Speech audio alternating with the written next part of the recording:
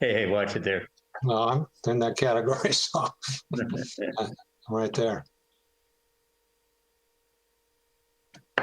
So Jeff, there is no extra vaccine laying around. Janine tried to get in too. They're being really strict about it over there. And if they do have somebody cancel, they immediately call the next in line. So been pretty good. Yeah, good. I think I sent 3 people over there between Friday and Monday. Good. Well, it is impressive how organized they are. Good. Yeah. We're up Well, to Good. I was going to say it's 4:30. It is Tuesday, March 2nd, 2021. We are the Carmel-by-the-Sea City Council, and I call this meeting to order. Ashley, could we have a roll call, please? You bet, Mr. Mayor. Councilmember Barron. Here. Councilmember Ferlito. Here. Councilmember Tice. Here. Mayor Pro Tem Richards. Here. And Mayor Potter. Here. We have a quorum. Excellent. We can conduct tonight's business then. So our first item under extraordinary business is American Red Cross Month proclamation, which I'm delighted to sign. I think we may have a Red Cross representative in the audience. Patsy, are you there? And if so, did you want to speak? I am. Good. Welcome. Did you want to say anything? I'll let you proceed with the proclamation, and if you just give me a few minutes, that would be great. Thank you. All righty. Well, I'm not going to read the whole thing because it's pretty detailed and goes into a lot of the good work that you've been doing. But it does say that whereas this life-saving work is vital to strengthening our community's resilience, nearly 200 years since the birth of American Red Cross founder Clara Barton, we dedicate this month of March to all those who have continue to advance her noble legacy. And we ask others to join in their commitment to care for people in need. Now, therefore, it be proclaimed that I, Dave Potter, Mayor of the City of Carmel-by-the-Sea, on behalf of the City Council and the citizens of Carmel, hereby proclaim March 2021 as Red Cross Month. I encourage all Americans to reach out and support its humanitarian mission. Passed and adopted this day, Dave Potter, Mayor of the City of Carmel-by-the-Sea. Patsy, thank you. Thank you very much, Mayor and City Council members. We truly appreciate it. We are your American Red Cross. We've been quite busy with these past disasters, starting from the CZU complex fire up to the last debris flow event, which we're still working on, making sure that we're there for our everyday single family events as well, which don't stop just because we have natural disasters that are happening. Our volunteers are daily going out to these fires. We just responded to one in Salinas, a couple of them now where people have been displaced. And so the American Red Cross volunteers and staff are there on the folks' worst day when they've experienced a disaster. So it is because of your American Red Cross and your support that we continue to do the work that we do. It's critical. Our community depends on it. And we love what we do. So thank you very much, Mayor and Council members, for proclaiming this month as a Red Cross Month for the Red Cross. Thank you. And Patsy, thank you for all you and your crew do. Honestly, it may be the month of March that we're proclaiming as Red Cross Month, but honestly, you're there every single month, every single day, every hour of need. We much appreciate that. Thank you. Thank you very much. You're here. All right, we'll consider that adopted then and move on to public appearances. Again, Patsy, thank you so much for being here. Appreciate Thank you. it. This is an opportunity for any member of the public to speak on an item that is not on tonight's agenda. If there's any desire to do so, please limit your testimony to 3 minutes and state your name for the record. Is there anybody wishing to speak on an item that is not on tonight's agenda? This is J.C. Myers. I'd like to have a moment to speak on behalf of Carmel High School's Sober Grad. Certainly.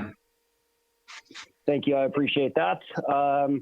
As one of the co-chairs for this year's Sober Grad Night, I'd like to approach the city and request a continuing of some local financial support. For more than 20 years, seniors graduating from Carmel High School have participated in Sober Grad Night events. It's a drug and alcohol-free celebration that keeps our teens and our community safe on one of the most important days of their lives. The event is free to all graduates, which allows for 100% participation. It's because of generous contributions from our local community that we're able to continue this long-standing tradition, and we humbly ask for your support in any amount that the city would deem reasonable and in all things considered. So plans are well underway. We've got a team of dedicated and creative parent volunteers that's determined to make our seniors feel special and very well celebrated. And anyway, thank you for the time and consideration, and I'll make sure I follow through with proper paperwork and submission. Thank you. Thank you, Jesse. Appreciate it. So anybody else wishing to speak tonight?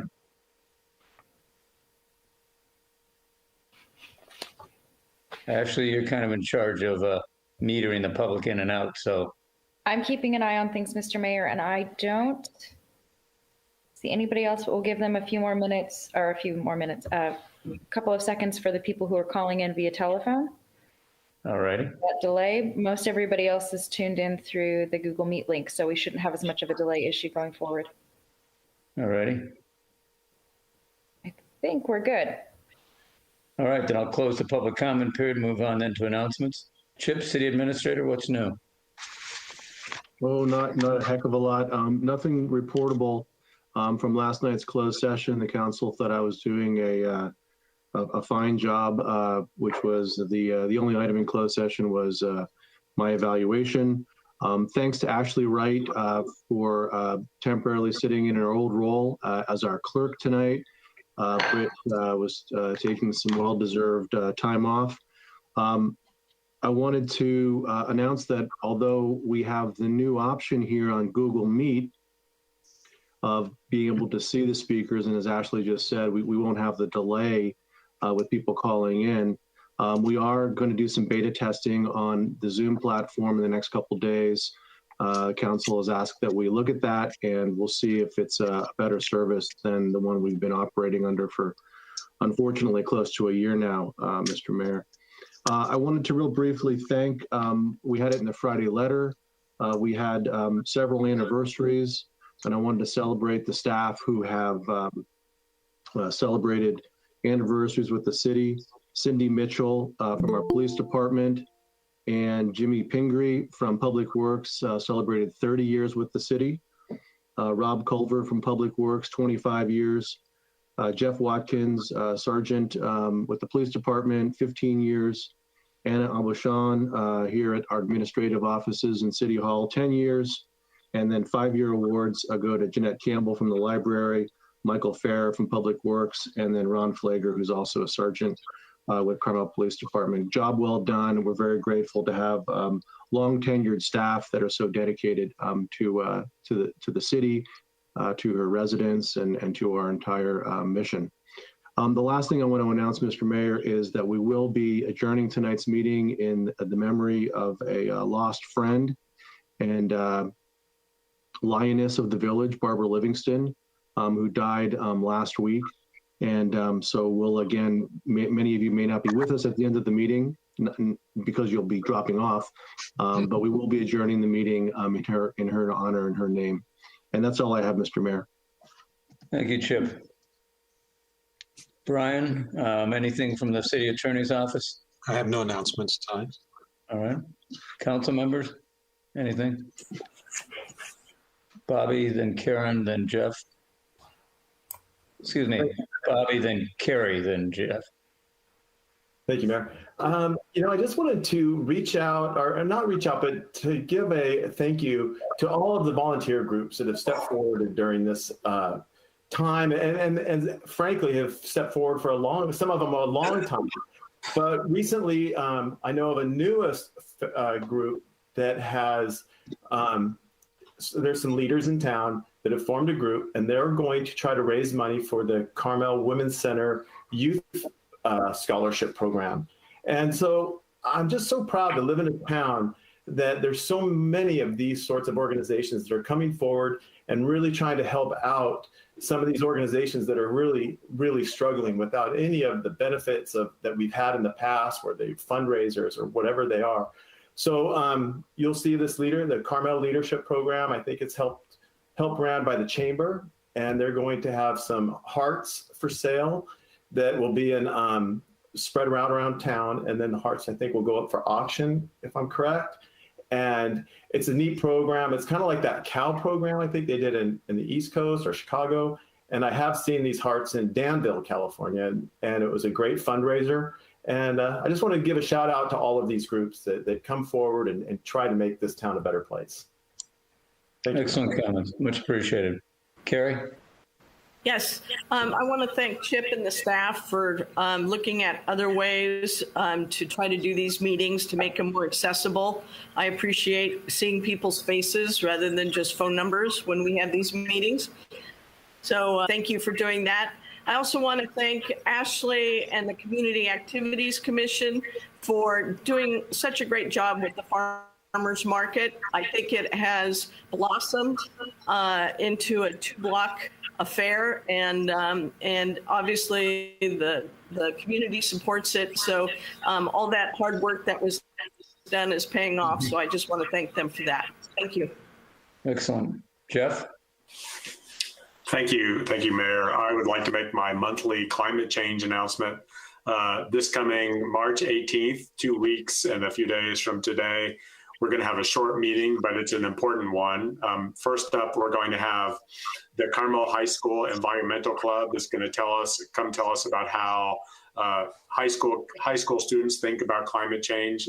A shout out to Lynette Zimmerman, one of our committee members, who has been working hard to arrange this and working with these young adults. They're obviously the future of everything here. And we're also going to have a very important presentation from PG&E about the resilience of our electrical grid. So that should be full of fun and maybe slightly disturbing and hard to fix, but hopeful problems coming our way in the next 50 years. So that's what we have on tap, and I hope that we will see you then. The 18th, right? The 18th, Thursday, 16, 17, 18. Thursday, the 18th. Excellent. All righty, duly noted. Karen? You gotta unmute yourself. Karen, unmute. I'm trying. I was trying a new way to unmute and it didn't work. I appreciate that we're going to adjourn today in the name of Barbara Livingston. But for those of you who won't be with us at the end of the meeting, I just wanted to say, in addition to what Chip said, that we have truly lost a visionary leader who put the residents at the foremost part of her service. And I hope maybe what we can do sometimes when we're about to make decisions is think, what would Barbara do? And let that guide some of our decisions, because she really was a lioness and she really did prepare so well for a meeting. And even after she wasn't on the council anymore, she was just so absolutely prepared. Despite the problem with her eyesight, she was very eloquent whenever she addressed the council. And I know we all will miss her and wish her well. Thank you. Thank you, Karen. I was going to say my comments regarding Barbara till the end of the meeting, so I'll stick with that format. Okay. All righty. Why don't we then move on then to the business of the day, which is the consent calendar. First of all, 5 items on the consent calendar. Is there any member of council who would like to pull an item? I don't see anybody. Bobby. Yeah, Mayor, I'm going to pull. I forgot. Let's see the number. Sorry, I forgot the number about the signs. For discussion or for modification or a vote or just discussion? It could be a modification. So. All right. Okay. So we'll consider then item number 4, which is the resolution approving the funding agreement, which is all was the funding agreement for the wayfinding signs from the transportation agency. I'll go ahead and pull that item for discussion. Anybody else wishing to pull an item? Is there anybody in the public with a concern with an item on the consent calendar? All right, I don't hear anybody. Why don't we then have a motion to approve 1, 2, 3, and 4, 5, excuse me. 1, 2, 3, and 5. So I'll move. make that motion. Okay, we have a motion. I believe we have a second. I'll second it. Okay, great. Any other discussion? Okay, Ashley, can we have a roll call vote, please? Councilmember Barron, Yes. Councilmember Ferlito, Yes.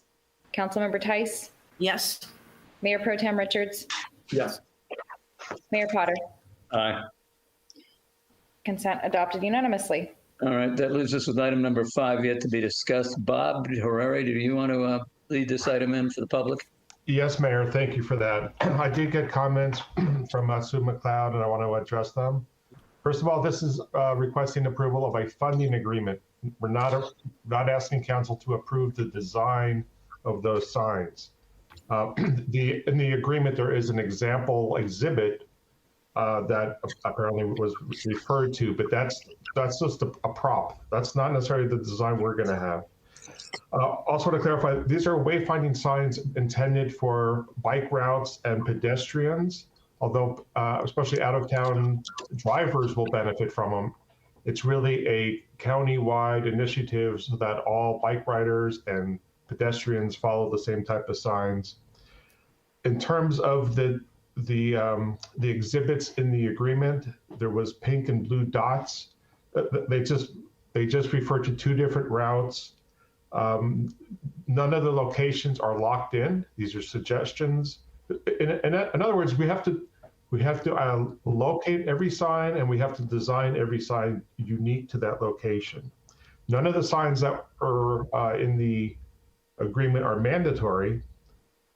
Once we get to the point of having the design, we'll go through the traffic safety committee for review. We'll present the type of sign made out of wood for the planning commission input, and then take it to the city council for your final approval. And for the size of these signs, the top sign will be 24 inches wide by 8 inches tall. The other signs will really depend on what we're saying on each sign, but it would be 24 inches wide by from 18 inches to 33 inches tall, so depending on what the signs say. And we did get approval from TAMC to be able to use our funding towards wood signs. So we'll have nicer signs than the metal signs that most of the other agencies will probably go forward with. So we are getting a good deal with better signs than others. And that's all I have to share. All right, Bobby, what were your concerns? Okay, well, I guess I don't want to go off on anything that we're not voting on. So to be clear, we're not voting on where these signs are going or the look of these signs tonight. Is that correct? That is correct. Okay, so then that brings me to the thing that we are voting on, and that is to accept this $18,000+. What if the signs that we design or that we want goes well over that? It very well could. And because first off, I'm not a huge fan of signs. You know, every time I see that, you know, when the big waves come run up the street, I go crazy thinking that's really blocking my scenery, right? And so, like the song says, but what's going to happen if our signs that we want is $25,000? Well, we would have to pay the differential. We do not need to build all, 15 or 20 signs. We could end up with 5 signs or 10 signs. So we're not mandated to meet the number of signs. We're also looking at having support from some of our volunteer groups to keep the cost of these signs down. But as long as we're in the general concept of the regional signage, that will be eligible for the money from TAMC. But we have no idea yet of how many signs there's going to be. I mean, I would love to hear from either council members how they feel about, you know, the quantity of signs that could be put in our village for things that it seems like signs are almost becoming more antiquated because people look on their phone and they know exactly within steps how far they are from the mission. Well, if I might, I'd prefer to delegate this responsibility to our resident specialist on bicycles, Councilmember Barron, who I did ask to go ahead and serve in my stead as TAMC goes ahead and does the bike plan for the entire region. Jeff, I did forward over some information on that, I think. I'd be much appreciative if you would be a participant in that, an ad hoc committee of one, perhaps. Sure. And just to respond, I mean, just to sort of echo Bob's comments in response to Councilmember Richards, I think it's entirely up to, it sounds like it's entirely up to us about how many signs we fit in under our with our $18,000 budget. I mean, I would hope we could get more than one or two. And I think everybody would be sensitive to Bobby's concern that the signs are in the way or block the view. I think we have some experience in public works with mitigating sort of those effects. I noticed that in the map that was attached to the,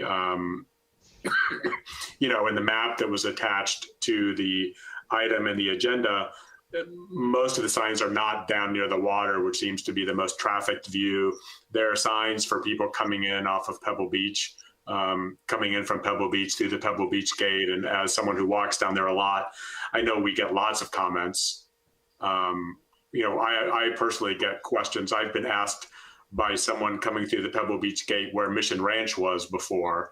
So we get lots of weird comments from motorists coming in, at least, not so much anyway, bikes and pedestrians. But I would also note, when I'm on my bike, I actually don't look at my phone. I try not to look at my phone all that often. And I think these signs, especially as you're coming in off of Pebble Beach, where we get those questions and people turn up Fourth or, don't know to go over on San Antonio to Ocean or turn up Fourth and then end up at that weird intersection on the top of Fourth, or people that come in on Rio Road, which is just a big mess of weird street intersections. I think these would be pretty helpful for especially for bikers, and especially with the advent of e-bikes, the number of people on e-bikes who definitely need to not be looking at their phones. And they just, we need to have like a non-electronic experience on our bike. So I think this is a great program, and I'm a pretty enthusiastic supporter.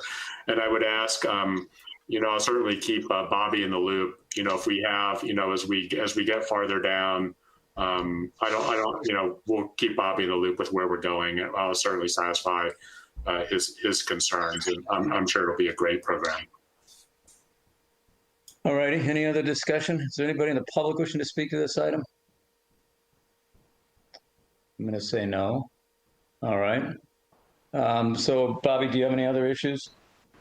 Well, I just want to make sure that I don't know. I guess my time to stop so many signs going up will be at a future date, but not tonight. Am I correct there? Yep, exactly. So, okay, well, right. That satisfies me then. Thank you. So specific only then to approving the funding agreement for the 18.5. Is there a motion to approve that item number 4? Yes. And a second. Moved. And a second. Second it.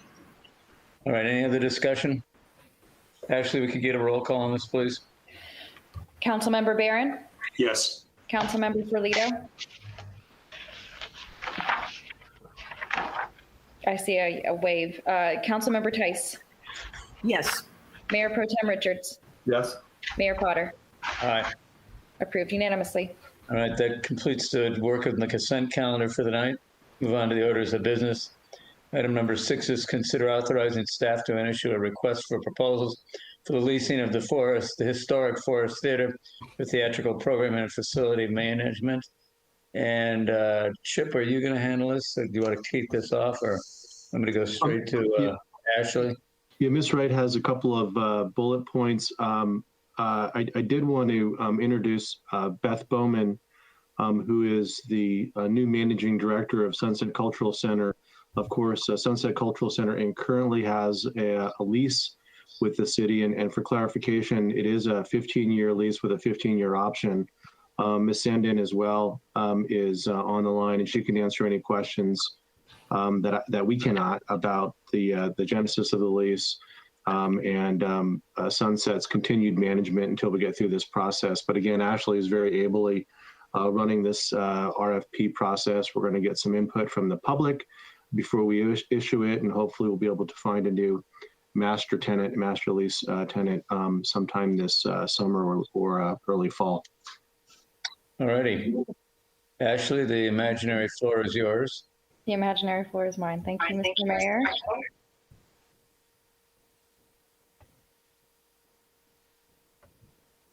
All right. Everybody can see my screen? Yep. All right, let's whip through this quickly. So as everybody hopefully is aware, because you all read my staff report, we are looking to request permission from council to issue a request for proposals for the management of the historic Forest Theater. As Chip said, in 2017, the city entered into a 15-year lease agreement with the adoption for an additional 15 years with the Sunset Center Cultural Inc. for the management of Sunset Center and the Forest Theater. The Sunset Center did notify the city that it wishes to terminate the lease for the management of the Forest Theater. And it is staff's recommendation that we enter into a request for proposal process in order to find an organization or an individual to lease the Forest Theater and to manage it for the theatrical programming and the facility management. I will note, according to the this is attached to the staff report, that staff is recommending entering into a very robust request for proposal process. The council is, of course, reviewing this at the open session meeting right now as we speak. It is my intention to release a community survey this Friday, March 5th, to get some input as to the community's thoughts about how the Forest Theater should be programmed and used in the future. It is part parkland, part theater, and we've seen some interesting suggestions for how the Forest Theater could potentially be used coming out of outdoor activities happening during COVID. So this is an opportunity to get some community input as to what their expectations are for what our kind of mini theater district could look like, and what they want it to look like. I would like to bring this item before the Community Activities Commission at their next regular meeting. That's next Tuesday, March the 9th at 9:30 in the morning. Additionally, I'd like to take the survey that I mentioned previously to the farmers market, so that staff and Community Activities Commissioners would be conducting that survey and getting community input there. I see, we didn't have this on the calendar previously, but I see we've double booked ourselves for meetings, climate change, and I was planning to do an evening meeting for the Community Activities Commission. So that one may need to be rescheduled to either the day before or following week. We'll be closing the community survey the following week. And then this is where things get tight, where we're opening the RFP once we've gotten that community input and we're able to factor it into our request for proposals to stipulate what exactly we're looking for in our theater management and programming. We'll open that request for proposals for submissions, do our outreach to our theater community and organizations we think will be interested, and try to get the word spread throughout our local area, but up into the Bay Area as well. And then we'll do a pre-proposal walkthrough. This is typical of some of our RFPs, so that those who are maybe not as familiar as some of our locals with the Forest Theater are able to get a good look at the facility. Questions will be submitted to the city, and we will respond to those questions the first and second week of May, and then the proposals will be done at the end of May. The review process will take place in the month of June. I'm not sure that we'll be ready to enter into a lease agreement for July by that point in time, but we're shooting for August or September. In the interim, the Sunset Center has agreed to continue managing the Forest Theater on a month-by-month basis. So we need not worry at this point in time that we will be without Forest Theater management, or that there'll be additional workload on staff at this point in time.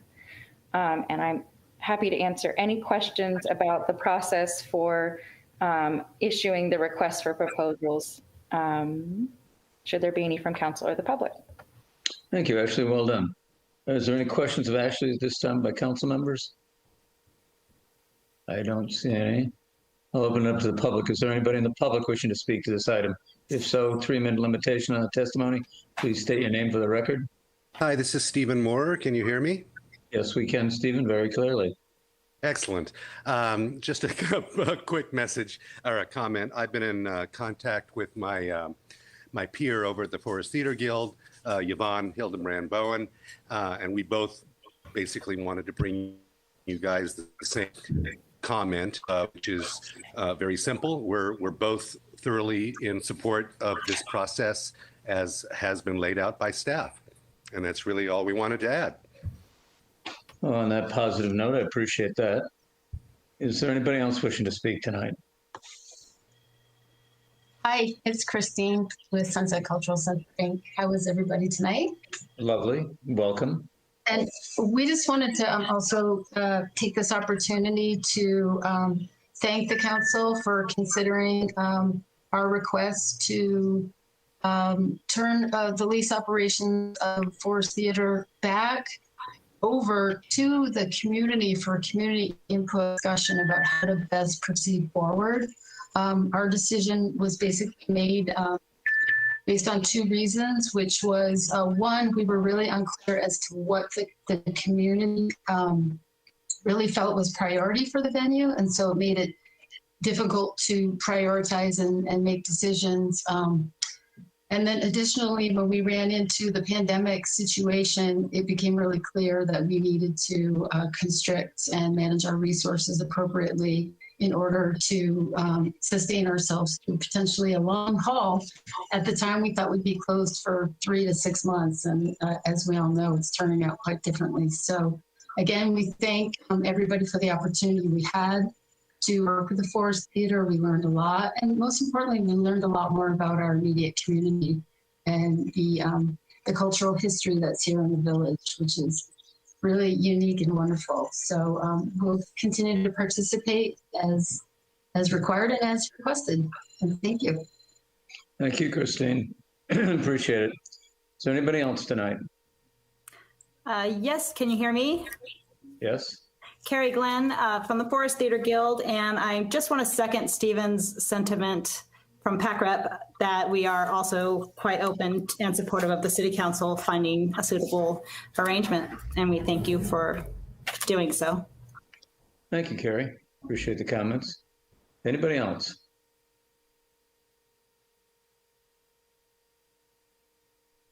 Ashley, what do you think?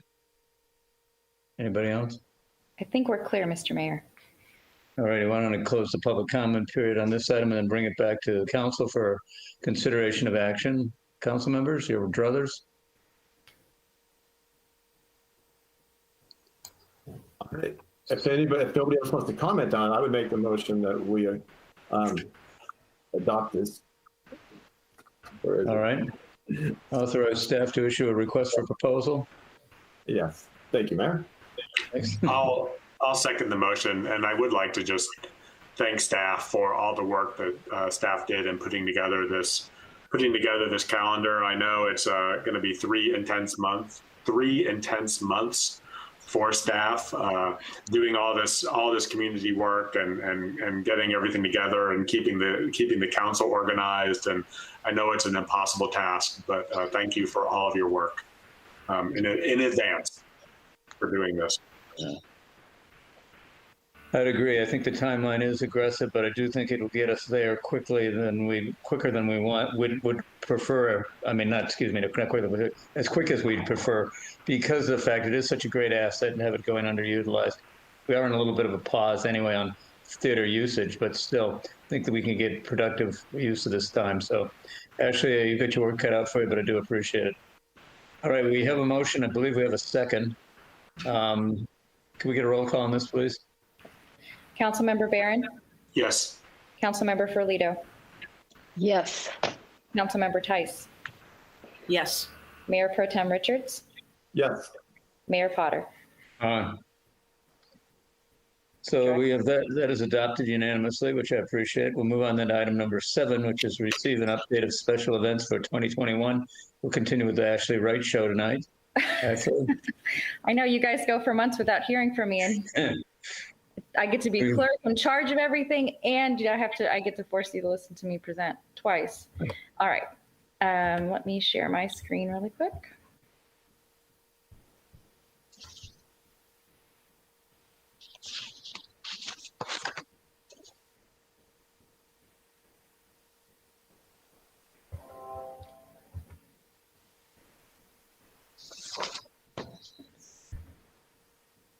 All right, everybody can see my screen, I hope? Yep. Excellent, thank you. This item is before you, council, to provide you with an update regarding 2021 special events. As I'm sure you all remember, for 2020, in compliance with state and local regulations, and out of an abundance of caution for the safety of our citizens and also our visitors, the city canceled all of the city special events, and we did not issue any special event permits to any non-city event organizers throughout 2020. And of course, we are now progressing into 2021 and getting into event season. The springtime is when we normally see our outside event organizers, so Monterey County Vintners, Carmel Art Festival, Surf About, those types of activities happening. And then the latter half of the year seems to be very heavy on city events. As it stands right now, as of this moment in time, the Monterey County still remains in the purple tier of the state's blueprint for a safer economy. We are restricted with the amount of people that we can have at gatherings. The Carmel Host Lions Breakfast with the Bunny, the Carmel Host Lions have canceled that event. Run in the Name of Love has canceled, and Monterey County Vintners have canceled their celebration for 2021. The Carmel Art Festival is looking at dates potentially for later in the year. The Surf About is right there on the cusp of summer, and I'll be talking more about the some of the city's events late in the spring in this next slide. And then Car Week, of course, was canceled last year. Planning is going forward with a number of Car Week events throughout the peninsula, but I think it is going to look a little bit different than it did during 2019, our Car Week then. As of right now, as far as the city events go, staff is recommending that once again we cancel the city's Memorial Day ceremony, as well as the 4th of July celebration. And this, again, is out of an abundance of caution. Large-scale gatherings are a risk, I think, and the city's Memorial Day ceremony is attended by our veterans who are in that at-risk group. I don't want to put them at risk, and I would love to work again with the Post-512 Auxiliary on the placement of flowers and marking the Memorial Day holiday again this spring. And then any of you who have been to our 4th of July celebration know how crowded the park is. It is just, it's wonderful. It's absolutely packed. Everybody's dancing. People, if you have been one of our volunteers to set up for that event, you know that people put their lawn chairs and their blankets out starting at 8 o'clock in the morning. They are there and they're ready. And then we have all of our community groups there with their food. And it's a wonderful event, but it is very crowded. And so I'm recommending that we cancel that celebration as it normally exists, and we look at other ways with the Community Activities Commission to mark that celebration. And then this fall, so beginning in September, our remaining events include the Sandcastle Contest, the Pumpkin Roll, our Homecoming Parade, the city's birthday parade and lunch, Veterans Day, Home Crafters, and the holiday celebration. And I will also note that our events are staffed. We do have the Community Activities Commission does volunteer and work with us, and then we do have some outside volunteers for some of the events. But the heavy lifting is all done by city staff. So we need to make sure that we have adequate staffing to ensure that our events are handled safely. And in particular, if we are going to be looking at some sort of scaled back version or hybrid COVID restrictions or COVID, any sort of safety measures we put in will further complicate the way that we run these events. So I just wanted to make note of that. Right now, we are in the process of continuing to, day by day, week by week, assess how to organize and execute our city special events, including that necessity to potentially scale or cancel the events. And that's in compliance with our state or local restrictions. So I would like to continue to work with the Community Activities Commission on that, and continue in particular to work with some of our event organizers who are still on the fence about canceling or figuring out how to scale those events and be as prepared as possible if large-scale gathering restrictions are lifted in the future, that we're prepared to meet that and go forward with events in the summertime, if possible. And I'm prepared to answer any questions you may have. Excellent. Any questions of Ashley at this moment? Carrie? Yes, thank you, Ashley. Obviously Pebble Beach Concourse d'Elegance has announced that the Sunday event. Have there been talks with them about the Thursday event and how that might change? You know, less cars, more cars spread out. What type of talks with that organization? Because they're very conservative in their thinking. I know Pebble Beach is. So what type of conversation have you had with them about the Thursday event? So the conversation we have been having is, yes, is there a potential to scale that event? And if so, what would it look like? I think one of the challenges with Car Week for us is the fact that we are not, both events take over the entire town. So even if you scale it and say we're only going to have 15 cars, it doesn't mean you're going to get 15% of the crowd that you normally would. And so that is the challenge, is how do we, and I'm looking at this not only with Car Week, but with the city's large special events, is how do we ensure social distancing? Because I can tell you when we get, things get loud, you want to get close to somebody and tell them something. That's the first thing you do. And then you want to tip your mask down. And then all of that is just by the wayside. That's what I can see happening. And so just because we scale the event, unless there's some sort of methodology, I think, for, or we establish some sort of event venue where number of people in, number of people out type of thing. And just changing the number of cars allowed won't be quite enough. And again, exactly the same for our city events. Does that answer your question, Councilmember Tice? It's a little bit more complex than just number of cars. It's right. It's also about spacing. Exactly. Social distancing. It's about what the state is going to allow us to have. That, unfortunately, what we've learned about COVID is things open up and then things shut down. I'm hoping that we're on a good track right now. I'm hoping that things continue to open up. So it's all dependent on that. But the organizers have to understand the public safety challenges with these types of events. We all love them, but they really need to understand what's involved. And so yes. I'm sure Pebble Beach understands that.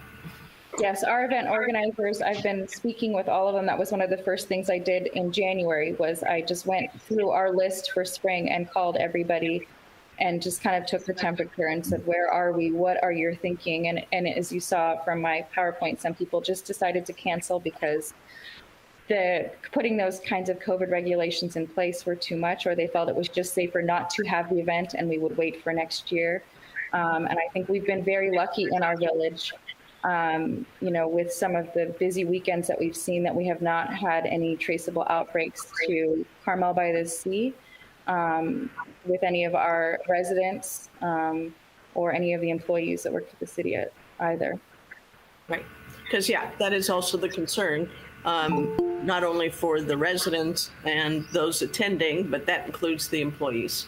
So thank you very much, Ashley. Are there any other questions for Ashley at this time? Bobby? Yeah, thank you, Ashley. Thank you for the report. I guess I'm looking at trying to stay as nimble as possible. So is like the July 4th to me would be something that maybe we could consider down the road if things are clear, what the count or what the state asks us to give them or do. Like, is there a way that we could stay a little bit more nimble than just saying hardline no for July? Like, does that put a lot of pressure on you? Right. So it does put pressure on me. So we're starting to plan for 4th of July events a little earlier, if not this year. And we are, booking the band, organizing our community groups, making sure that we have meetings with them before that starts so that they know the health department regulations. It's a lot more than just, hey, friend, show up, I'll see you there type of thing. Plus, I am down one full-time person in the community activities department. So that leaves half of me because I still have the library to run and half of Leslie Fenton. So that is an additional factor in this as well. Well, I guess what I mean with the nimbleness is like, is it a consideration for you to, let's say we didn't have the food tents or we didn't have certain things for the 4th of July. And I just would like to be able to stay a little bit more like maybe it could happen. Right, we could look at that. And that's what I'd like to do with the Community Activities Commission. I'd like to have them start taking a look at our city events and saying, how could we, and if it's scaled, what would that look like? So that if we're doing gathering, what does that look? Are we using social distance circles on the grass at Devendorf Park? Or last year we had Carmel Cares volunteer to put out flags all over town, and that was a visual marker for us, and we kind of used visual markers this fall. So I'm not saying I would like to cancel the event as we've seen it in the past, but I would not like to say everything's canceled, we're all done with everything. I'd like to take these events to the Community Activities Commission for consideration, so that we can look at them in different iterations if that's needed because of state and local mandates. Perfect. Thank you, Ashley. Thank you for that. Welcome. And the same with our event organizers. I do want to say that as well. I want to work with them so that we're prepared, like for Car Week. I made note of this in the staff report, the to be determined. So once council, once we work through the permit process, giving it a to be determined date, for instance, if we have to move an event to later in the fall when we think it will be able to happen, but street closures have been approved and we are, as you say, Councilmember Richards, nimble and ready to move forward on things if and when we can. Carrie, it looks like you have your hand up. Okay, there it goes. All right. All right, is there anybody else on council with questions for Ashley? I'll open it up to the public. Is there anybody in the public wishing to speak to this item tonight? Hi, it's Stephen Moore again. Stephen? I just want to thank the city for being so conservative on this response to COVID and protecting our town. Car Week scares the heck out of me. We are trying to stay nimble, Bobby, in response, in regards to, for example, the Forest Theater. We would love to do Shrek there this summer. We have our dates, but we're not going to do it if the regulations don't allow, and if we don't feel comfortable, not only for our audiences, but for our performers, because that's the big question mark for us is, okay, we might be able to distance the audiences. That's great. But if the performers can't touch each other, if it's a romance, if they can't hug and kiss, et cetera, we're not going to do a standard theater production in masks. In that case, we would pivot and do something like concerts, like we're doing at the Monterey Fairgrounds right now, where we can spread out the performers, you know, and they're each at their own individual microphone, that kind of thing. But again, we, like the city, are being ultra conservative and very protective of our staff, of our patrons, of our visitors. And I'm really glad to see the city doing the same. And I just would counsel you to continue in that regard. Protect the city, protect the residents, especially when we consider bringing in, you know, hordes of people, not only from the county, but from throughout the state and throughout the country. That can be very scary. So thank you on behalf of my side of the community, at least. Thank you very much. Thank you, Stephen. Anybody else? Ashley, you see anybody? I don't see anybody, Mr. Mayor. All right, then I will close the public comment portion of this item, bring it back to council for deliberation. Council members, I think we're being asked two things. One is to go ahead and consider the cancellation of the Memorial Day and the 4th of July event as we know it, understanding that it can be reimagined, recreated, re-envisioned, whatever, if there's something else that the CAC comes up with that meets the safety protocols du jour.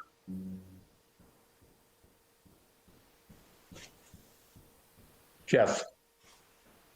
Thank you, Dave.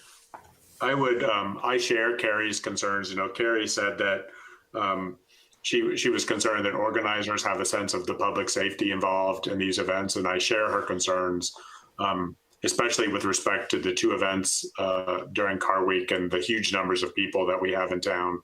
And one other thing I would add, which is my own concern, is if there's a lot of talk of another wave as things start to open up, but we have a significant number of people that are not vaccinated. My fear is that we'll get to a point where things do actually start to have to shut down again because of a new wave of the pandemic coming through town. And I would hate to sort of be in a situation come the middle of August where we find ourselves in that, we find ourselves in the middle of all that unfortunateness for a whole lot of reasons. And yet we're obligated to open up our streets. So my hope is that staff would work with the organizers and try and understand and mitigate the risks involved in especially those 2 permits, but in some of the other permits as well. So those are my concerns. Thank you. All right, I'd share those concerns. I think we all have the same issues. I'm comfortable canceling the events as we know it and seeing what the future brings. And the other action before us is simply to receive the report. So your preference, ladies and gentlemen? Carrie? I'm comfortable with canceling the Memorial Day and July 4th celebration, especially the July 4th. There's just so many moving parts to that. It's really would be difficult to coordinate and be able to do that in a COVID safety manner because it's such a popular event. So I'm on board with that. So I'm willing to set a motion on the table of receiving the update and canceling the Memorial and 4th of July celebration. Bobby? I'll second that. For discussion purposes. All right, Bobby, were you going to second it too? No, I was not going to second it because Okay. it seems to me that our task today is to receive a recommendation. It's also in the staff report requesting direction on these 2 events. So I think the motion is appropriate. So Karen, you had a second then for discussion? Okay, under discussion? Yes, I seconded it. Yes. Okay, well, you said for discussion. Well, there I something- just, before you discuss anything, you have to have a first and a second. So I was just, if someone wants to discuss it afterwards, that's fine with me. But I am seconding it. So to be clear, Mayor, these things will not be going back to CAC. Ashley, do you want to explain it one more time? There's a possibility as the conditions change that they may come up with an alternative event, but not the event as we know it, is my understanding.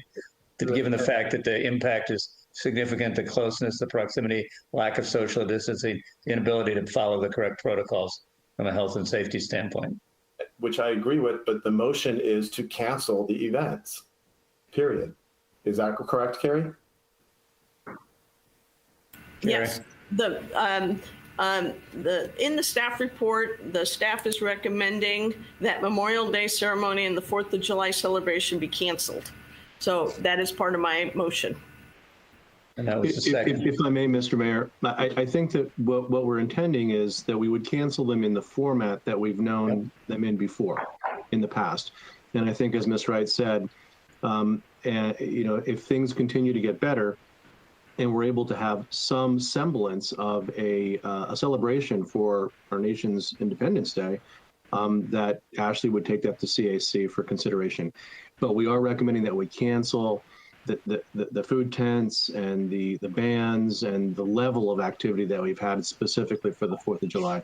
And Ashley, Right. if I'm incorrect there, please correct. No, you're correct. And I think another piece of this that I neglected to include in my staff report, which I apologize for, is the providing adequate notice to the public about these events. So we've already gotten a request from somebody who wants to know if Homecrafters is happening this year.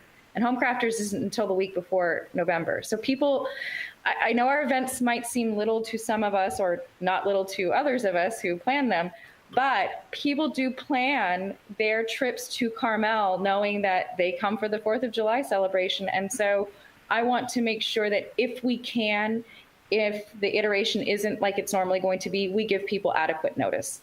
to know that, no, you can't come and get your hot dog this year, but keep tabs on this.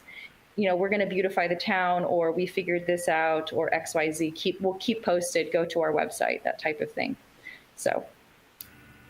All righty. Are we clear? Bobby? Well, man, I'm so sorry to be difficult like this, but what Carrie has said and what Ashley is saying are two different things. Carrie is saying cancel it, period. Ashley is saying we're going to cancel what we know what we've done in the past. However, it's going to go to CAC if things lighten up and we can remain nimble with this. That's where I'm struggling. Am I correct, Ashley? Yes. So the events will be canceled, but I think that where we have a semantics issue. So what I see happening is that the events are canceled as we know them. Yes. And what we are going to be looking at for Memorial Day and July is probably not an event. It won't be an event. It'll be the community activities looking at something that's non-event. And that's why we say cancel the event. The Community Activities Commission will be looking at all of the events to see if, one, can we have them safely, all of them, but also what do they look like in an iteration that's non-event. That's either visual markers. Are we doing something virtually? Are we, like for sandcastle contests, are we asking people to build a sandcastle and send us a picture and we do a contest that way instead of all of us down on the beach one day?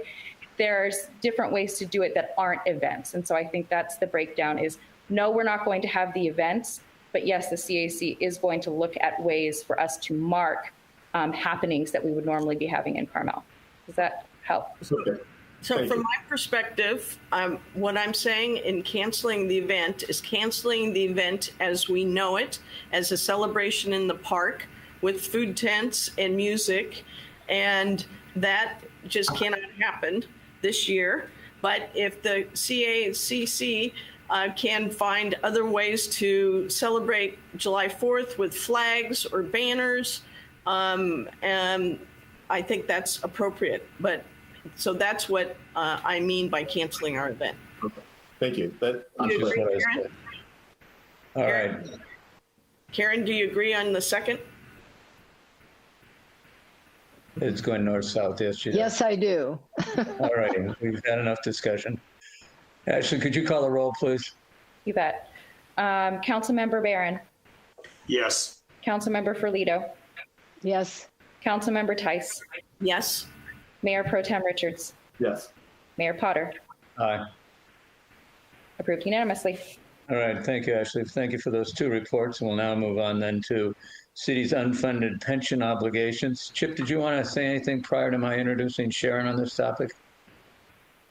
Yeah, you'll see this in the first couple of slides, and we've got a great presentation from our colleagues who helped us refinance our lease obligation bond earlier this year. And I guess what I wanted to celebrate is that because of the council's careful stewardship of our financial situation, not just in light of COVID, but in past years, we're going to be on okay footing from a couple perspectives, and probably in this fiscal year without the necessity to delve into our fund balance. Within the last year, we also passed Measure C almost a year ago, which will increase our sales tax revenue into the city. And again, we refinanced our lease obligation bond to a very, very low rate, which will reduce our lease obligation bond payments for Sunset Center, saving over $1 million over the next 10 years. The last item that we really need to deal with is this unfunded accrued pension liability, which again has blossomed within the last year from 20 million to almost $25 million. And again, Sharon has done a great job as usual, quarterbacking how we can potentially deal with this issue. We'll be coming back to you in April, hopefully with some decision points for you. And again, we've got a couple of colleagues from NHAR, again, our financial advisors, that'll walk you through this. So it's a very, very important topic. We put it dead smack in the middle of the agenda. You're fresh. So, and it's a pretty thick presentation.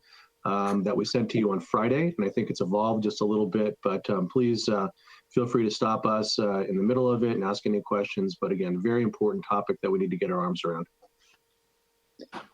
All righty, proceed.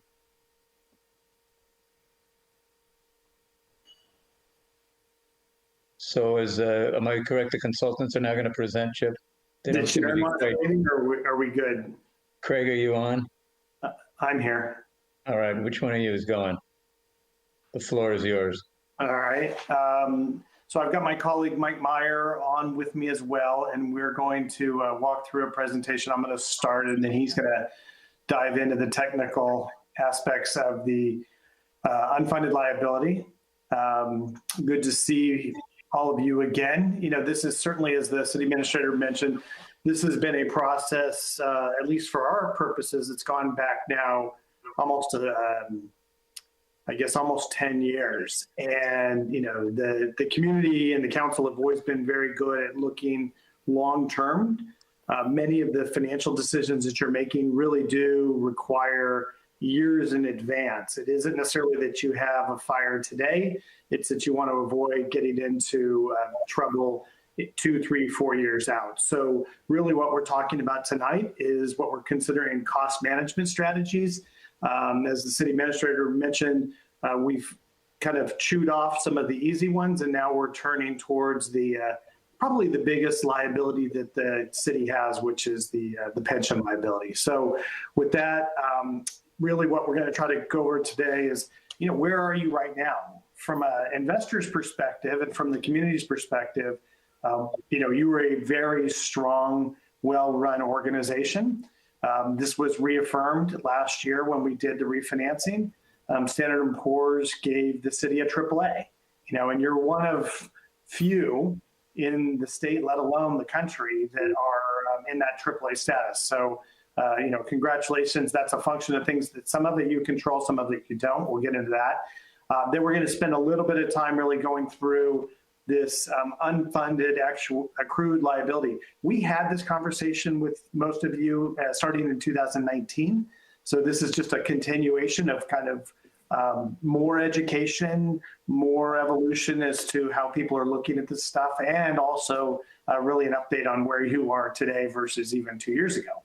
And then we're really hoping to turn it to the policy side, where we're going to really just ask you to think about policies and procedures that staff can put in place to really kind of attack this liability and keep you fiscally solvent for years going forward. So with that, let me jump into really a financial update. As I mentioned, we did have the opportunity to work with the Standard & Poor's rating agency in the fall as part of the refinancing to really revisit where your financials were given COVID, given the pandemic, and where you were relative to many of your other cities.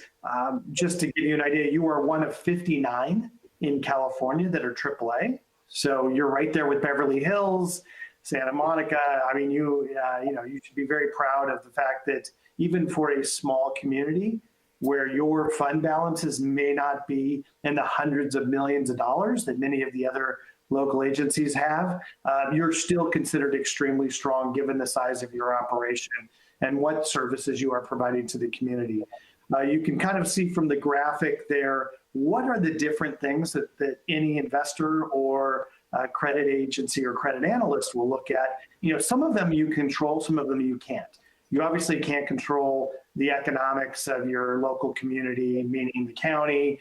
You are a destination, so you're impacted by hospitality, TOT. Those are things that to some degree you can't really control. What do you control? Your debt management, your reserve levels, your professional management that you have, as well as council's direction on approving budgets.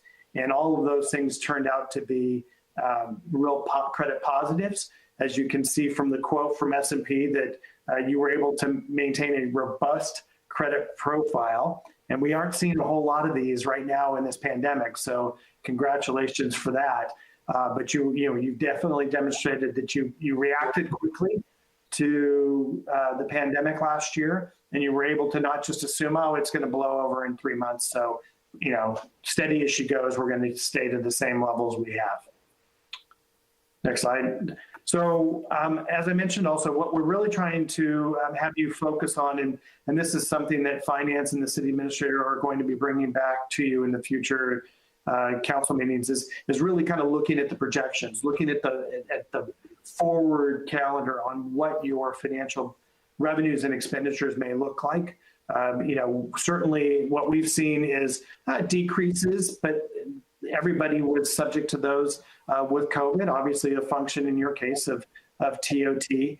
Sales tax has been remarkably stable for most communities during COVID, which we really thought were going to be impacted negatively by people going out to stores and not being able to do that. But with everybody very quickly pivoting to online, I think it has helped booster a lot of that revenue. What we really working again with staff are anticipating is that there may be some ability to actually recognize surplus revenues going forward. And as the city administrator mentioned, with the recent sales tax measure passing, keeping our fingers, all things crossed, that you have an opportunity to potentially be looking at surplus revenues or net revenues that you can then apply towards anything from your unfunded liabilities all the way through your capital plan and even maybe service levels. So I'll reserve that for staff to talk about in the future. From our perspective, as your financial advisor, what we are most focused on is making sure that you maintain your credit worthiness, right? Should you need to go back to the markets at some point in the future to try to take advantage of rates and the capital markets to build something or repair something, you want obviously to have the highest rating. The higher the rating you have, the lower your cost of funds. So from our perspective, that's what we want to make sure you do. You maintain reserve levels, you maintain some real good long-term forecasting, and then you're off to the races. The UAL that we're going to talk about next is really your biggest liability and is what most investors and rating agencies are looking at. How are you approaching this? You can't put your head in the sand. What is it that you're going to do to manage it going forward? So with that, I think, turn it over to Mike to really kind of get into we'll do a little bit of an education on the CalPERS liability, and then we'll get right into kind of what some of your potential options could be for at least attacking it or addressing it. Mike? Yep. Thanks, Craig, and good evening, Mayor, honorable council members. I'm Mike Meyer. I was in front of some of you back in December of 19, and so it's nice to be back with you virtually again. I hope everyone's staying safe and healthy. As Craig mentioned, we're going to go through a quick background on cost trends. So there has been another year of some changes at CalPERS. So there was a new valuation report put out there. So we'll talk about how the numbers have changed versus the last time we were in front of you, which was 15 months ago. Obviously, you also refinanced some debt, so we're going to work that into the projections, and then talk a little bit about some of the cost management strategies that are on the table and that other agencies have been looking at as they try to deal with the same challenge. So just as a quick overview, the city does have two primary plans. There's the miscellaneous plan and the safety plan. Overall, there's about 260 covered members. So as you can imagine, the majority of that is retirees. I think in terms of actives, there's about 74. So about little under 30% of covered members are active. Within those actives, about half have already been converted to some of the lower cost tier 2, tier 3 plans or the PEPRA plans. So there still is our 23 miscellaneous classic employees and 8 on the safety side. But as those employees retire, new employees will be covered under these new lower cost PEPRA plans. There are two payments that the city makes each year to CalPERS. There's what's called the normal cost. This is the cost for current employees. And then there's the payment on the unfunded accrued liability. And so this UAL is essentially the gap or the shortfall between how much you currently have in assets versus how much you'll actually need to fully pay out retiree benefits in the future. And so that's the $25 million number that we mentioned earlier that has grown over time. We'll look at some of the reasons why. It's a big number. CalPERS doesn't require you to pay that all at once. Of course, they do amortize that over various time periods. So as we'll get into, there are actually 41 layers or components of that $25 million unfunded liability. Each of those pieces has different terms. So if you think about it like a mortgage, some of these layers are amortized over a 15-year period, some at 20, some at 25. And when you aggregate it all together, that's what the city is required to pay. And as you'll see in a few slides, it's quite an irregular payment shape. It's characterized by a peak in payments over the next 10 years, followed by a drop-off. In terms of why costs have trended higher, the concept of an unfunded liability was really non-existent through the 90s. That's because CalPERS returns were in the double digits. Over the last 20 years, we have seen sluggish investment growth. So the 20-year average for CalPERS is 5.5%. You could see on the top right there the different stats for the 5, 10, 20, and 30-year.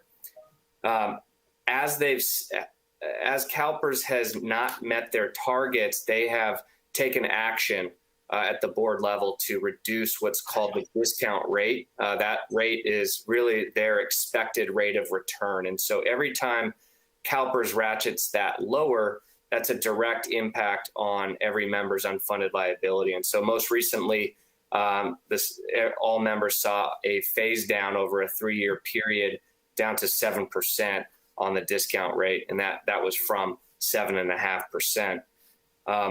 Other changes that have occurred, mortality rate assumptions, given that people are living longer. In 2013, CalPERS also changed to a market valuation versus kind of a smoothed theoretical actuarial valuation, which also drove up unfunded liabilities.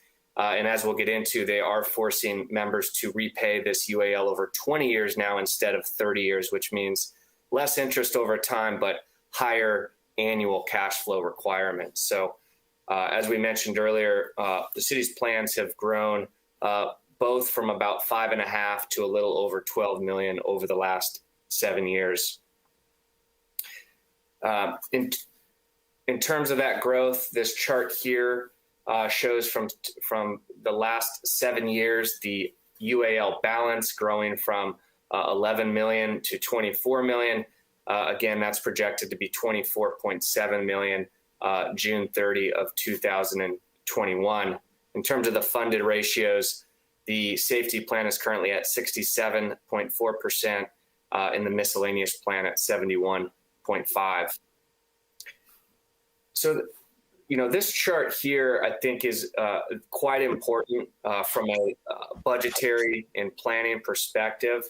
I'm going to spend some time here discussing this chart, but in the blue bars, this is the repayment schedule that CalPERS is requiring the city to pay that $24.7 million of debt back. So this is the 24.7 at a 7% interest rate. And as you can see, it's a very steep increase in payment. So if you look over to the left side of that chart, in 2018, the city was paying about $750,000 there on the UAL. This fiscal year of 21, that blue bar is at 1.5 million. You can see that growing to about 2.5 million by 2029. And again, this is a function of taking all those layers of the UAL and aggregating them together. You can see that for the most part, a large majority of that debt is amortized in the next 15 years. That's why you see a peak in payments out in about 2031, 32, and then those layers start to fall away after that. Few other things to note, because we want to look at this in a holistic manner. We did include the city's other debts that are payable by the general fund. So the city does have $2 million left on a pension bond from 2012. That was at a 2.95% rate. And then the lease revenue bond that is outstanding that got refinanced last year, which is at a 1.48%, and that's shown in green. The purple line we just wanted to put onto this chart for reference. That was the payment shape that we had presented to council in December of 2019. And so what you can see there is in 2021 and 22, there's a little white space there. That's the savings from the refunding. So there was a little over $1 million over the first couple of fiscal years from the lease refunding. However, the unfunded liability has gone up from 23 to 24.7 million over the last year, and that's why those bars are now a little bit higher than the purple line. And a couple other things to point out. This is a snapshot in time. So this assumes that CalPERS actually hits their 7% mark every year into the future. What will happen is that each year moving forward, they will, if they earn below 7%, they will add UAL to the city, and they will amortize that over 20 years. So you'll see this payment shape shift up. There will be another layer that gets amortized over 20 years. If CalPERS earns above 7%, they will actually have an offset to your payment shape. So essentially, this is a snapshot in time. There will be changes every year moving forward. But for the most part, this peak in payments over the next 10 years is not going anywhere.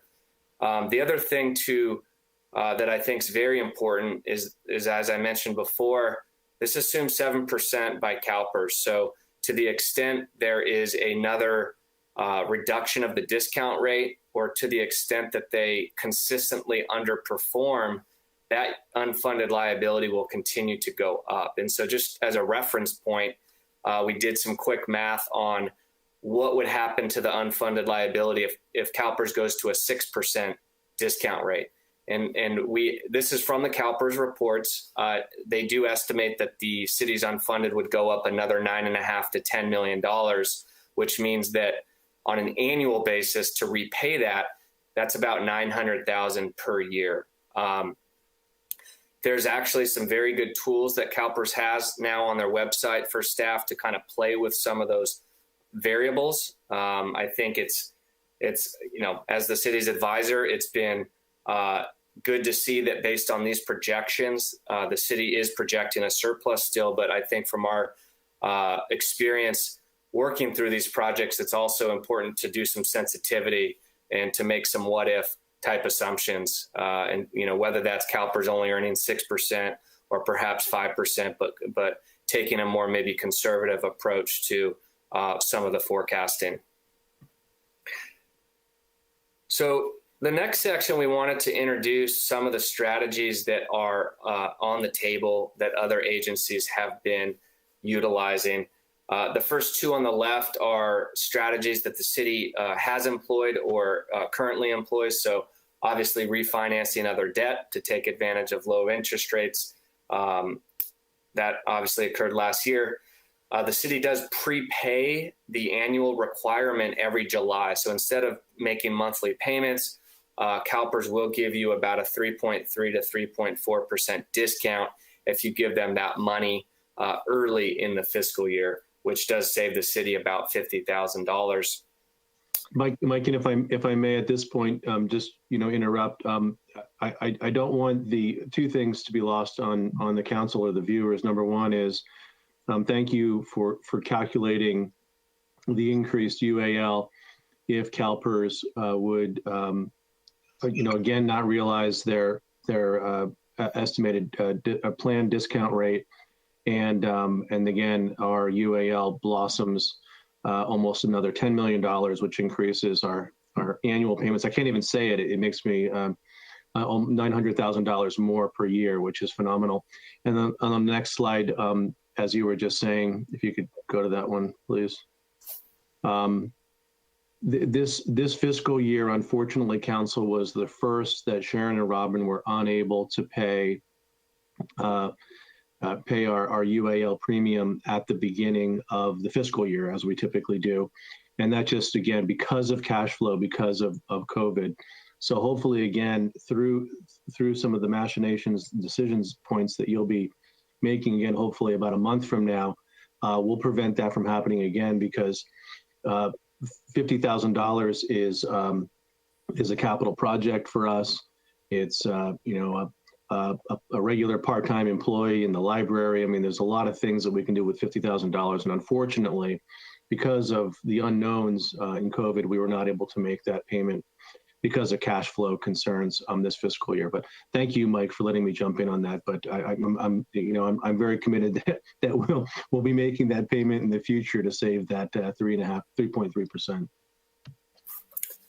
Yep. Thanks, Chip. So moving on to the middle option, there is a program that is offered through CalPERS. It's known as a Fresh Start amortization. And so what this does is it takes all those 41 layers of the unfunded liability and puts it into one layer that's amortized over a certain term. So you have a more linear, more predictable repayment shape. It could be 15 years, it could be 14 years.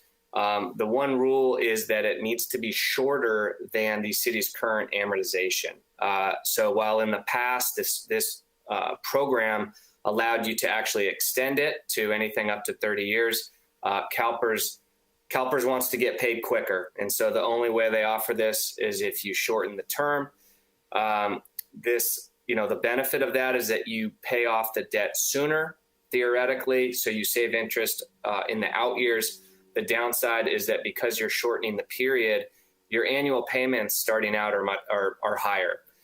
The other downside to this option, especially during pandemic and uncertain times, is that this new repayment shape is locked in. So CalPERS won't allow you to go back to your old shape. So I think from our standpoint, there's other ways to effectuate the same results of paying extra, paying down debt early through the options that are shown in orange here, where you still maintain some flexibility with CalPERS. And so in orange, the fourth column from the left is really the idea of taking surplus and paying more than your annual bill to either CalPERS or to another entity who would manage a separate trust. And so this trust is a 115 trust, and that is a trust that's managed by a third party. CalPERS does actually offer a 115 trust now as well. They set that up within the last 6 to 9 months. Once money is put into that trust, those monies must be used for pension or OPEB expenses. And the one benefit there is, as you probably know, you're restricted in terms of investment options with your general fund monies. So once that money is put into a trust, you do have more options in terms of investing that money. Someone like a PARS or a Keenan, other parties do offer more customized investment portfolios. So if the city wanted to take a more conservative approach, more fixed income investments, obviously they offer that, or they have more aggressive options similar to a 401k, where the city could invest more aggressively and try to create a portfolio more similar to CalPERS. And Chip, Michael, yes, just real briefly, I just please do confirm that the state does allow us, if we put money in a Section 115 trust, to have a more aggressive or assertive investment in portfolio than we would traditionally be able to invest in. So just please, for the benefit of the council and again the viewers, confirm, Mr. Meyer, that the state does allow us to approach it that way. That is correct, Chip.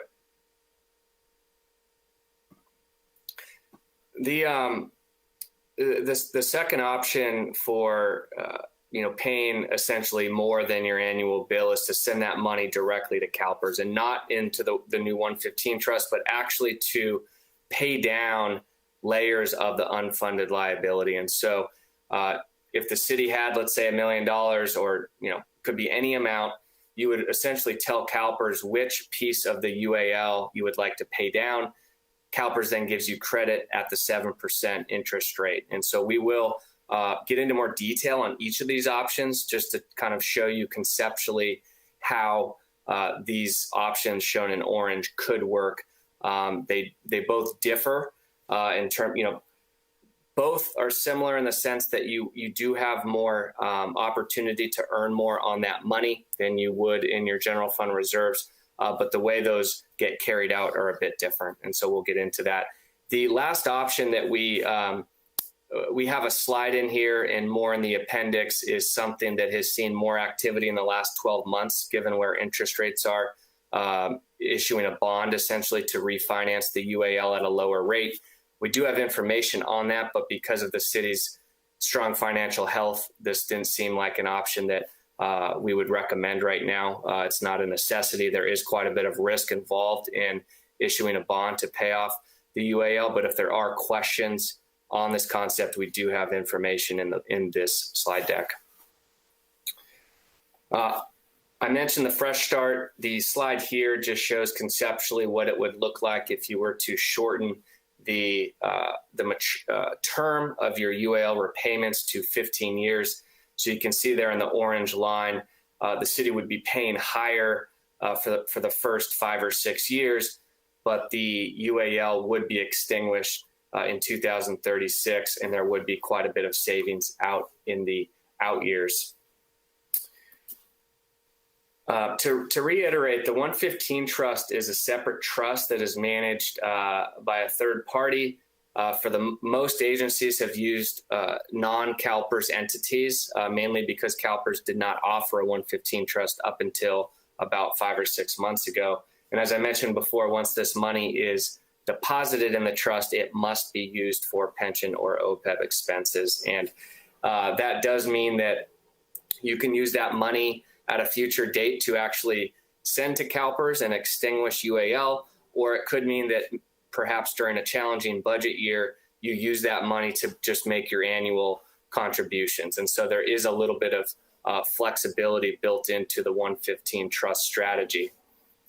Again, potential for increased investment returns, but obviously potentially more risk as well. Really depends on what types of vehicles the city chose to invest in with that 115 trust. Some of the main reasons that we hear from a lot of the different agencies and our clients of why they went with a 115 trust, often there's just not a desire to give CalPERS more money to invest, so to diversify some of the funds away from CalPERS. But the biggest one is really flexibility. As we'll get to with the pay down option, once you give that money to CalPERS, it's with CalPERS as opposed to a 115 trust, which you still have access to and a little bit more flexibility, especially during potentially a challenging budget year in the future. So on the 115 trust, we wanted to, for both the 115 trust and the pay down, we wanted to just make some assumptions and show you how this could potentially work in the future. Obviously, there's lots and lots of variables, but for this scenario, what we decided to assume was that about half of the city's projected surplus for the next 5 years, so $1 million per year, gets invested into this 115 trust. We did make the assumption that it earns 5%, so we went somewhere in the middle from kind of the CalPERS target of 7% versus, I'd say, a more conservative 2 or 3% fixed income portfolio. And you can see the balance in that 115 trust growing in that orange line over time until the point in time when you have enough in there to fully extinguish the unfunded liability with CalPERS. And based on these assumptions, you could pay it off in 36. Obviously, we know things will happen in the future with new UAL. During this time, you obviously have the option to dip into that money to make your annual payments, as I mentioned earlier. So this isn't saying you have to let it grow and then you have to pay off the debt at a certain point in time. You could pull out money in any year you would like to send to CalPERS, whether that's to pay down some UAL or to just use that to make your annual payments.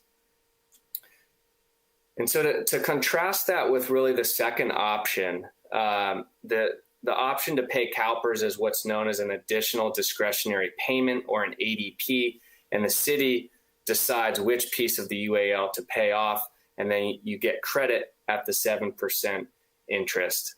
As we'll get into on the, let me step back 1 second. I didn't mention it on the last page. If you do set up a 115 trust, that money is not with CalPERS, meaning that UAL does not go away until you actually send CalPERS the money and extinguish some of that debt. So you would not see an impact on your CalPERS valuation reports, although you would have more in assets on the balance sheet in your financial statements. If you send that money to CalPERS, you do get a direct reduction in the unfunded liability, meaning that your funding ratios will be higher in your valuation reports and that UAL will come down. The one part of this that is nice is that out of those 41 layers, you can pick and choose which layers to pay off. And so we wanted to make some assumptions again that the city does have $1 million for the next 5 years to dedicate towards paying towards pensions. And so what we assumed is that in each of those next 5 years, you would take the 1 million and you would pay off the layers that mature in the next 15 years, because that's where your biggest cash flow challenge is. If you look at the blue bars, that's where your peak in payments are.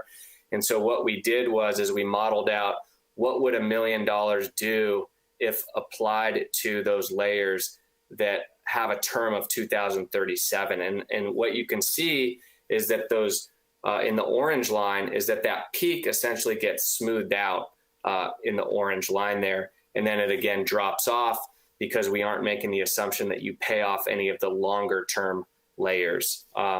You do have that opportunity to pay off layers that mature out in 43 or 44. It does reduce the annual savings you get, but it does maximize overall savings because it's a longer term. So again, this is just lots of assumptions we can make here. What we wanted to do is present, make some assumptions just to visually demonstrate the concept of using an ADP to smooth out the peak in payments. So again, just a side-by-side comparison. Again, on the 115 trust, that is not a direct reduction of the UAL because that money is not sent to CalPERS. The city would have a bit more control over the investment strategy and working with whatever trust administrator you selected if you do choose to set up a 115 trust in the future. A little bit more flexibility there in when and how you can use those funds. And we wanted to throw out a few stats. We did some research talking to a couple of the companies that administer the 115 trust. PARS is one of the more popular ones. They currently have 111 cities that have 115 trusts, 231 agencies statewide. Again, that's just one of the providers. My guess is that the number of agencies is probably double this that are with other providers. And similarly, on the ADP front, we talked to CalPERS last week. Last year, there was 431 ADPs made by 168 different employers. So these are strategies that other agencies are using. It doesn't mean that they're solving the problem.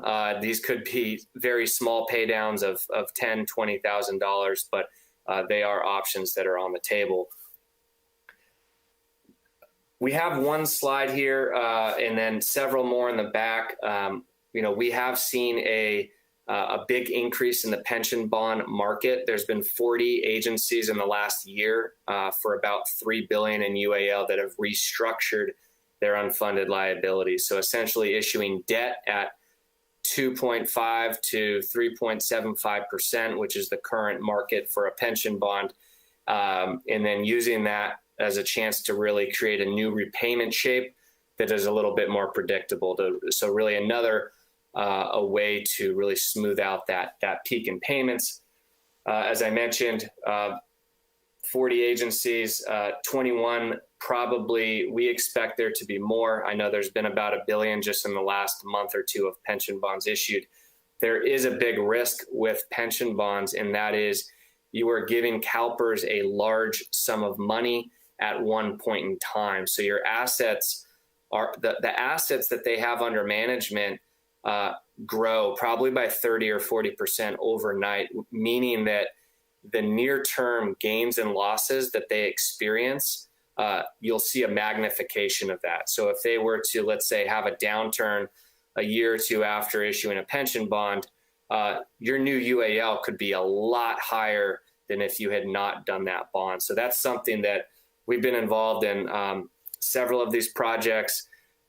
Stress testing is a big, we really advocate for that in terms of looking at these what if scenarios. If you were to ever contemplate going down this route, there are ways to model out kind of what it would look like, assuming CalPERS earns 5%, 6%, or if there's another recession, things like that. So again, fairly complicated structure.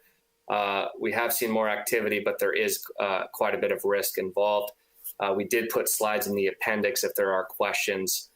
But I think, as Craig mentioned earlier, we have been through probably 15 to 20 general fund credit rating presentations. It's very rare to see that your pension and OPEB expenses are characterized as manageable. For most cities, they're very high. So, again, I think it's in working with staff and looking at the projections, it's nice to see that even with this rapid increase in payments that the city looks like it will have the resources to handle that.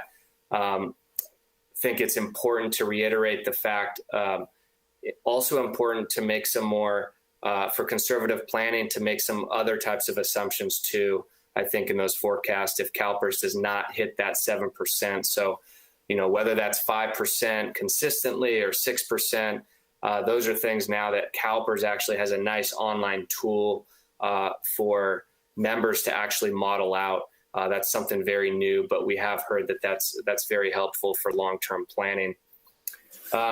Lastly, several of our clients have put into place policies to really formalize and provide some framework around how to treat future surplus. So whether this is savings from a pension bond or whether this is just general surplus, we think it's really important to tie that in with other reserve and capital policies so that there's framework around how that money can and will be used in the future.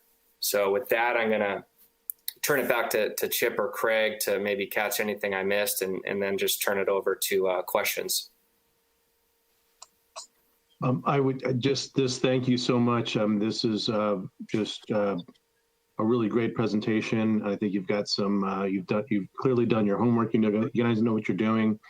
I just wanted to thank you.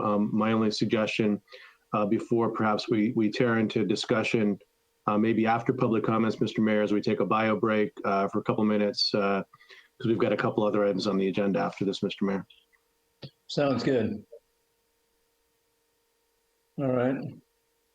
So anything else in the presentation? No? All right, Bobby? Questions before I go out to public? Yeah, this was a question. Thank you. A great presentation. It's obvious you know it so well because you helped me understand it. So thank you. I have a question about the 115 trust. You said in the beginning of the presentation that depending on where our assets lie and how we look, lenders, people that issue bonds look favorable for one reason or another.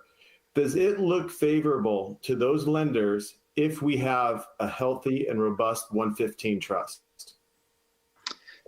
Yeah, so that's a great question. And, the way that any credit analyst, whether it's a bondholder, a fund, or even the rating agencies, will look at the city is it's a balance sheet question, right? So they can, whether you have cash in a reserve or cash in a 115, they're comparing that against a pension liability.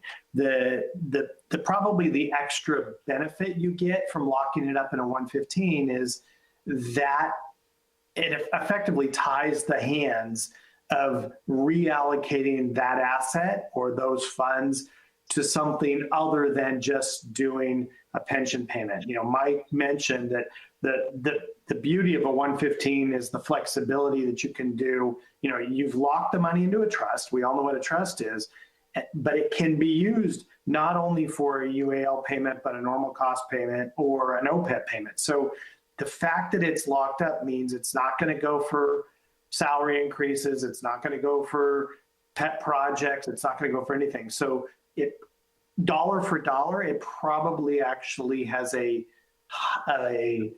positive impact on your credit. Thank you.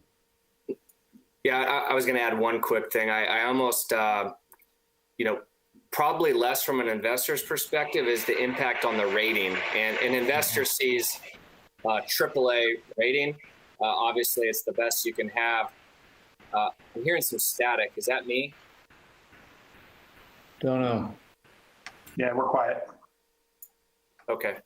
Yes, I think from S&P's perspective, which is the agency that rates the city, they want to see that there's a plan in place to address these liabilities. So whether that's the fact that you just build this into your forecasting every year and you're taking a conservative approach to budgeting, because we all know there's increases coming, and it could get worse if CalPERS doesn't hit 7%, whether it's an ADP, whether it's a Section 115, they want to know that you're thinking about this and that there's a plan in place. So just wanted to add on to what Craig said.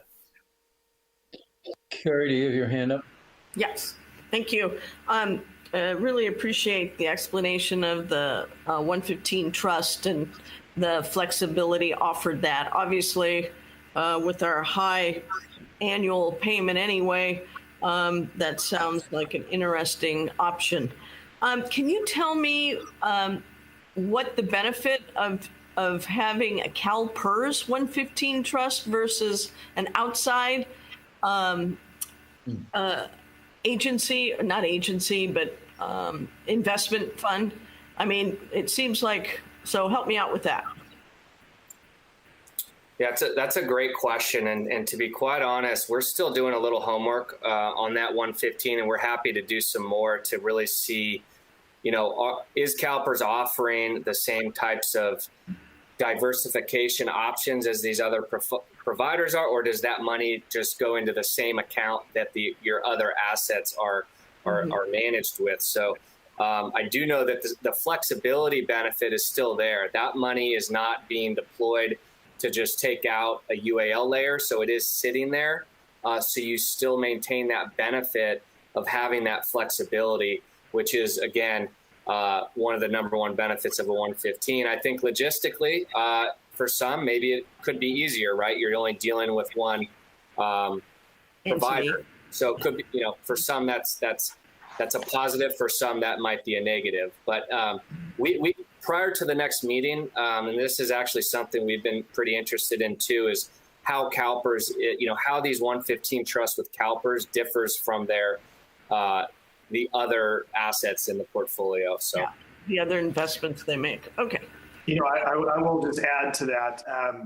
We've been having this conversation probably for about 5 years. And while CalPERS itself is new to the 115 trust conversation, I will throw on the table for all of you council members that there have been a few other public agencies we've worked with where almost philosophically, the council has not wanted any more money with CalPERS, right? Mm-hmm. For any number of reasons.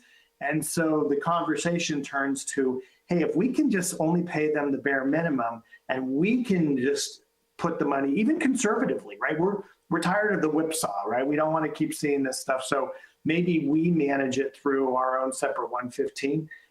mathematically can't tell you which is the better answer, but from a policy perspective, it's been kind of an entertaining conversation when somebody says, well, yeah, we'll hold on to that money. Thank you very much.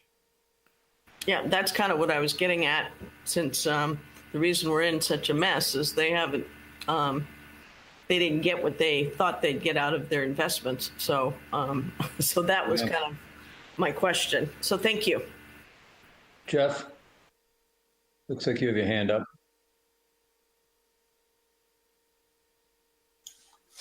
Thank you. I asked Chip if I could ask this question at the beginning. Can we shift gears for 1 second? And if Sharon's on the phone, can we talk about the OPEB, the city's OPEB liability, which is sort of reminiscent of this UAL and how the city manages that? I know we have $1.8 million in our OPEB fund, balance, and maybe, hi, Sharon. Hi. Good evening, Council.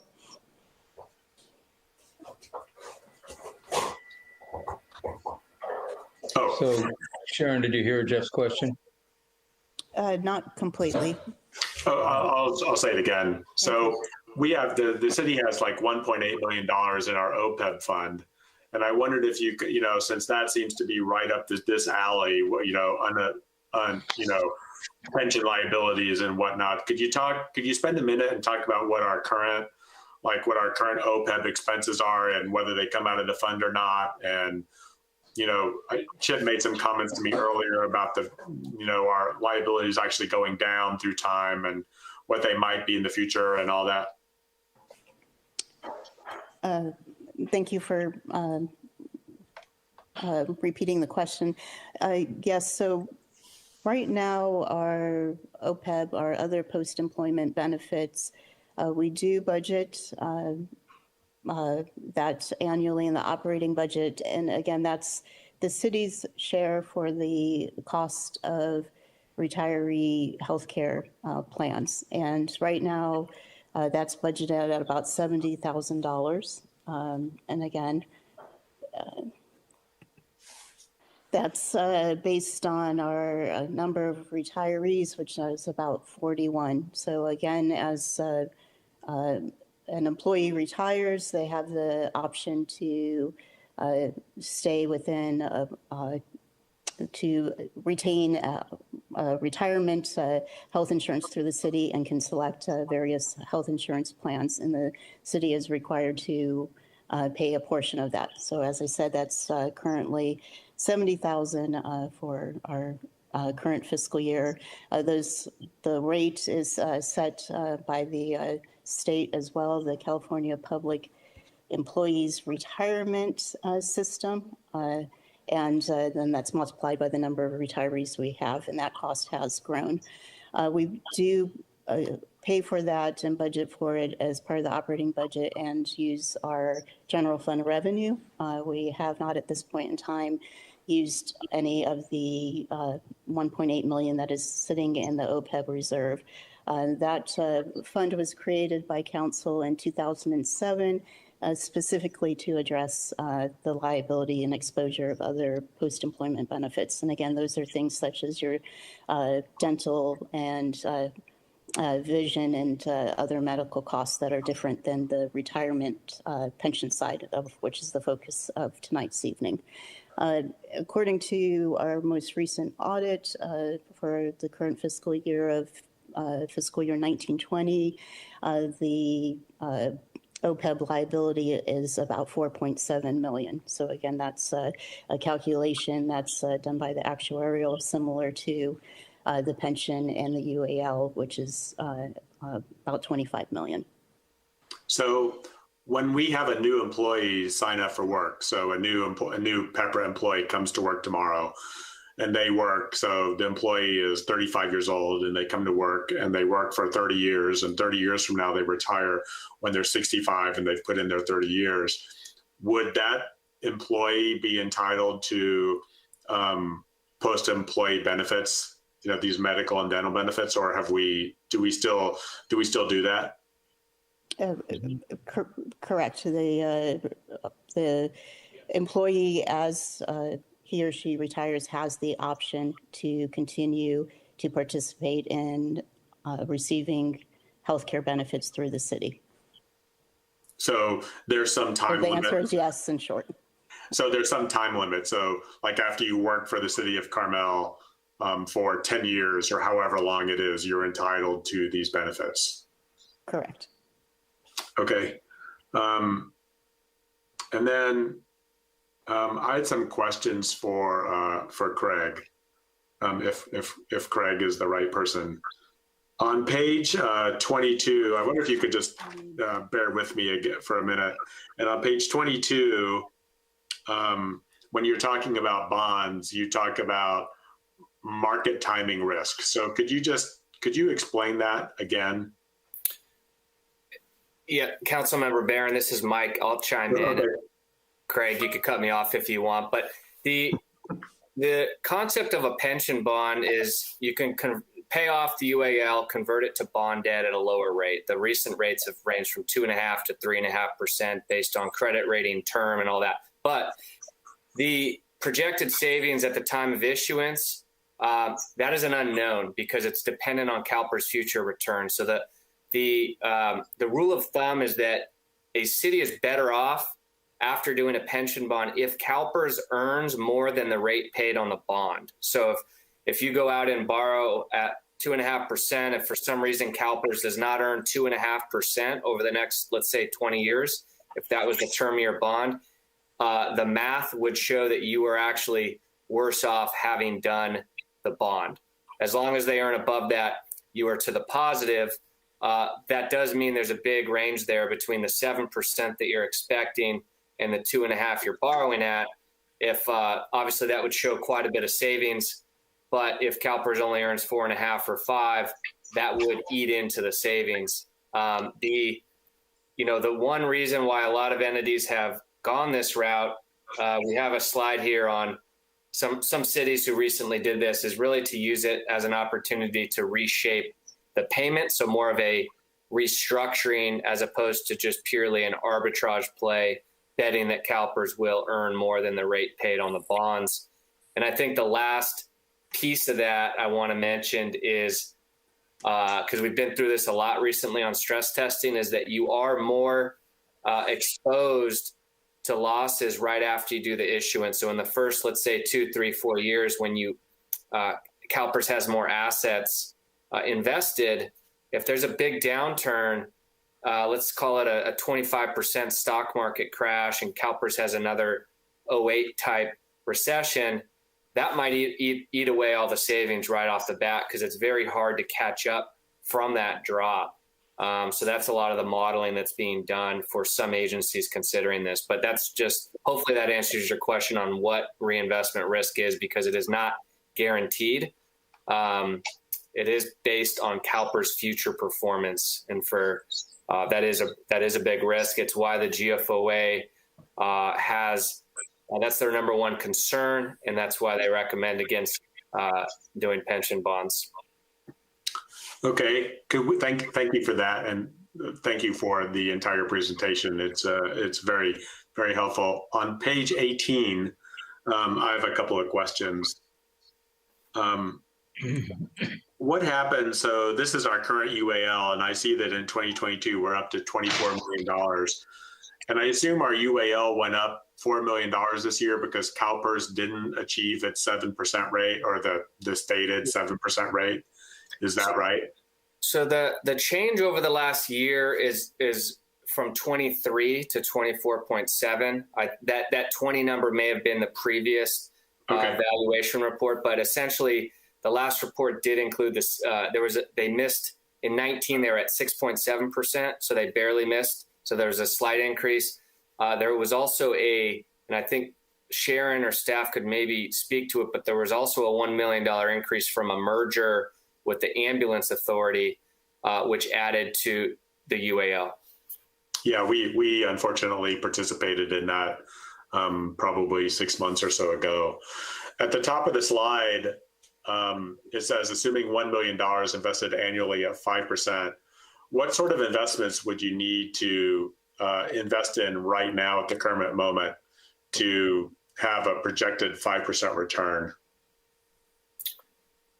Yeah, good question. We'll be first to say we're not investment advisors. That is not something that we do. So this is an arbitrary assumption, trying to go between what CalPERS is assuming of 7 and something that's a lot more conservative.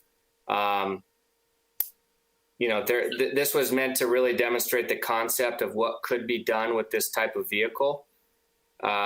So I think that if one were to believe that CalPERS portfolio is set up to achieve 5 or 6 or 7%, then this would probably be a similar allocation of equities, fixed income, and real estate to CalPERS, which is 45% equities. Don't know the remainder, but really just an assumption to help demonstrate the concept. But I don't think we're opining on a certain vehicle that's going to guarantee anyone 5%. So switch tactics for a minute to Chip, I'll put you on the spot. What are the investment returns that we get from the sort of state-sanctioned general fund investments that we have? Yeah, LAIF funds are returning 0.18%, less than 0.25%. So then back to Craig, if our really safe funds return 0.18% and this number is 5%, would the city be taking on additional risk by investing in investments with a 5%, with a sort of a projected 5% rate of return? Yeah, I mean, I think that's a really good question. When we think about pension reinvestment, and I know Joe Nation has done some work on this over at Stanford, there is an argument that you would have a laddered portfolio and you would also have dollar cost averaging into the bucket. So you're not assuming today that we're dropping 5 million in, right? It's going to be $1 million a year for 5 years. Even if you were to tie it to treasuries, which if you look at where treasuries have gone for the last even 10 years, they've been at historical lows. You would argue, if you were taking a conservative investment strategy, that you're probably should be expecting over the life of this, which we're saying would go out, call it 15 years, that you might be more in the 3% range, right? If you were to talk to an investment advisor, tell them what your horizon is, it's, they may actually hold you in cash for a portion of that trust, right, in anticipation of investing it in higher yield at some point in the future. So the exercise, I think, that the city should be thinking about is, unlike trying to maximize returns on current fund balances, as Chip mentioned, with LAIF or even some of the sweep accounts that the government code will allow the city to invest in its normal reserve things.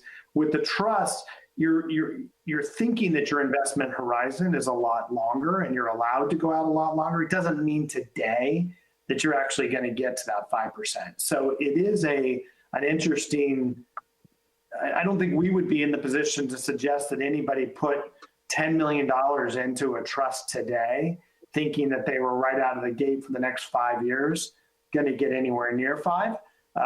Can we anticipate that for 15 to 20 years? Your guess is probably as good as mine.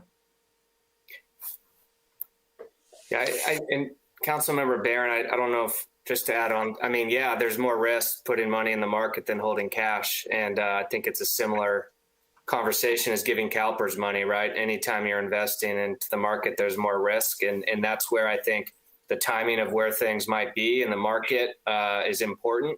We're not here to time the market, but I think that's where thinking about those things is important. I think if you were to have a 115 trust and an investment advisor, that would be probably critical to setting that up in a way to mitigate those risks, especially if we're at a high point in the equities markets, things like that. So, but yes, there is more risk, whether that money is given to CalPERS or into the 115, because it's invested into the market. Do we talked about this a little earlier.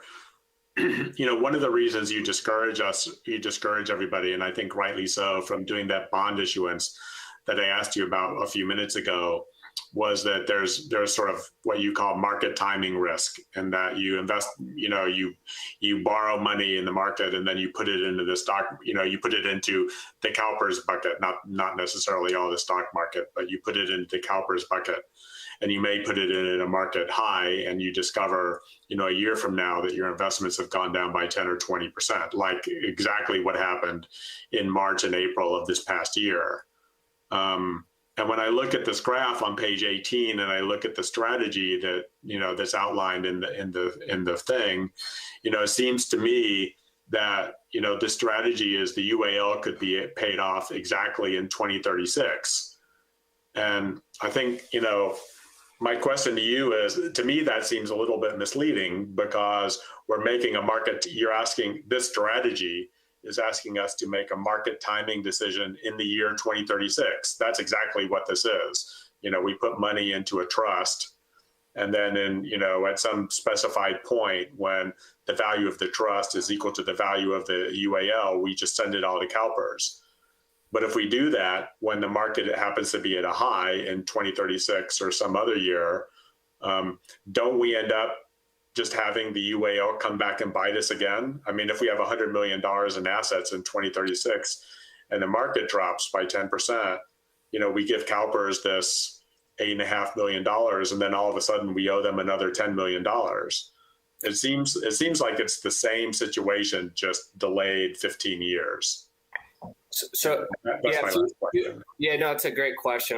I guess a few things come to mind is, it's a little, number one, this is not a recommended strategy. I think, there is no, when and how you use that money 10, 15 years down the road, there's going to be so many variables. And I think that's important to be there should be a strategy with the investment advisor. And perhaps if it's not $8 million in 36, it's 500,000 spaced out over, 10 years. I think those are all options that you would sit down and work with the advisor on. I think, there's 100 assumptions we can make here. We wanted to show that this is how it could be used, but you're right. If you give CalPERS $8 million, on one day, perhaps it's actually strategic. If we were in a down market, perhaps it comes back to bite you. But yes, you are taking on reinvestment risk, not as much as, let's say, a pension bond that's where you give them 24 million.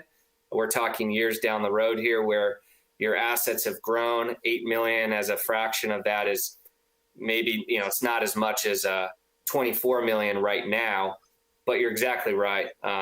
And I just wanted to make that statement to say this isn't what we're recommending, that you hold that money and then on a certain day you give it to them. I think we wanted to at least call out the difference with the 115 than an ADP, which is that you have that money there and it's not gone with CalPERS. That's not to say doing an ADP with CalPERS is bad. It just works differently. You still have some flexibility with that money. And for some, that's important. For others, maybe that flexibility, especially for a city that has strong reserve levels, maybe not so much important. We have several clients that do a little of both, maintain a little bit in a 115 as kind of a rainy day for pensions and OPEB, but continue to make strategic ADPs to really carve down that peak in payments over the next 15 years. So that's it for me. Thank you very much. All right. Any other questions to council members before I go out to public? I don't see anybody. Ashley, why don't we go out to the public? Anybody in the public wishing to speak on this item tonight?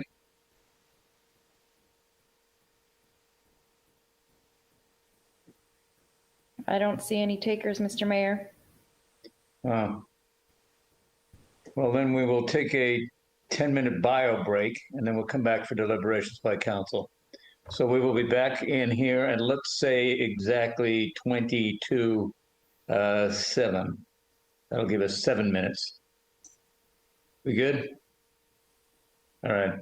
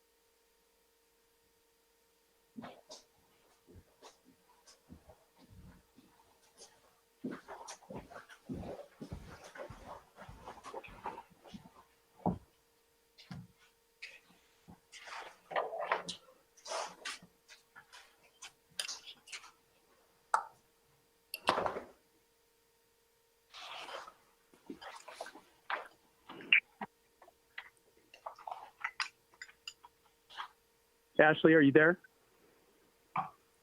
I am here. I was trying to unmute myself, but it wouldn't unmute myself. I would like to make a public comment when they come back, if you can. Yeah, I'll alert the mayor that there was an issue. Okay. Yeah, I couldn't get on. Okay, thanks.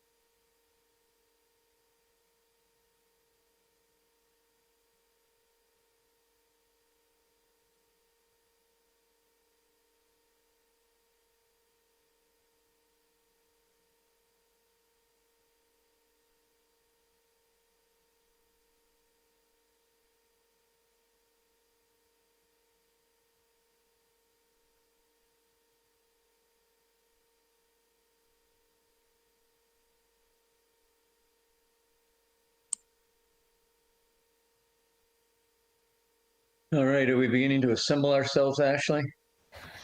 I think so, Mr. Mayor. And then I did have somebody who had tried to unmute themselves for public comment and didn't make it in time. And so if you would be so kind as to open that up again, greatly appreciated. I did hear this explanation. I'd be glad to do that. Thank you. Let's see, we go 1, 2, 3, 4. I think we're all back. Why don't I go ahead then and reconvene our meeting and open it up for public comment, because we did have one individual who was technologically challenged and could not get in. So you could state your name, sir. We'd appreciate it, and bring your issue forward. Hi, this is Dale Byrne. Thanks, Dave. I did figure out how to do a *6 finally. So I would just like to say that I've been studying this issue for the last several years. I know we've had some conversations about it, and I really want to thank you and Chip for putting this on the forefront tonight, because CalPERS, because it's a big deal, obviously, and it's a situation that doesn't have any great solutions. What I'd suggest is, I read the 2010 report that was done under Sue McLeod, and the issue got kicked down the can got kicked down the road, and here we are today, 11 years later. We had ad hoc committees for lots of things. Why don't we set up another committee and study this? Because it obviously came out tonight that there aren't any good solutions. There are only some options that could be good, could be bad. So why don't we take some people that are interested in this and start working on it, because we have committees for lots of things, but we don't have anything for this. And this is the biggest problem we have, as far as I'm concerned. So, but I'd like to thank the great presentation tonight, and it was wonderful for all of us to see the situation we have ourselves in. Thank you, Dale. Appreciate it. Is there anybody else wishing to speak that didn't get on earlier? All righty, I'm going to assume no. I don't see anyone else, Mr. Mayor. All right, well, I'll reclose the public comment period and bring it back to the council for continued deliberations. Council members, your thoughts?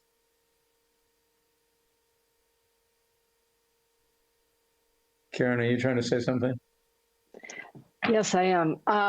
You know, this is all pretty new to me, but it's both daunting and it's fascinating. But there was a Western City article and a presentation at the 2020 Cal Cities called "Is Your City Really Prepared for Rising Unfunded Liabilities?" and so on.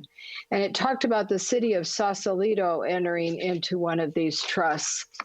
And Sausalito is just about twice our population. And I wondered if it might be interesting to contact the city of Sausalito and see how they are doing now that they have been into this a little while and how they feel about it. Just for interest to see how a city not that far away from us in, you know, that isn't like hundreds of thousands of people are faring with this strategy, because they had tried lots of other things, according to this article, before they tried the 115 Trust. So that's just something that I had found in my research. I think that's a good suggestion, actually, Karen. It's a similar demographic in a way. So that would be interesting to see what their experience has been. It's always better to learn by somebody else's experience and go and make mistakes on our own. So I'd support that form of plagiarism. That'd be a good idea. Anybody else? Bobby? Yeah, thanks, Mayor. So I first learned about the 115 Trust at a League of Cities in 2017. And I think it was the general manager of Morgan Hill, Chip, am I correct in that? That gave a presentation on that. And it was clear that that was what I felt was an excellent way to go then, and I still feel that's an excellent way to go. And that was right up the street here in Morgan Hill. If you wanted to reach out to them, Karen, I think they would be able to answer some of your questions as well. Chip? I don't remember that specific presentation, Councilmember Richards. Maxine Gullo, our Assistant City Administrator, knows the city manager of Morgan Hill quite well, and I'm sorry, I forget what her name is, but we can certainly, these are all options certainly for us to reach out in the next several weeks and get perspective. The other thing is we might use our partners from NHA. Again, they've helped other jurisdictions. This is what they do. So maybe they have an example of some of these mechanisms that have worked, and we can ask them to contact some jurisdictions to get some feedback as well. All right, Jeff, you have a hand up. Yeah, thanks. Sorry. I have a bunch of comments. To riff sort of off of Karen and Bobby, my comment would be this. My first comment would be this. I think the 115 trust is a device to use to solve a problem, and I'm not sure that we understand.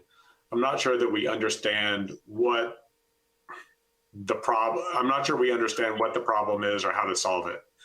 I'm not sure that just putting money into a 115 trust, just putting money into a trust to do something with is enough of a solution if we don't have a plan for where to, what to do with it. Like, what are we going to do with the money once we put it into a trust? I think, when I was talking to these guys earlier, what I said, and I still think this is true, is that the city's biggest problem is that we have CalPERS at all. And we have these defined benefit pension plan that almost every municipality has, as opposed to a 401k plan. And that's not I don't mean that as in a pejorative sense. It's just where we are. And there's no amount of saving money. There's no amount of doing anything that's ever going to get us out of this issue. We're a little bit like a little rowboat in the middle of the ocean, and the only way to get to dry land is to end CalPERS at all. And I don't think that's going to happen. And so we need to figure out how to stay afloat in the ocean. I think that's where we are. We need to devise a plan to sort of deal with the immediate problem, which is that the waves are really big, and then get to a point where, figure out how to get through the next 15 years, where hopefully with PEPRA and the changes in CalPERS, the waves will be a lot smaller and they'll be manageable on a year-to-year basis. The fellows talked about the 7% discount rate on CalPERS, and I think that's just, my feeling is that 7% is just really aggressive, given the run-ups in the stock market and the bond market. The bond market has no place to go, and just real interest rates are negative. There's no future in this. And I can't remember whether it was Craig or said that last year's return was 6.7%. Well, every year CalPERS doesn't hit 7%, the UAL problem gets worse. We have a $100 million account at CalPERS, and every year they don't hit 7%. Every year they hit 5% rather than 7%.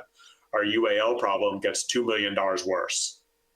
That's how this works. And the first time CalPERS has a 10% down year, which will happen because it's happened before, we will have a $10 million down year.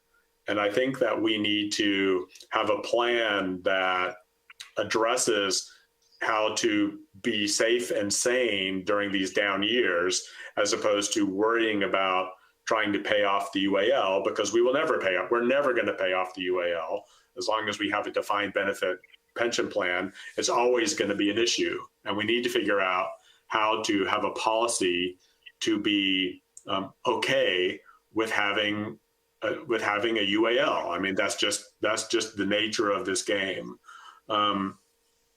So I agree with the staff recommendation that we should work to find a policy.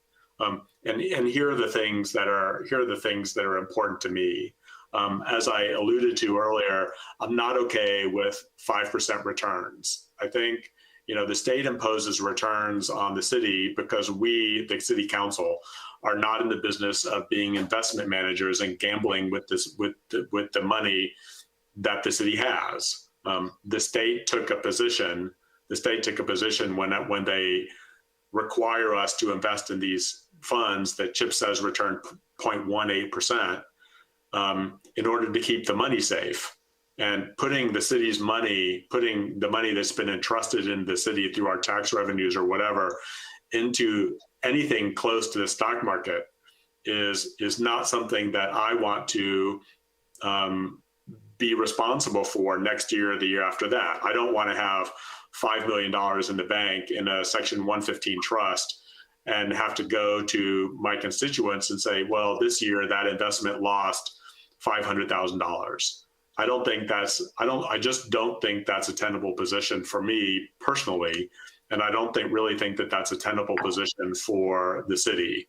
So I have one line in the sand here, and that's any policy. I believe that any policy that the city adopts has to be a conservative policy. One of the things that one of the slides mentioned was using the surplus to sort of fund this 115 trust. And my thoughts on that are that sounds a little bit like an afterthought. So we go through this budget cycle, and this year we're going to go through this budget cycle, and Chip's going to tell us next month or 3 months from now or whatever that we have $800,000 left over, and that money is going to go into this trust. I don't find that that's active enough. That seems sort of lazy in the sense that that's just sort of what happens to us. And I think that putting money into this trust needs to be more of an active device. Like it needs to be an integral part of the budget process that we go through every year. So when we start going through this process in, a couple of weeks from now, or, for real next month, we need to say, what do we need to do? How much money do we need to save or send to CalPERS or whatever that is? And how are we going to do it? My thoughts on a policy in general would be that the city should have a CalPERS emergency account. We have one of the things that we tell people that have a lot of credit card debt, which is similar to CalPERS, is that they should have an emergency fund. And we talk about in an investment world, people talk about having an emergency fund before they talk about paying off their credit card debt. So there's no point, if you have $5,000 and a $10,000 credit card, there's no point in sending all that money to the credit card company, because how are you going to live if you lose your job? And I think the city is sort of in the same position. We saw that last year. How are we going to live if our revenues go down 20%? And so I think there's a lot of merit in establishing a fund, and whether it's a 115 fund, which I'm not crazy about because I generally don't like paying managers fees, but whether it's a 115 fund or a fund balance, I do think the city should make an effort to save some amount of money, measured in the millions of dollars, to cover some OPEB liabilities, which we talked about before, or the CalPERS, the CalPERS debt. And I think that after we do that, whether that's 1 year or 2 years or a 5-year project, that the easiest way to avoid that market timing risk is to simply start paying down the UAL when we have extra money. I think that when CalPERS doesn't hit 7%, when they continually hit 5%, which is entirely possible given what's happened over the run-up over the course of the past years, our UAL isn't going to be $2 million a year. It's going to be $4 million a year. And we need to be ready for that. We need to figure out,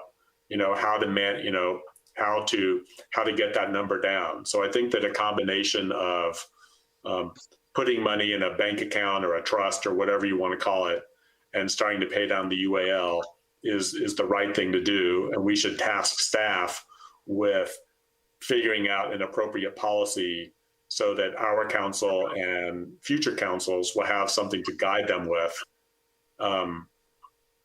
as a routine course, and we don't have to continually go through this exercise. So Jeff, if I might interrupt just so I can understand. So what you're suggesting is through part of the budget process, we do an annual set aside for UAL simply? Yeah.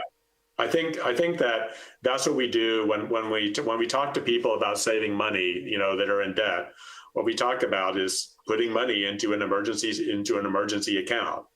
And if the amount of money that we have, if we think the amount of money that we have now is not sufficient, then yes, we should put $1 million a year.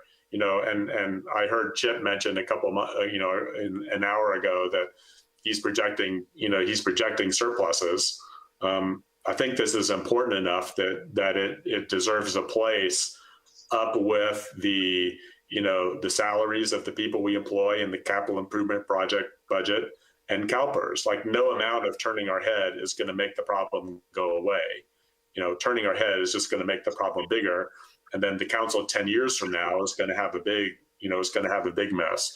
And I would say, one more thing, a couple of years ago, one of the things I don't like about the 115 Trust, and I'll just put this out there, is that I'm not a big fan of councils tying future councils' hands.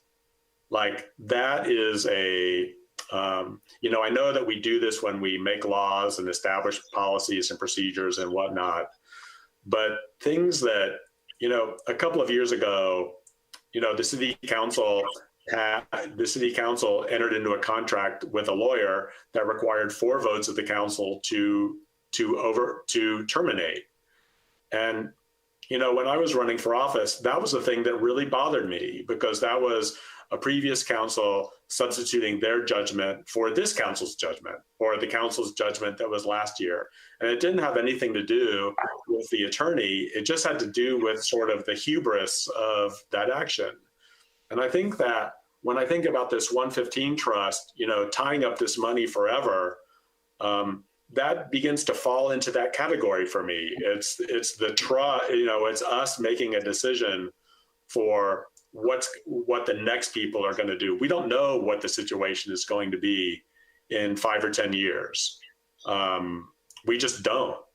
And so that's a little bit of a concern of mine when it comes to sort of entering into a legal agreement, and sort of an unbreakable legal agreement to, go down a road, as opposed to just having a fund balance, as opposed to just having a balance on our balance sheet, a fund balance that says, we have an OPEB balance.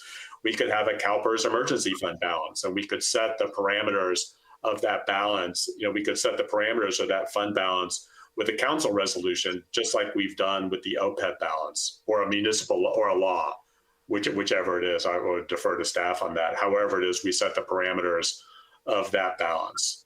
But that would make me, that's not an unbreakable thing for me, but that would make me a little bit more comfortable for that reason. Chip, do you have a reaction to that? The reaction is that's and Mr. Barron and I have had, again, very civil discussions on this exact topic. That was the posture of a previous mayor, of tying future hands.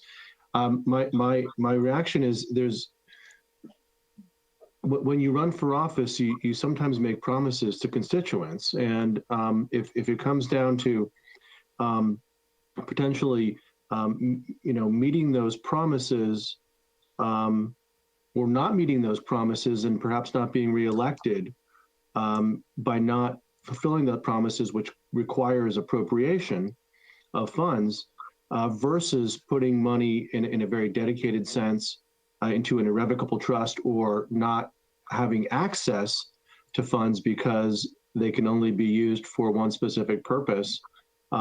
It's a slippery slope. It's really easy in hard years to say, well, let's just do a couple of projects over here. Let's just meet our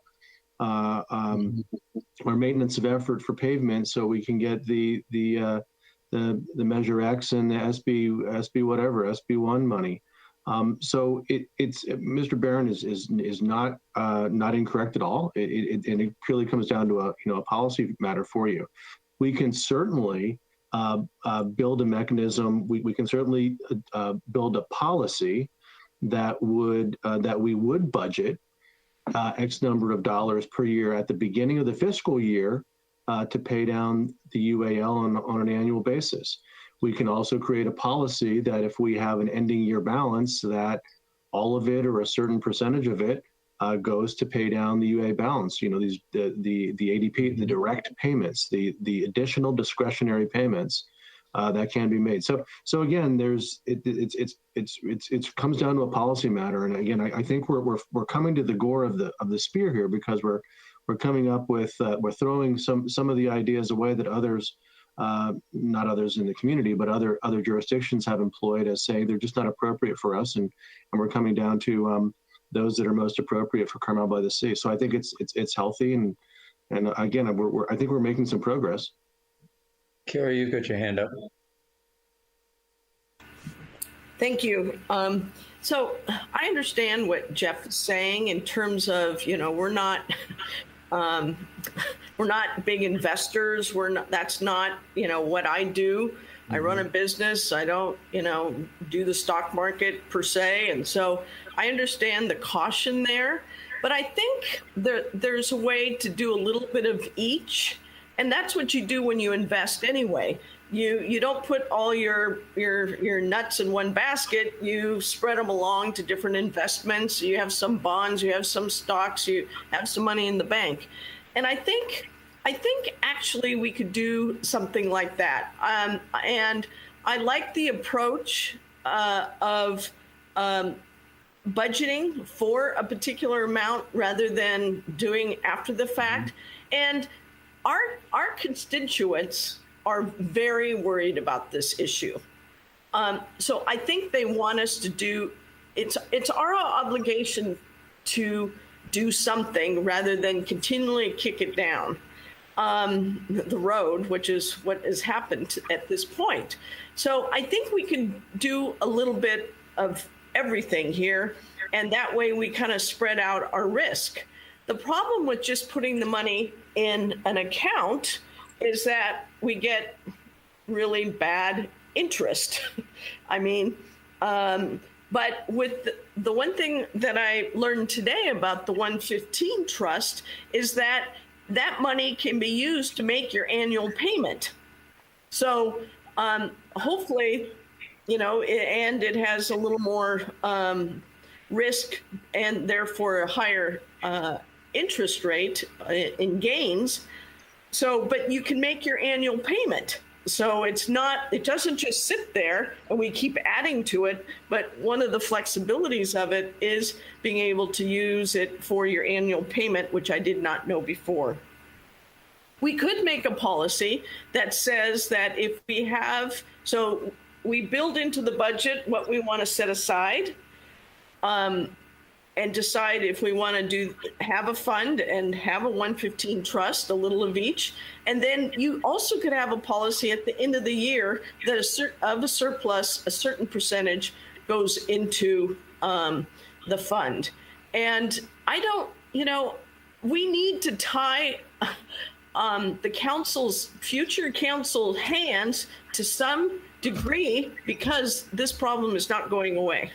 So I'm feeling obligated to have some type of decision and a very strong message of how we want to deal with this. Now, in past practices, we have used very capable citizens of Carmel to help us with some of these decisions. We did do a pension bond, right, Chip, when we were for a small amount, and I thought we couldn't do that anymore.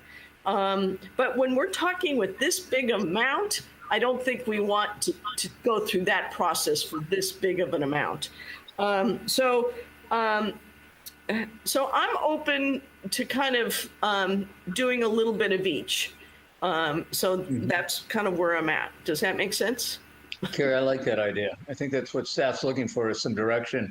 You know, we were able to somehow in the past go ahead and dedicate money for parking and lieu fees. We tried to use that for other purposes, couldn't. It's locked up and it has to be related to the development of an actual physical parking element, a structure. So that I can't imagine we can't figure out some sort of vehicle that would be secure enough that we would go ahead and make sure that the intent of this council was codified and carried on, and not gone ahead and be subject to the capricious whim of another group. And if they chose not to dedicate it, at least we'd have that money permanently in there. I think I get your analogy, Jeff, about tying other councils' hands, but the parking and lieu money is what it is, and what you're talking about is parking some money in the possibility of going ahead and dealing with the unfunded liability. I think that makes sense. Bobby? Again, I don't want to lose sight of what the gentleman said about it does look favorable if we go to get some new bonds or refinance something. It looks favorable that we have this trust account dedicated for this exact issue. Mm-hmm. We can decide, it's a policy of how much we decide to put in there. And then I'm a little bit, Chip, this is a question for you. Councilman Barron said something that the state requires us to take this certain lesser amount of an interest or an investment. What is that amount? Because I know that a few years ago when CDs were a little bit better than 0.01, I asked you to put some of that money in CDs, and I don't think that we ever did it. But at least we would have gotten at least 1% or something. Certificates of deposit are one of the vehicles that the state allows us to invest in. So our money is in LAIF accounts, which are, I don't remember the acronym, Sharon will correct me, but they're managed by the director of finance for the state.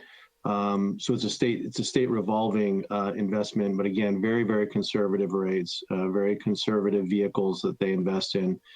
And it's outside the CalPERS system. It's not political. It's not a political investment.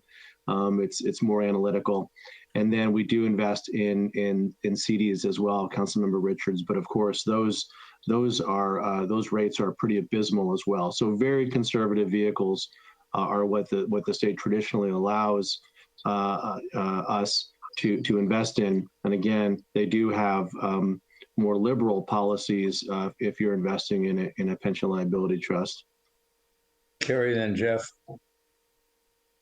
One more thing is, obviously we've had a great presentation from NHA today to help explain some of the complexities of our options, but maybe it's time to get an investor, and like Karen said, an investor that's helped out a city to help kind of explain what other cities have done and how investors work with cities to make some of these decisions. So maybe that's, we're talking to somebody, NHA, but they've said they're not investors. Maybe it's time to speak to the investors to see how they manage the funds. If I may, Mayor, one of the last directions we received from you in the past was to solicit some investment houses, and we did that again a couple of years ago, and we received some proposals. You directed us to send out an RFP, and we received some proposals. One of which I think, Sharon, was from PARS and another house as well, investment banking firm. But we can certainly invite one of those groups to make a presentation about their strategy and obviously who they represent. And this is kind of like NHA helped us with lease obligation bond, was finding an underwriter, finding bond counsel, through a competitive process to find the firms that best suit our needs. And the amount of money that we can invest and all those other kinds of considerations. So absolutely, those are absolute options. Talking to other jurisdictions, and again, maybe they have a recommendation for or against the particular firm that they're currently engaged with. Jeff,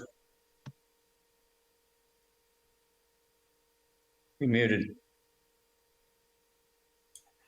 Thank you. I wanted to sort of remark on a comment that Carrie made about investing money in sort of the stock market or the bond market, or doing some of this and some of that. And I think that there is a way of doing that. There is, the way of investing in the stock market and the bond market so that the mix of investments fits the liabilities that we have, the money that we owe people, is to give CalPERS the money. Like the whole thing is, the whole thing is that vehicle exists. When you talk about putting money in this 115 trust, a mix of stocks and bonds, what that is to me is that is competing against CalPERS. That's assuming that we or our investment advisor know better how to manage the city's investments than CalPERS. Like eventually all this money is going to end up at CalPERS. All the money in the 115 trust is going to end up at CalPERS. That's the definition of this 115 trust, other than the OPEB stuff, which we talked about a few minutes ago. And so if we are going to do that, if we are going to invest in a mix of investments, that's the bond market and the stock market and whatever, to defease some of the future liabilities that the city has with respect to its retirees, then my contention is that the best people to do that are the people that are responsible for managing our liabilities, and that's CalPERS. And we have a way of doing that, and it's to pay down our unfunded actuarial liability. Because if we put this money into a 115 trust, that's sort of alongside CalPERS, when the markets go up or down, our money is going to go up or down, just like the CalPERS money is going to go up or down. They're going to be invested in the same, either they're going to be invested in the same things, or they're going to be invested in worse things. Any difference we have with CalPERS is just completely random. Like there's no, they're the vehicle that we use. When I talked about being a little rowboat on an ocean, the ocean is CalPERS. And when we start investing the city's money in these other things that are on the outside, what we are doing is fighting, what I think we are doing is fighting the ocean that our rowboat is in. We need to acknowledge the fact that we are in a rowboat in the ocean and figure out how to manage being in the ocean. That is what I truly believe. When I talked about putting money in an account before, when I was speaking of that before, and I think paying down CalPERS is a great idea. I know it's risky, but everything we do here is risky. When I talked about putting money into an account before, what I was talking about was having an emergency fund. So if things go downhill, if we have another pandemic or a pandemic that's worse, we have money to pay the UAL. In a disaster scenario, we have money to pay the UAL in spite of the fact that we have no revenues coming in, that CalPERS is not going to come in and clean out our city.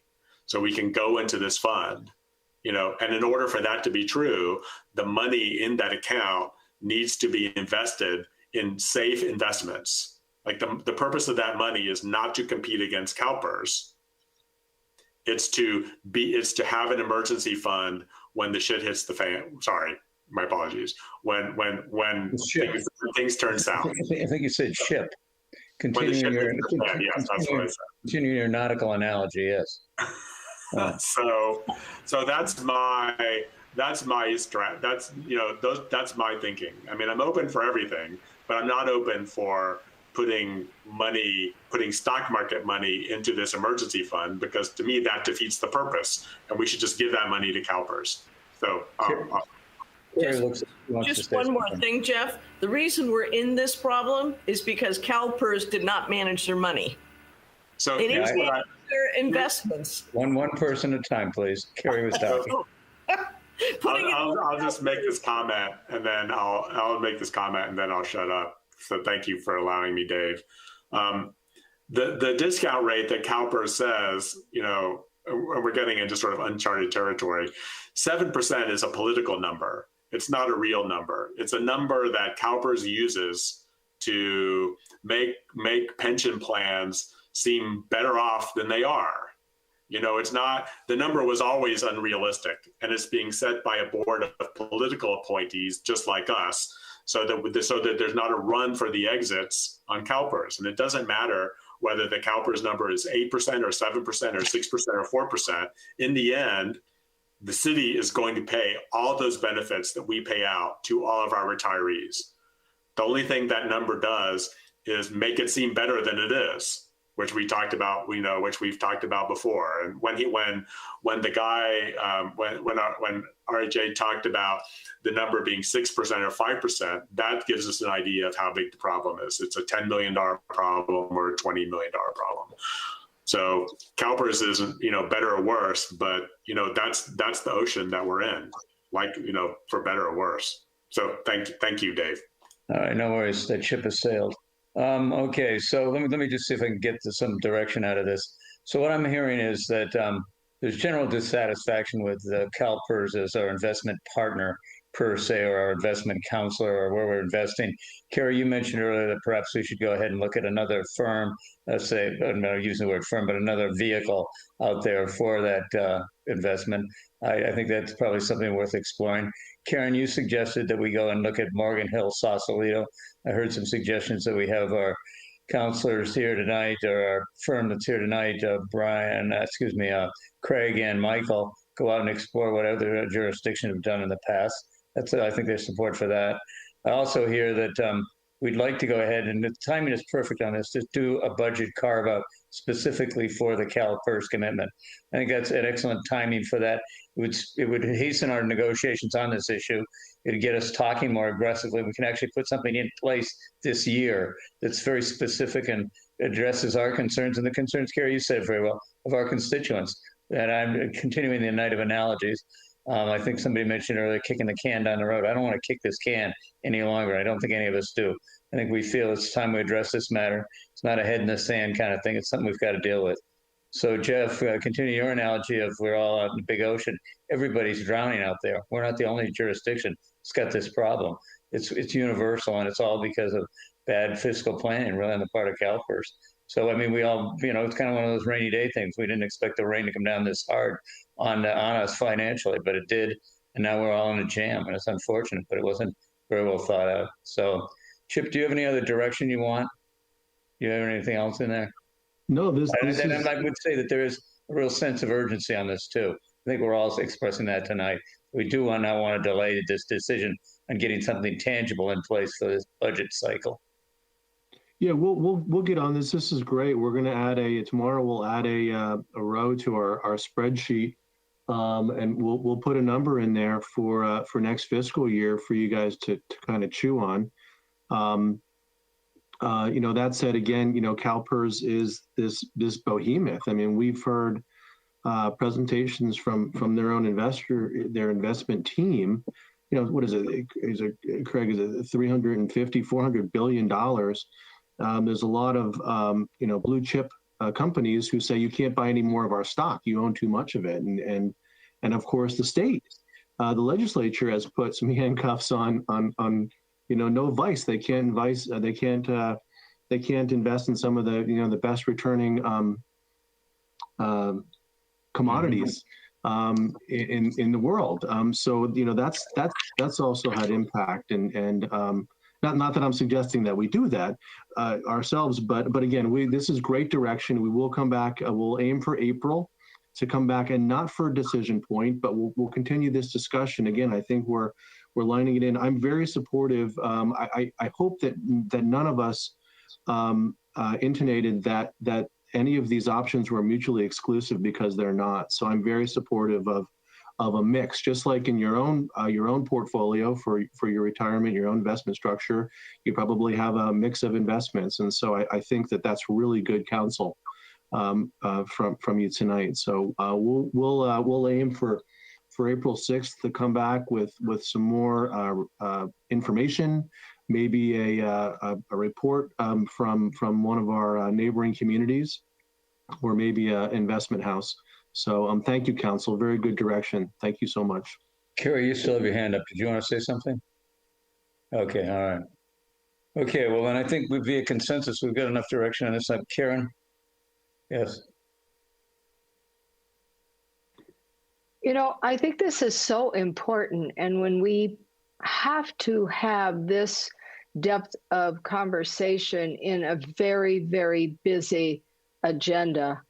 Maybe we could also entertain a special meeting just for this kind of reporting back, where we're all fresh and we can really attend to the details of everything, because I think this is just so important that we should consider that. So I just throw that out there as I know we're all involved in lots and lots of meetings. I certainly know that, but this is really, really important. So I'm not opposed to that at all. Either we, council member, we have gotten a little bit of pushback from the community in the past when we've altered dates and times, because quite frankly, this is the first Tuesday of every month is our community pencils us in. This is what they're watching tonight. This is what they're involved in. But I think if we broadcast that we're having a special meeting on a certain date and time, that's not our typical Tuesday. We can be responsive to those needs and desires to be involved. Jeff, in summation? No, I'm good. Thank you. You sure? Mm-hmm. Okay. I wasn't trying to cut you off. All right. Okay. Let's move on then to another exciting that's the update on the Climate Committee and discussions of state requirements for climate action. Pretty good staff report in here. Chip, did you want to kick this off first? Sure. At your last meeting, Mr. Mayor, you had a bunch of questions, regulatory obligations, legislative obligations, what other communities are doing, what other special districts and agencies are doing. And Ms. Martellette will present those answers to you. I think what she found is very informative to round out our information base on this very important topic. Excellent. Anis, the floor is yours. Good evening, Mayor and council members. I'll try to keep it shorter than the last presentation. All right, let me share my screen.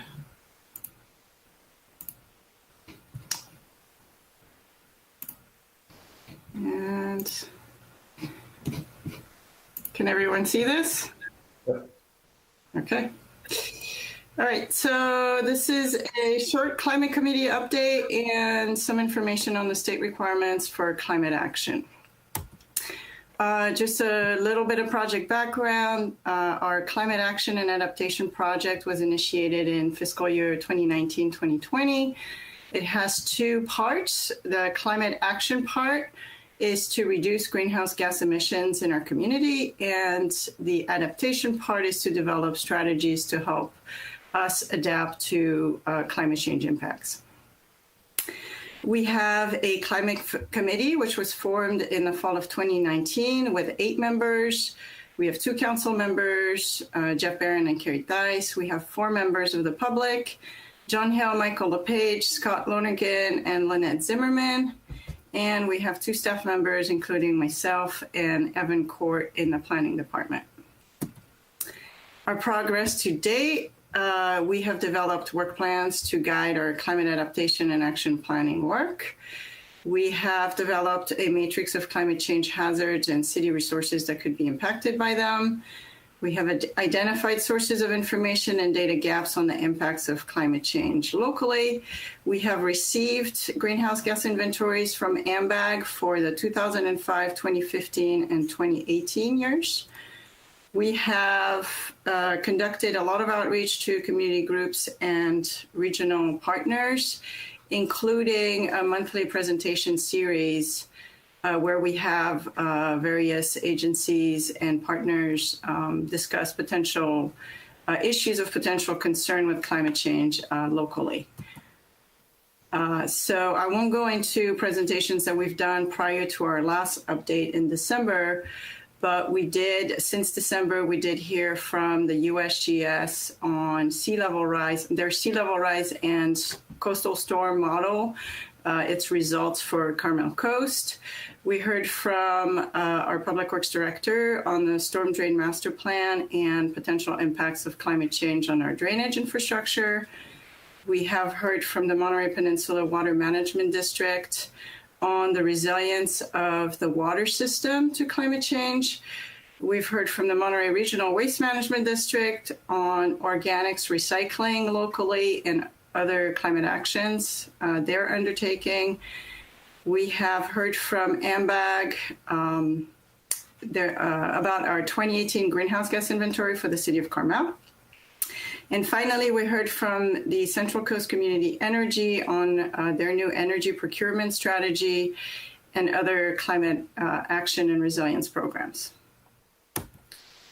So shifting to climate action and greenhouse gas reduction, there are several statewide greenhouse gas reduction targets. The state has passed several laws and executive orders to guide greenhouse gas reduction, emissions reduction.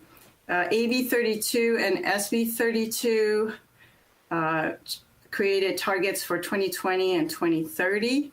The target for 2020 is to return to 1990 levels, and the target for 2030 is to get down to 40% below 1990 levels.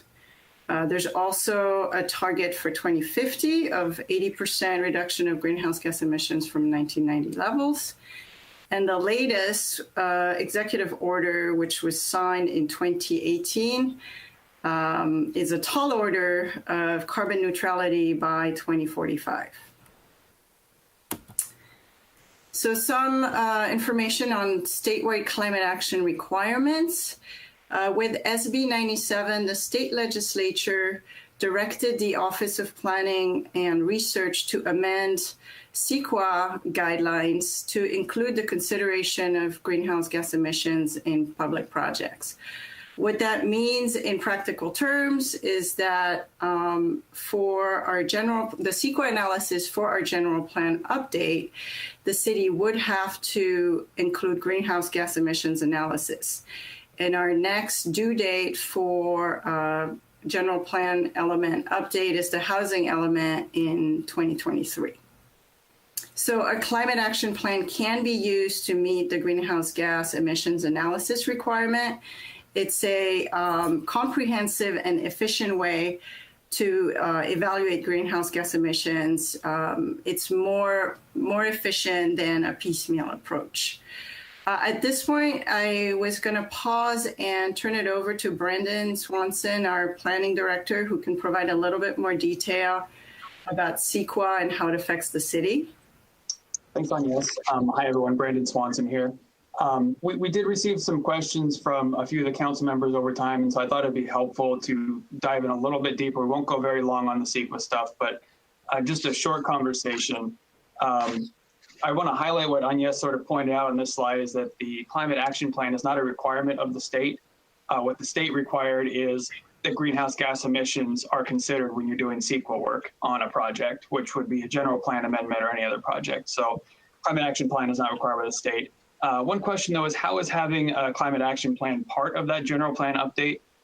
Well, what it can do is it can inform the sections that are being updated. Take, for example, the housing element in 2023 that we need to update. It would inform how we update that and any other section that we choose to update. It can be a standalone document on its own, or it could be incorporated as part of the general plan. There's benefits, pros and cons to both ways of doing that. Another question was, how does a climate action plan facilitate development relative to CEQA? One thing that it does provide some consistent thresholds and policy direction for measuring a project when you're doing the CEQA work. When you're doing the environmental analysis, if you have consistent policies and thresholds that are adopted as part of a climate action plan, then you're always doing it the same way. So that's how it helps to facilitate. Really, what the threshold in CEQA that's important that you're trying to get to determine whether or not you have to do an initial study or an EIR is technically considered a potential significant impact. So if you're doing a project, whether it's a single family dwelling or a subdivision or whatever it is, that's the threshold for everything in CEQA is potential significant impact. So when you have a climate action plan, you can adopt those thresholds. You can figure out what those are. So it makes it a little bit more consistent across all projects, depending on what you're analyzing, where that potential significant impact threshold is. The other thing you can do, the climate action plan relative to CEQA and development projects, is you can actually include some projects that the city would want to do in the future. So if we have some development projects that want to help with adaptation, sea level rise, things like that. You would include those in your climate action plan. And when you did your CEQA work on the site climate action plan, you could do the CEQA work on those projects too. So the climate action plan can be a vehicle for projects that we want to do ourselves, not just development companies and private citizens, but it can be for the city as well. So that's one thing that you can do. It's sort of a roadmap of projects. The other question, that's sort of the last thing I wanted to talk on, is implications of not having a climate action plan on projects when we have to review them on a case-by-case basis. I said earlier that a climate action plan sort of gives you a baseline, a consistent policy direction and thresholds. We still have to address greenhouse gases and actually 21 other environmental areas. It's Appendix G of the CEQA guidelines. It's the environmental review checklist. There's 21 areas you have to review every time you look at a project under CEQA to determine if you meet those potential significant impact thresholds. It's things like wildfire, cultural resources, traffic, all these things. And so the implications of not having a climate action plan is you do have to do that on a case-by-case basis. The majority of the development in our city is single-family dwellings or infill type projects. Most of those are going to be categorically or statutorily exempt from CEQA, meaning that we really don't have much greenhouse gas analysis to do on them on a case-by-case basis. Climate action plan would really be looking at down the road, total build out, do we have any annexation potentially in the future? Is there an increase in potential development in the future? Those are big greenhouse gas things that single family dwellings can produce in the future if you're increasing the development potential. But that's really one of the implications if we don't have one, is that we just have to do it on a case-by-case basis. The State Office of Planning and Research, you'll hear it referred to OPR, gives jurisdictions the discretion to select the method with how they identify impacts for greenhouse gas and other environmental impacts. There are tools out there, things like Cal-EE-MOD, which is California Emissions Estimator Model.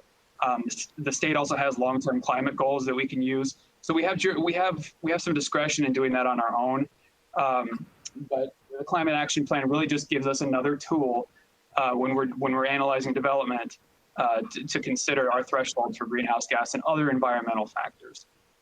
So those are the sort of nuanced CEQA things I want to put out there. I could talk about this for a long time and get really geeky.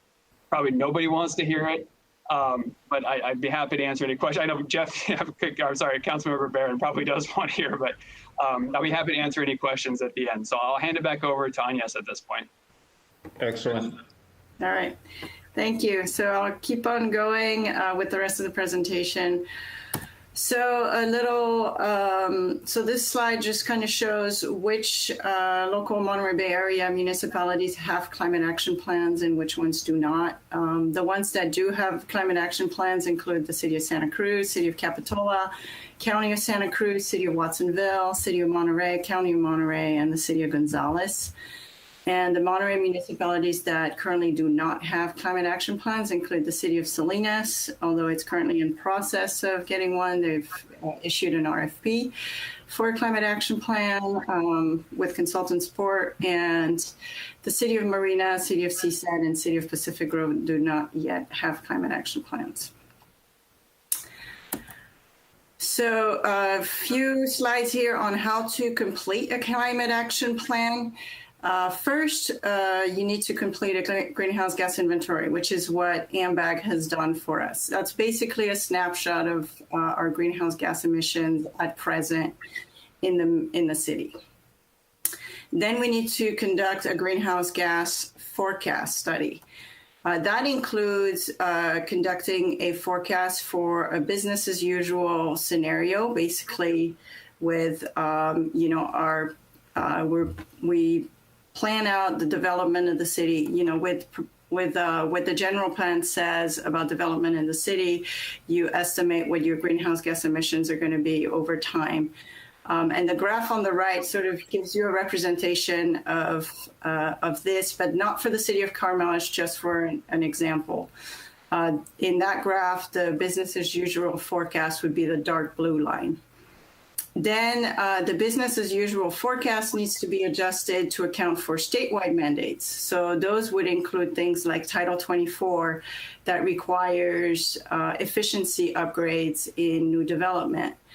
It also would include things like SB 1383 that's going to require food waste composting. And those will reduce our community greenhouse gas emissions. So in that graph, that would be that light blue line in the middle there. And then based on this forecast, we then identify the greenhouse gas emission reductions that would still be required to meet the statewide target. So that light gray line at the bottom would be our statewide targets, and the gap between the light blue and the gray is what would need to be addressed by the Climate Action Plan. Then once we have those numbers, there's a public engagement process to identify our greenhouse gas reduction measures that would work for the community. And we would evaluate the greenhouse gas reduction measures based on their reduction potential, costs, and funding sources. So if you look at the graph on the right, that's actually our 2018 greenhouse gas emissions by sector. And we would want to look at each of those sectors and see where we could have greenhouse reduction measures to reduce the size of our pie, basically. And looking at that, there might be some more opportunities in the residential and transportation areas only because they're larger pieces of the pie in terms of greenhouse gas emissions. And then once we've identified measures and we draft a plan that includes implementation and monitoring and prepare and certify CEQA analysis. So we have received the 2018 greenhouse gas inventory from AMBAG, and we're at this point now where in order to move forward with climate action, to continue the climate action project, we would need consultant technical expertise with the greenhouse gas emission forecasts and with quantifying the emission reduction strategies of various measures. Any questions? Are there any questions of council members? Let me just open this up by saying one thing real quickly. I had a conversation with Jeff Barron today, Councilmember Barron today, where he expressed his frustrations that this wasn't up for an actual allocation of funds. And that was not my intention to deliberately shortcut that process. But I thought as a outgrowth of what happened last month was that we had a discussion about other capital projects being funded at the same time. And I thought that we were going to incorporate that into a discussion budgetarily. So Jeff, I wanted to publicly apologize to you for maybe misunderstanding, or maybe we had a misinterpretation on both ends. But I did think I was taking this in the direction that we decided to go. So it wasn't intended to cut you off at all. Thank you, Dave. That said, any questions? This is a receipt of report only. So, Bobby? You're muted. Yeah. So I have a few questions. One is, how far, this is for Agnes, I guess, how far off are we when we got that inventory from AMBAG? Does it tell us how far off we are from where we should be? It does, to some degree. This is a tough question to answer. It does to some degree because it tells us, where our emissions were in 2005, where they are in 2018. And so therefore, based on that, there are, we can make some, we can figure out how far off we are. However, there are some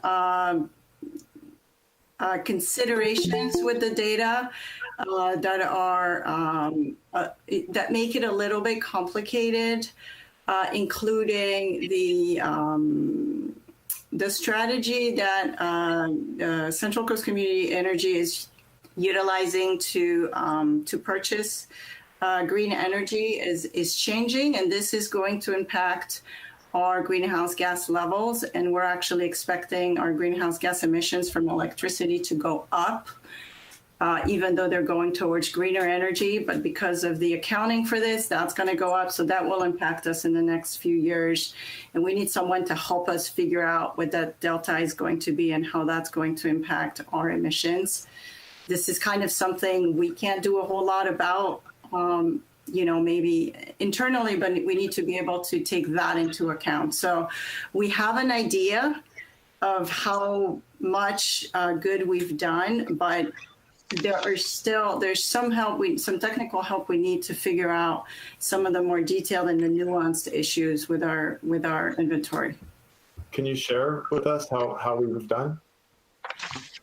We've done pretty good. I think we have reached we've met the 2020 goal. So that's good news. But that was that was sort of an easier target. The 40% below is going to be a little bit more difficult. And I could provide a little more detail. I don't want to misspeak. Oh, you don't have to give me a detail. I just was curious to know how we're doing. Yeah, so we've reached our 2020 goal, which is great, and I think that's a lot due to actually 3CE taking over the Central Coast Community Energy, because they've gone to green energy, and therefore our greenhouse gas emissions from electricity have drastically reduced, actually. So that's one thing. They're going to swing upwards? It might go, it appears, yes, it will go up. If it does swing upwards, would we be able to get any relief from the company that's swinging it upwards? Well, they're swinging it downwards first, so it's I don't think we could, but they want us to be ready for it. So it's not going to go up to where it was when it was PG&E, but it's going to go up in order for it to go down, basically, because the procurement strategy is just changing. Thank you. Sorry, I'm going to have a few questions. I apologize. I don't usually talk this much, but do you have some of the presentations that were done, right? You said that there were a lot of presentations that were done by AMBAG and COD and all these different. Are we able to use any of their reports, or do those reports have a shelf life? Like, let's say, so we have this CEQA, and this could be for you, Brandon, as well. We have this CEQA requirement in 2023, right? Or if we go ahead and if we do make any adjustments to our general plan. Well, if we do a study now, will that study will have a shelf life in 2023 when we go to do our general plan?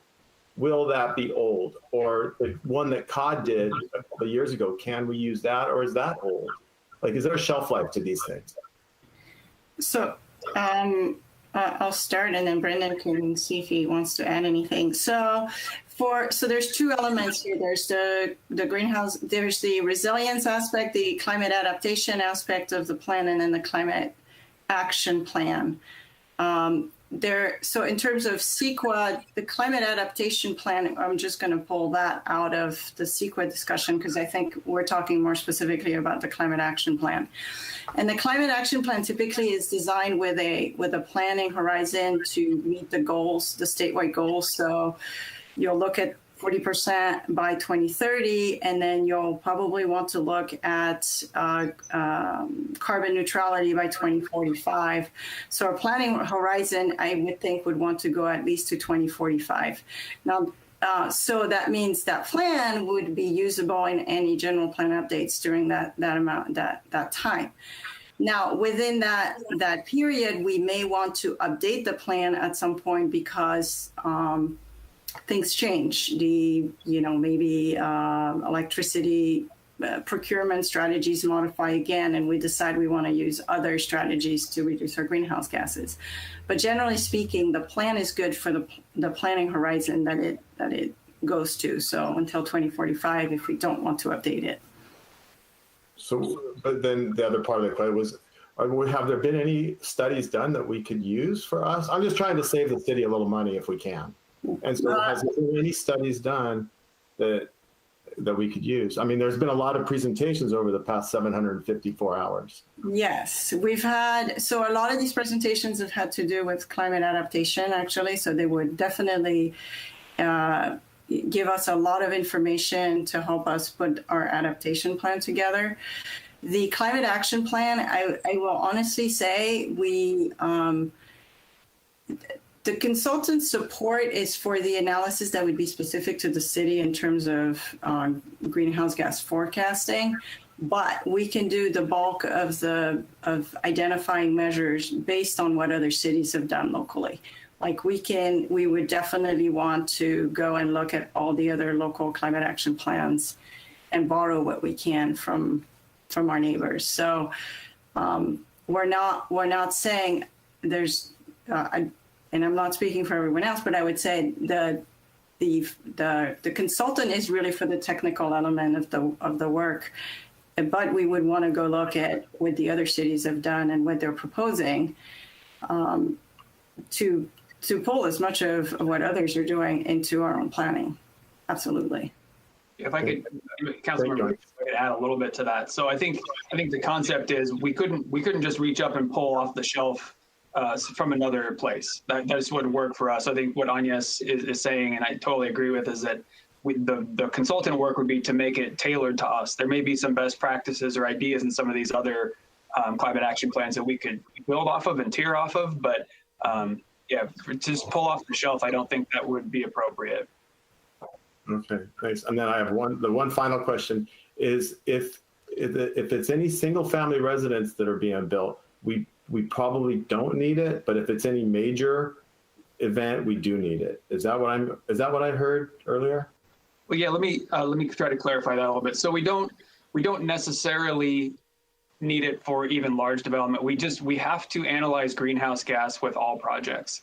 So the more significant that the impact becomes, it crosses that threshold I was talking about, the potential significant impact to the environment.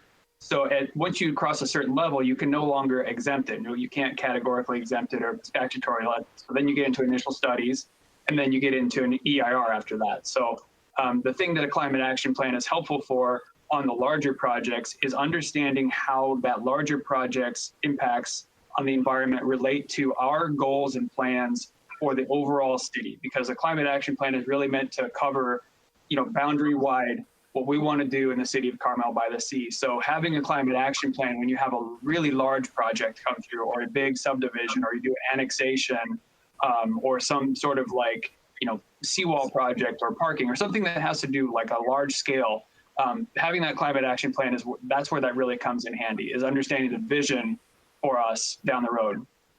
Wow. Thanks, guys. Thank you very much. Yep. All right. Any other questions by council? All right. I'll take it out to the public. Is there anybody in the public wishing to speak to this item? Ashley, what do you think?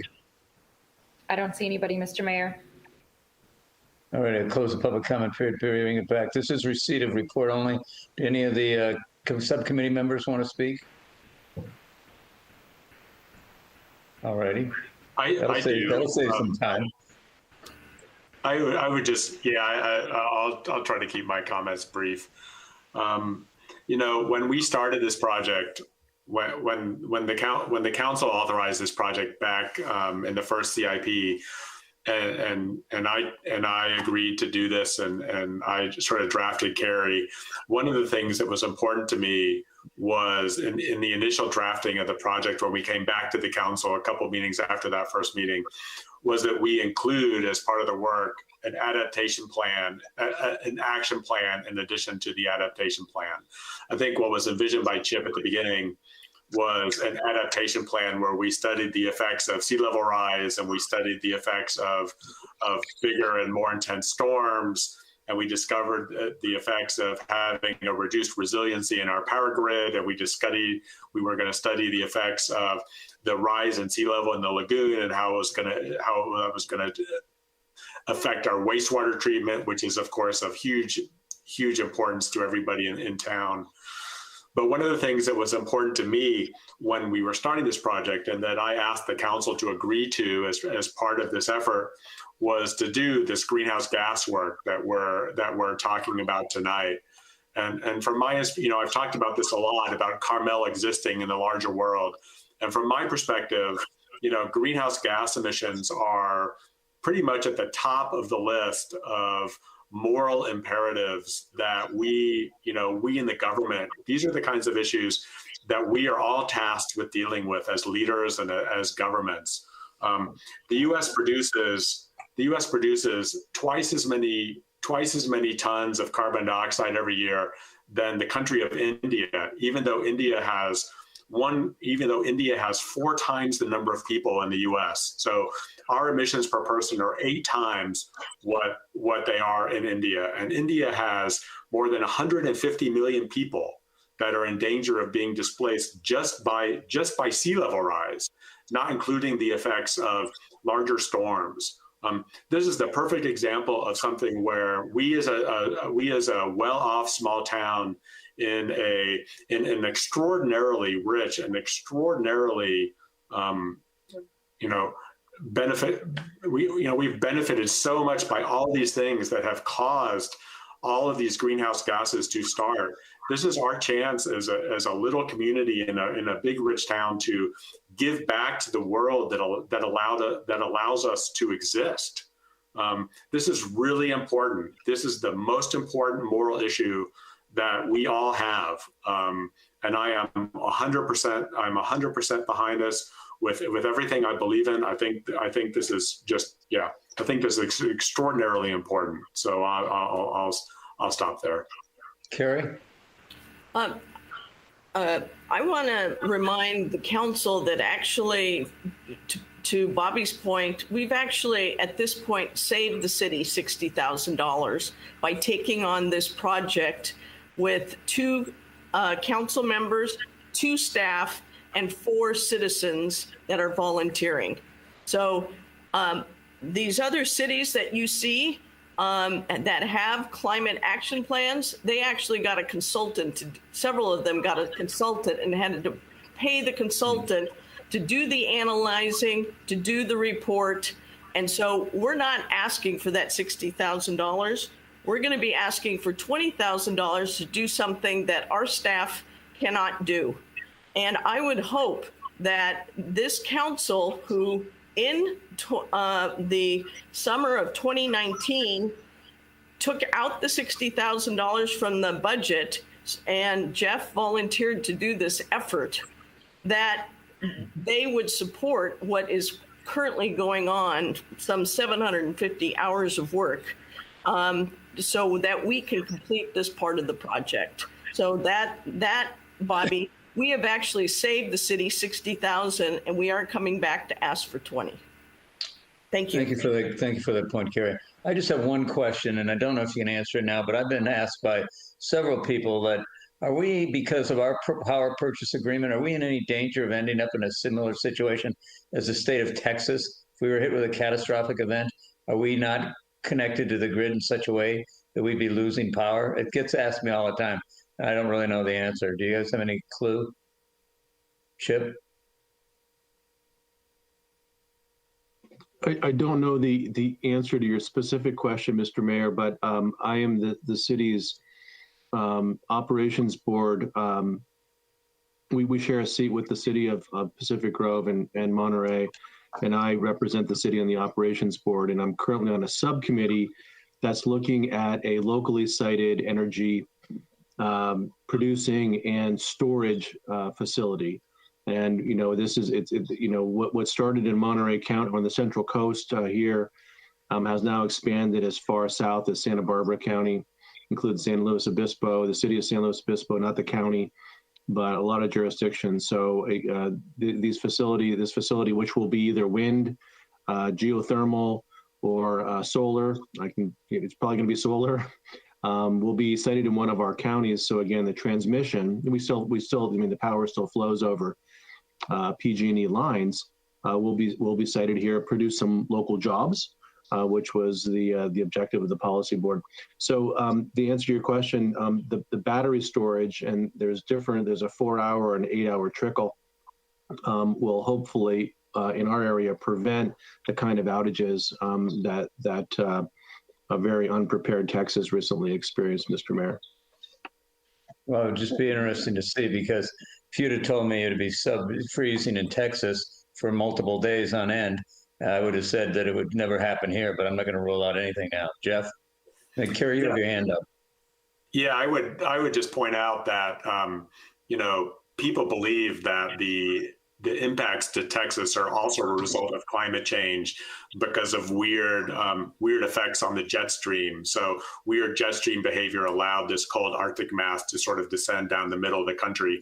So even though it was a cold event, I think most people believe that those types of cold events are going to be more prevalent when climate change gets worse. And to your specific comment, Dave, about Texas, Texas made a concerted effort to stay off of the national grid. So the problem was that when the power generating sources in Texas went down because they weren't maintained, and the cold weather took their natural gas facilities offline, and their windmills weren't protected. Their windmills, as Senator Cruz would like to say, weren't protected from cold weather like they are in states farther north. Texas had nowhere to go for energy. So because they had separated themselves off of the national grid, unlike, every other state in the country, they had no recourse. So when their local generating facilities went down, they were stuck. We are not in that position. We are not, California is part of the national grid. So my answer would be no, we are not in that position. Well, we're drifting slightly off topic, so I apologize. But that noted, that does end our update, I believe, unless there's any more questions or comments by council members. We can move on then to item number 10, which is consideration of exceptions to uniform 10 p.m. closures, closing time of the parklets. And Brendan, are you leading this? Yes, sir, Mr. Mayor. I'm just going to get my presentation up on the screen here. Lovely. Hopefully everyone can see that. Yep. Great. So good evening. I'm here to present for your consideration exceptions to uniform closure times. Just as an executive quick summary, we're talking about two things here: an exception to the 10 p.m. closure time for Sadie's Cocktails and potentially the other two permitted drinking establishments, and considering a different earlier uniform closure time for the wine tasting rooms. Just run through some quick background. I think you know all this, but in December 2020, a uniform closure time was directed by the City Council to apply to all parklets equally. The concept there was balance for the business and the residents, so the businesses could make money and the residents could count on a certain time when activities would stop outside downtown. Shortly after that, December 13th, Governor Shelter-in-Place order was put in place, effectively closing all the parklets. And it wasn't until January 25th that they were opened back up again when we started seeing use of this uniform closure time. We actually never got a chance really to implement it because we closed right away. And going along with the presentation, then on February 8th is when we had our first standing public meeting of our outdoor ad hoc committee, which is relevant, and you'll see that here in a second. So the ad hoc committee, just real briefly, is a standing outdoor meeting, or a standing meeting of the ad hoc committee made up of Mayor Potter and Councilmember Richards. There's been two public meetings to date, February 8th and 16th. The point of the meeting is to have an open dialogue. It's open to everyone, all the public, via teleconference, businesses, general public, city staff, et cetera, really to discuss the potential for future outdoor dining. There's no guarantee that that's going to happen, or outdoor seating. Discussing the specific issues and conflicts, gather information, essentially doing study sessions to be able to provide in the future recommendations to the full city council. As we all know, an ad hoc committee is not a decision-making group. At the most recent and the previous ad hoc committee, Parker Logan made a request of the ad hoc committee to extend Sadie's closure time hours to 12:30 a.m. for a last call and 1 a.m. for essentially everyone being out of the parklet. He cited the unique nature of his business. The ad hoc committee did discuss this and came to a general consensus, both by the ad hoc members and the guests that were there, to recommend approval to the city council under the condition, of course, that there was strict compliance, effectively one strike, and there would be movement back towards the 10 o'clock closure time. The ad hoc committee did recommend this come to the council, not a staff level decision, even though that these parklets were done at the staff level, and there have been decisions at staff level, but because the council recommended a uniform closure time, it was not appropriate for staff to make that decision, which is why we're here today. Some of the items the council should consider when making their decision: food service will still be required during all business hours, meaning that some sort of food will need to be served at Sadie's until till 1 o'clock in the morning. Right now, they currently serve pizza. I believe the operator said that they would continue to serve pizza and have some warming containers for the pizza if they can't get delivery late in the evening.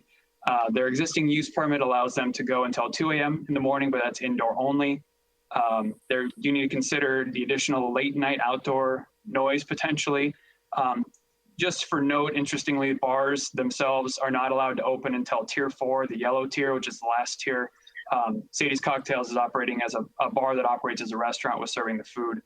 There are 2 other permitted drinking establishments in the village, Carmel and A.W. Shucks, which I will talk about a little bit later. The other thing for the council's consideration tonight, and staff would appreciate direction on, is a uniform closure time for tasting rooms. As I mentioned, the 10 o'clock closure applied to all parklets equally. Unintended consequence of that was that it included a wine tasting room, so they ended up effectively being open until 10 o'clock, serving wine, or can be. Most don't, but typically their use permits allowed a 6 o'clock closure time. They are not required to serve food, so they are a little more in line with a bar than a restaurant. And since the 10 o'clock closure time, we have had a handful of calls, probably less than 5, from residents about noise from some of the wine tasting rooms late in the evening into the nighttime hours. Prior to today's hearing, we did receive some public comment via email. Majority of those comments opposed the exception for Sadie's, and the majority of those comments were in favor of the 6 p.m. closure time for the wine tasting rooms. There were comments to the contrary, but I'm just generalizing the majority of those comments. Staff also received a letter from local land use attorney Molly Erickson, not necessarily related to this agenda item. It wasn't about the closure times, just more broadly about the parklet program and the ad hoc committee. The city attorney and staff are working on drafting a response to that letter. And all of those correspondences are available through the city's website via a link on the agenda. So that brings me to the direction. I'm going to leave this slide up on the screen after I finish so that you have it in front of you. But the 2 things staff is looking for direction on tonight is with respect to Sadie's Cocktails, should an exception to the uniform 10 o'clock closure time be granted for 12:30 as the ad hoc recommended, or some other time? And if so, should that exception apply to the other 2 drinking establishments if they are interested? To date, neither of them have asked or applied for that, but it would be requested that we get direction if that would apply to those 2 as well. And the second direction we're looking for this evening is on the wine tasting rooms. Should a separate uniform closure time be established for wine tasting rooms of 6 o'clock or some other time? So with that, I'll end my presentation and I am available for questions. Any questions by council members of Brandon at this time? All right. Brandon, I do think I saw a letter from, or an email from Carmel saying that they would appreciate some consideration similar to Sadie's. It doesn't sound like it was a formal one as of yet, so. Correct. All right, well, if there's no questions of staff at this time, I'll go ahead and open it up for public comment. It's an opportunity to a member of the public comment on this item, a 3-minute limitation on testimony. State your name, I'd appreciate it.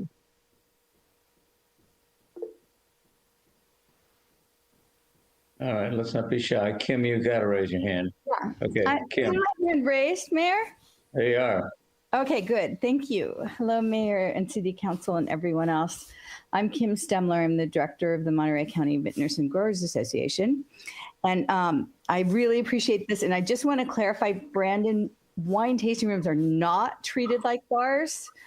They actually have been treated more like restaurants all along, just not having to serve food. So I want to make that distinction because bars and breweries have not been able to be open, only restaurants and wine tasting rooms. Okay, so wineries are not bars. They're locally grown, locally made. We're just selling local products. So that's really important to correct that. Secondly, we're really primarily open during the day, during daylight hours. So I think what you could do with wine tasting rooms is just say, go act in accordance with whatever your permit allows, because most of them close anyway at 5, 6, 7. So I think this is sort of a moot point with wine tasting rooms if you just say go in accordance with permitting. And I agree they shouldn't be open until 10.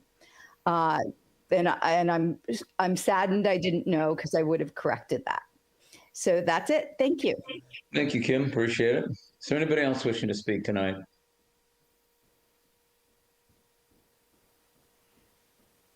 Parker Logan. Parker, go right ahead. You knew I'd be here. Looking forward to it. All right, I'll ask some rhetorical questions, unless anyone wants to shout out. But does anyone know what Mulligan's, Brophy's, Grazing, 7th and Dolores, Il Fornaio, L'Escargot, Pangea Grill, Portobello, and Antone and Michelle have in common? Answer your own question, Logan. They're all restaurants. But what's unique is that they also all have a Type 47 liquor license, which is the same type of liquor license that A.W. Shucks and Carmel have. And a 47 liquor license is an on-sale general eating place. And this is directly from the ABC website. It means it's a restaurant. It authorizes the sale of beer, wine, and distilled spirits for consumption on the licensed premises. Authorizes the sale of beer and wine for consumption off the licensed premises. But they must operate and maintain the licensed premises as a bona fide eating place. A.W. Shucks and Carmel are bona fide eating places. Another unique thing that they can have that I cannot have is they're welcome to have minors on premises. So this whole discussion that there's these other drinking establishments, it doesn't exist. There's only one that has a Type 48 on sale general public premises license, which is for a bar specifically, and which authorizes the sale of beer, wine, and distilled spirits for consumption on the premises where no minors are allowed. So, you know, my Parkland and me trying to compete with all these others, I can't have a family come by and enjoy pizza. I can't have a kid's birthday party. I have to turn more people away than I can welcome, because when the restaurants close and the travelers put their teenagers back to bed in the hotel, they come by for an after dinner drink. And that's the nature of my unique business. So I'm tired of being categorized as one of the 3 drinking establishments. I'm the only one. I'm the only one that's a true bar. The others fall in the same category as Mulligan's, Brophy's, Grazing, 7th Dolores, blah, blah, blah, blah, blah. So I just wanted to add that one specific point. I know we've already all discussed this in the ad hoc meeting, and I look forward to seeing the outcome of this, but I think that was a key note to help make the decision on how to massage what these other places are going to do, because should they get the same allocations as I do? I don't think so. They're not the same type of business as I am. So thank you very much. Please take that into very deep consideration with all the other things you have to weigh in. Have a good night. Parker. Thank you. So anybody else wishing to speak? And Ashley, I do not see the entire screen of speakers, so of participants. So other than the fact Kim still has her hand up. There we go. I see that Scott Carriage. Scott, I'm going to mess up your last name. Are you ready to speak? Yeah. I'll keep it brief. I just wanted to say we're thinking about 6 p.m. here in terms of tasting rooms and closing time. And just council, mayor, please consider the fact that it's dark at 6 p.m. here. 2 weeks from now, it's going to be 7. And later it's going to be 8. So take some consideration, please, into the fact that we are at a sliding scale of time and darkness currently where we're at in the year. So please don't make a unilateral decision on time. If we're outside and it's light, it seems like fair reason to be able to serve. Thank you. Thanks, Scott. Appreciate it. Anybody else? I'm not seeing any hands, Ashley. I'm not seeing any hands either, Mr. Mayor. All right, we'll close the public comment period, bring it back to council members. I suppose I could give you the ad hoc committee's approach. Or Bobby, did you want to say something? Well, yeah, I'll just start it off. I don't mind going again either. But I do like the idea of having it run with the use permit. You know, I think that's a simple approach for the tasting rooms. For the tasting rooms, and then when it comes to Sadie's, you know, I think we talked about it last time, or at the ad hoc maybe, but backing it down from 2 o'clock to 1 o'clock. So he's going to get a little bit of a change from 2 to 1, but then the others are going to stay at 6. I think Scott brings up a really good point. It is going to get longer, but the use permit in general is 6 o'clock, I believe. So I think that recapping what the ad hoc heard was that there was support for hard closing of Sadie's at 1 with a last call at 12:30 with a very strict one strike failure, and you go back to the 10 o'clock where you were originally. So falls to Parker to self-discipline and maintain the place. There was consensus that the 10 o'clock closing time for restaurants was appropriate, rather than going and trying to enforce each individual use permit separately. And then as far as the wine tasting goes, I think Kim's approach was, you know, let's take a look at the use permit, and if it worked for you that way, from a tasting standpoint, it should work now. So I think that works for me. I don't know what other rest of you, Carrie, what are you thinking? Can you please repeat what you said about the use permit for wine tasting rooms or restaurants? Wine tasting only. Okay. Yeah, no, restaurants, everybody agreed that 10 o'clock was a good, not everybody, but I think there was only one person who mildly objected. It wasn't adamant. Okay. And I do want to thank those people that participated. The allegation that, you know, this was some sort of closed room group or something. This was the broadest ad hoc I've ever had. I mean, I've conducted them on just about every topic there is, including cannabis litigation, legislation, everything under the sun. And this group was really, really broad, very diverse, and very professional in their opinions too. Very, very, very respectful, not a lot of hostility or anything, but no, I think it would have went very well. So I was very pleased. And as far as any discussion about the permanency of the parklets, that was not, there's no decisions being made by this board. Everything will be referred back through the proper process, through the council, through the coastal commission, anything through the general plan, all of the above. So there's nothing, it's just information gathering. It's actually governmental transparency at its best, if you ask me. So, Carrie? Well, I think the other point is that what we have now is based on a COVID situation. So we're as one of our previous speakers said, is the reason that we're financially better off than other cities is because we have tried to be creative with the businesses, and which brings the subject back to us a lot because we are really contemplating and thinking about these issues and trying to get through these tough COVID times. So that's what we're talking about here is this emergency COVID situation. You know, I can understand what Parker is saying in terms of he is a unique part of Carmel with his special Type 48 license.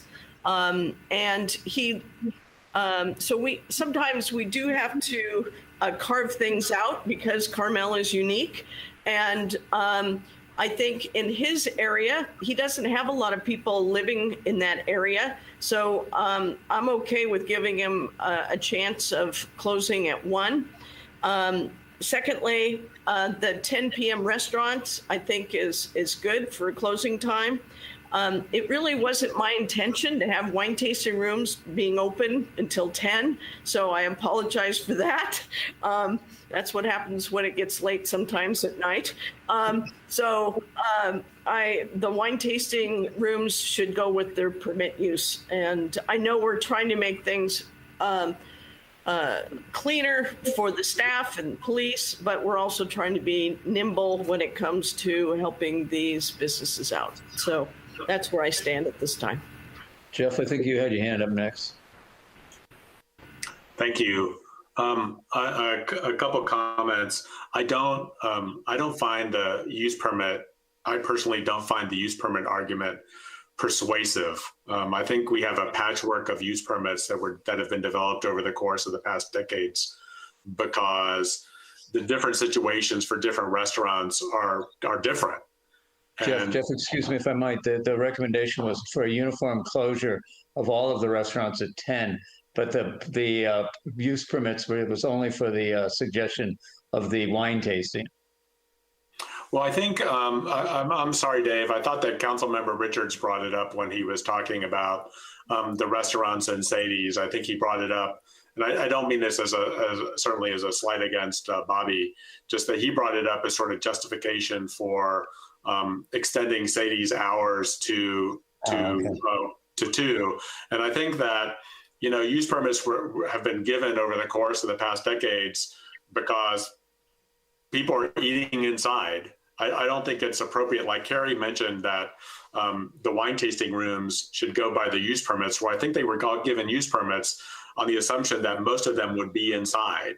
And I don't find that the trend, the keeping the time as we go from inside to outside makes any sense. Like it just doesn't make any intrinsic sense to me, because outside wine tasting is different than inside wine tasting, and outside eating is different than inside eating. I think the use permit times should be discarded, and I think that we should make a decision.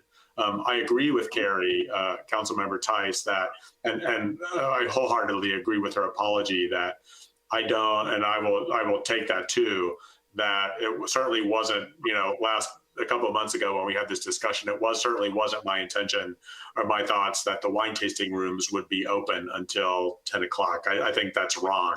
I agree with staff that the wine tasting rooms seem to be functioning as bars, or the ones that are open, since they don't serve food and whatever, are basically functioning as bars, which brings me to, so I would agree with rolling back the times. It doesn't particularly matter to me whether it's use permit time or 6 o'clock or 7 o'clock. I would prefer that we just have a uniform time and that all the wine tasting rooms live by the uniform time. I think that would just be easier for staff, the same way that we had a uniform time for restaurants. And that brings me to Mr. Logan. As staff mentioned, he is required to serve food, as part of his permit. And so de facto, he has this permit because the state has made allowances for bars to stay open as long as they serve food. And he is taking advantage of that to be open, which is fine. But if we give him this authority to be open until 12:30, we will be de facto, by that definition, have a restaurant, on Lincoln that's open from 10 to 1. I mean, that will be the de facto situation in town, and he will be the only restaurant in town that's open from 10 to 1. And yeah, he's serving pizza. I mean, I get that he's serving food, but everyone's going to flock there. And I think that, it's just, I think we've been pretty accommodating. I think the restaurants and the parklets during these times are fine. But I think that's just it's a bridge too far for me to have alcohol being served on the street at 12:30 at night. That's on I don't know exactly where the line is, but I think for me, and I think for the people that live downtown, I would add, I think that's a bridge too far. So I would not support that. Thank you. Yeah. Karen? Yes, I have a question. So Parker just told us that he is a Section 48, which is a bar. And according to the state, bars are not allowed to be open at all right now. And the council gave him special opportunity to serve food so that he stays open. But the place where he gets food, Mountain Mike's, closes at 9.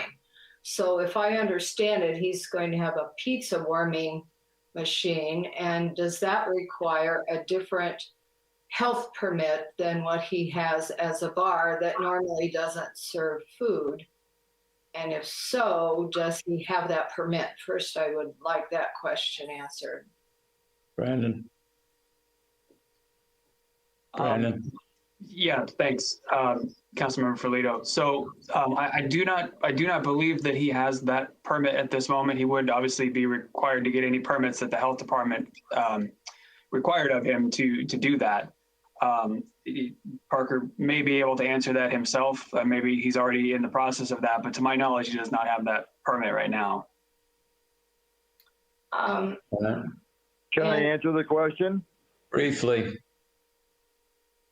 First of all, it wasn't the council that let me operate as a restaurant. It was the governor. Yeah, Parker, the question about the pizza oven, do you have a permit for it or not? That's the question. No, I don't, but I'm clarifying why I have it. That's okay. We'll do that later. It wasn't the council that allowed me and voted to let me open as a restaurant. It was the state. So bars, if they were to transfer over and provide a meal, whether it be a contracted through another restaurant or making it themselves. Some bars have kitchens. I do not. I contracted with another restaurant. They provide the food, and I have an oven in there to keep it warm and fresh for my customers. Okay. All right. Thank you, Parker. There's your Thank answer. you. Thank you. I appreciate it. All right. Karen, other questions? Yes, the second question was, Brandon, I believe you said that the communications that we received were largely negative about expanding the hours for both Sadie's, and also the majority of the communication we received talked about a 6 o'clock closing for wine tasting rooms. Is that correct? Yeah, Councilmember Filito, that's correct. And since we're talking about the communications, I think one or two of them maybe didn't understand what the conversation was about the wine tasting rooms. They said, please don't expand the time for wine tasting rooms, but they said they should be at 6 o'clock. So there was generally all of them said 6 o'clock is the right time for a wine tasting room. But you're correct. The others did, all except I believe one, were not in support of the extended hours for Sadie's. Okay, well, Councilman Barron brings up an important consideration that this does, if Sadie's is a bar restaurant, it does then allow that restaurant to stay open later than other restaurants in town. And I think that that's a problem. And I would prefer that we stick with the 10 o'clock closing for restaurants and that we have the 6 o'clock hard close for wine tasting rooms, just to continue to keep it simple. I do think we are seeing light at the end of the tunnel here, and that just in a few weeks there may be a change in our tier, and that will allow more things to open up. But I would have trouble expanding Sadie's till 1 a.m. His permit before was based on indoor eating, which contains the noise and contains the amount of people that can be in that room. The outdoor parklet opens it up to a lot more people and more noise on the street. So that's my thoughts. And Okay. also, I did want to make one other point. The ad hoc committee just recently opened to more people, and I'm not sure how many people got the message for that, but I do appreciate the fact that it did get open, and I hope that more people will take part in those meetings. And I too, like Carrie, I never imagined that the wine tasting rooms would have been expanded when we attempted to, make a standard closing for all the restaurants. So this is an opportunity to correct that mistake. So let's see if we can bifurcate this issue then, unless there's any more discussion. Is there any more discussion by council members? So why don't we bifurcate it to, we'll deal with Parker's issue, then we can deal with the universal closing time of the restaurants, and then we'll go ahead and deal with the wine tasting experience. So if you'd like to make a motion regarding the extended hours of the change in hours for Sadie's operations from a 12:30 to a 12:30 last call, 1 o'clock hard closure, understanding it'll be service of food, that would be the restrictions on him. I'll make the motion. Go ahead. I was going to make the motion that we allow him allow Sadie's to be open until 1. I in no way suggested that he would be open until 2. I was actually, I'm not sure where that got lost, but 1 o'clock, 11:30, or what is it? 12:30, last call, 1 o'clock, hard close. One strike and you're out. One strike, you're out. Okay, I'll second it. All right, and those are the only restrictions on them then. Okay, Jeff? I have a sort of a relevant question. At what point does Mr. Logan, or in fact any of the restaurants, at what point are the parklets taken away? So when we get to the red tier or the orange tier or the yellow tier, at what point I know we don't have a decision like this now, but we have been asked this question. I've been asked this question before. So I would like to sort of alert staff that this is an issue that people are thinking about when it comes to the parklets. Brandon, do you have any thoughts on that, or Chip? I mean, it's kind of like, when is the COVID crisis going to go away? I don't know, Jeff. I mean, really, I don't know if we have a hardcore answer for that. Certainly, once we're back to 100% indoor dining, certainly would be removing them. But I don't know. I mean, Chip, Brandon. I can start, certainly, Mr. Mayor, and then Chip can go after me. He probably has a smarter answer than I do. But generally, he's shaking his head. Generally, we don't have a hard closure date or a hard removal date yet, simply because, as the mayor said, we don't know the time. But I think, Councilmember Barron, it's a great point. It's something that staff, we will start thinking about. What does that look like? How do we transition out of these parklets? Is it at a certain tier level? Or where do we do that at? So we'll certainly start considering that. We, at this point, don't have a certain threshold or trigger for when the parklets get pulled off the street. We remove those temporary encroachment permits. Chip, did you want to elaborate? I think that's a great answer. In the past, the council has discussed a certain amount of time after the governor. We talked about the lifting the shelter in place before. We've talked about the different tier systems. I mean, I think it remains to be seen about whether the council eventually embraces a permanent outdoor seating solution. And so there may be a gap in between the removal of the temporary outdoor seating areas that have been granted through the encroachment permit process, and a more permanent solution that might look a lot different, quite frankly, than what we have today for a permanent solution. So, I think the answer remains it remains to be seen at this point, Mr. Mayor. Okay. Any other questions? Okay, we have a motion. We have a second. Is there any other discussion? Ashley, would you call the roll, please? Councilmember Barron. No. Councilmember Ferlito. No. Councilmember Tice. Yes. Mayor Pro Tem Richards. Yes. Mayor Potter. Aye. All right, then to the 10 o'clock uniform and closing hour of restaurants, recognizing that that's not proposed that we would go and monitor every use permit for appropriate closing times, but there would be a uniform last service at 12. Okay. I'll go ahead and make that motion that we have a uniform closing for all restaurants at 10 o'clock. Closing or last service? I guess it was last service at 10. Not sure. What did we talk about? It was Brandon. Yeah, Mr. Mayor, if I could, I believe the last time it was discussed, when it was originally put out, was last seating at 10, everybody out by 11. Yep. It was what the decision was. I agree. And Mr. Mayor, if I could ask for, I'm sorry to interrupt, but staff to get some clarification on that first item, because one of the sub points was, if yes, does the city council want to grant that potential opportunity to the other two recognized drinking establishments, although there's a disagreement among that term, but there are other establishments that have 2 a.m. use permits.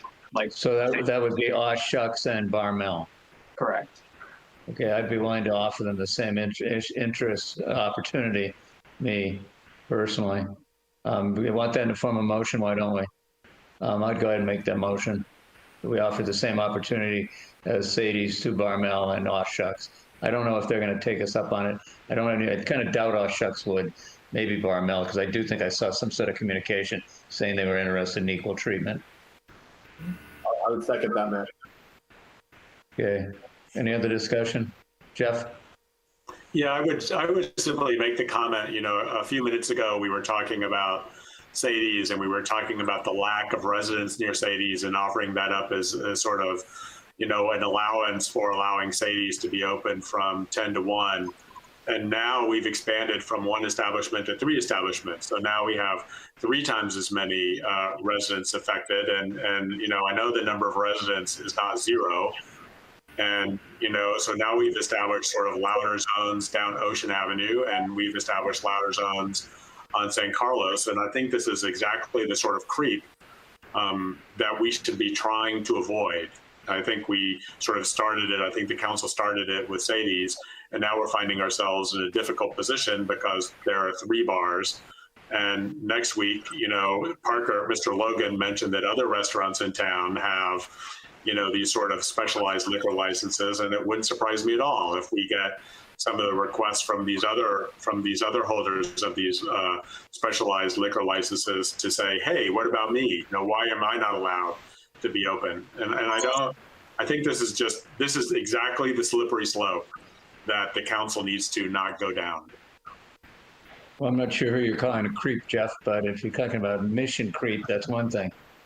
Yeah, mission. This is just scope creep. I'm not, okay, all right. I'm not calling you a creep, Dave. I'm clear of that. Thank you, Jeff. I appreciate it. All right, Bobby, you made a motion, I think. I'll second it for discussion. Mayor, you made the motion, and Mayor Pro Tem Richards seconded. That was the previous vote, though. We're having a separate vote. Yes, that is the separate vote. Oh, okay. You made the motion. Huh. Mayor Pro Tem. I get thrown off when I was called a creep. Okay. So anyway, it was meant with all the love in the world, Dave. All right. To your point, Jeff, I think with the restrictions that if there's 1 complaint, then they go back to the normal hours. So I think that's we'll put the same restrictions on them. And I don't think there'll be any problem with Shucks. Barmel has kind of a sketchy past. I'll agree, but I'm willing to give him the leniency of consideration here. So, Ashley, would you call the roll, please? Now that I made the motion and it's been seconded appropriately.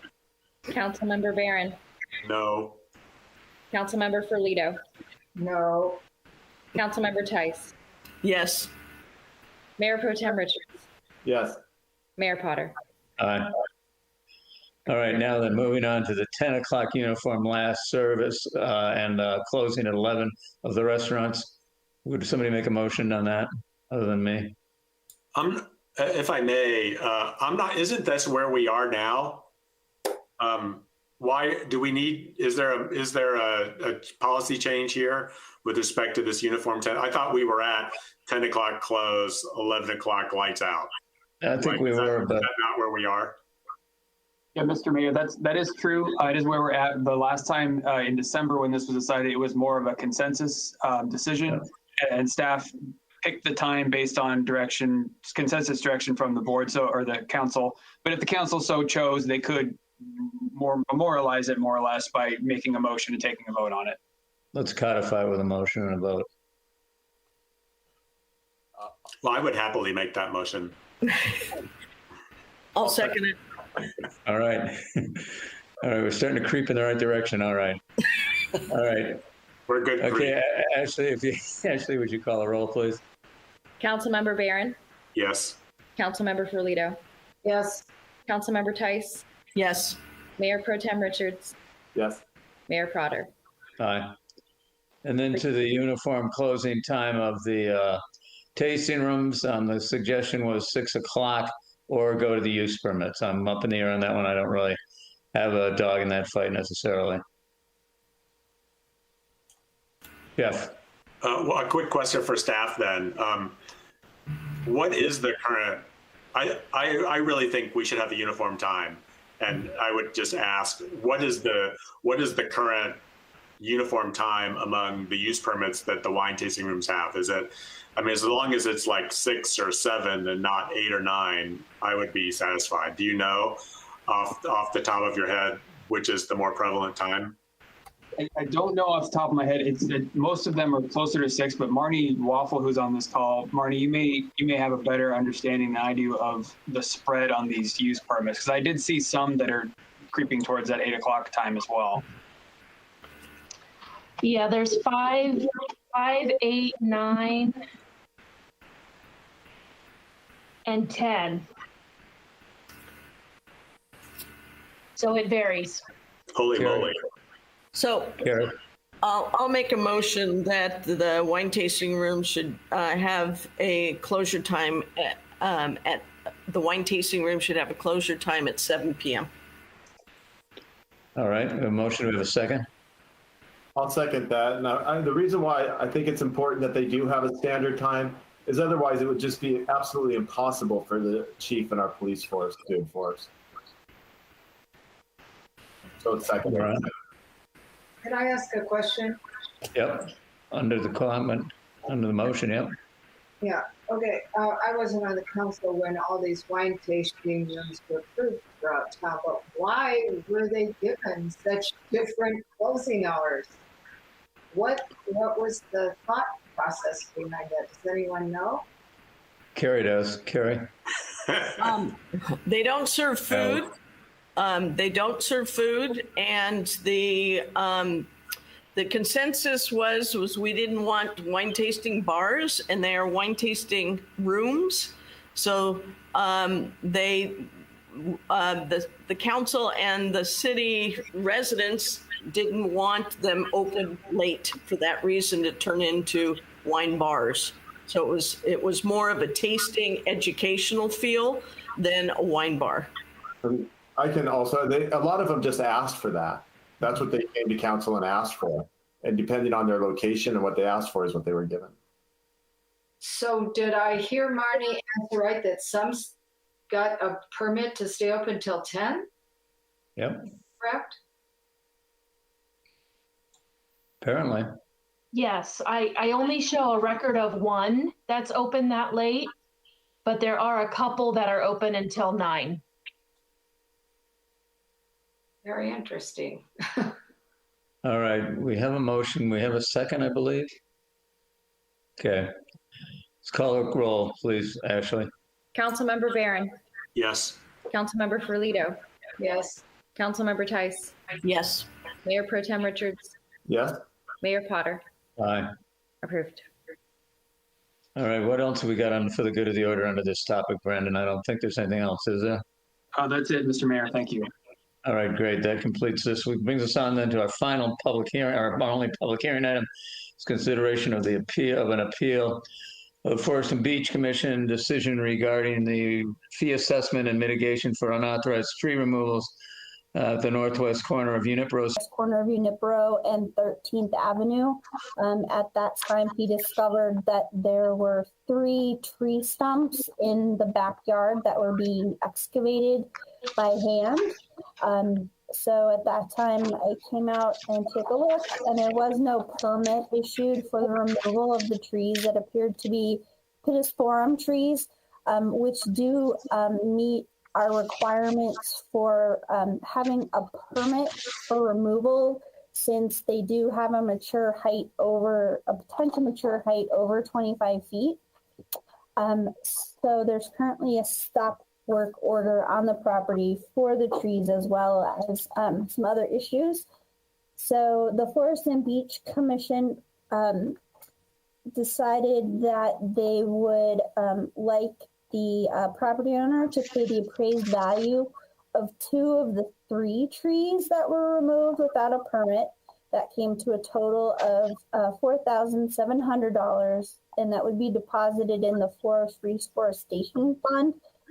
The reason they decided not to ask for the appraised value of all 3 trees is that one of them was underneath the 10-inch diameter breast height threshold as outlined in the code. And they also required the property owner to reimburse the city for the cost of the appraisal which was $1,103.40. So the total amount would be $5,803.40. The commission also required that the property owner plant at least 3 new trees on the property, submit a tree management plan and a landscape plan that would be subject to the approval of the city forester. So if you have any questions for me? Sir, I just had one question. Apparently, since all that was there was the base of a stump, and you weren't able to measure the trees at 4 foot, 4.5 feet, which would be the normal height. Isn't there some sort of belling out of the stump at the base that would perhaps make it look larger than, or more, it would affect the accuracy there? That's a very good drawing right there. It would affect the accuracy of the actual measurement of the height or suspected height. It could possibly do so.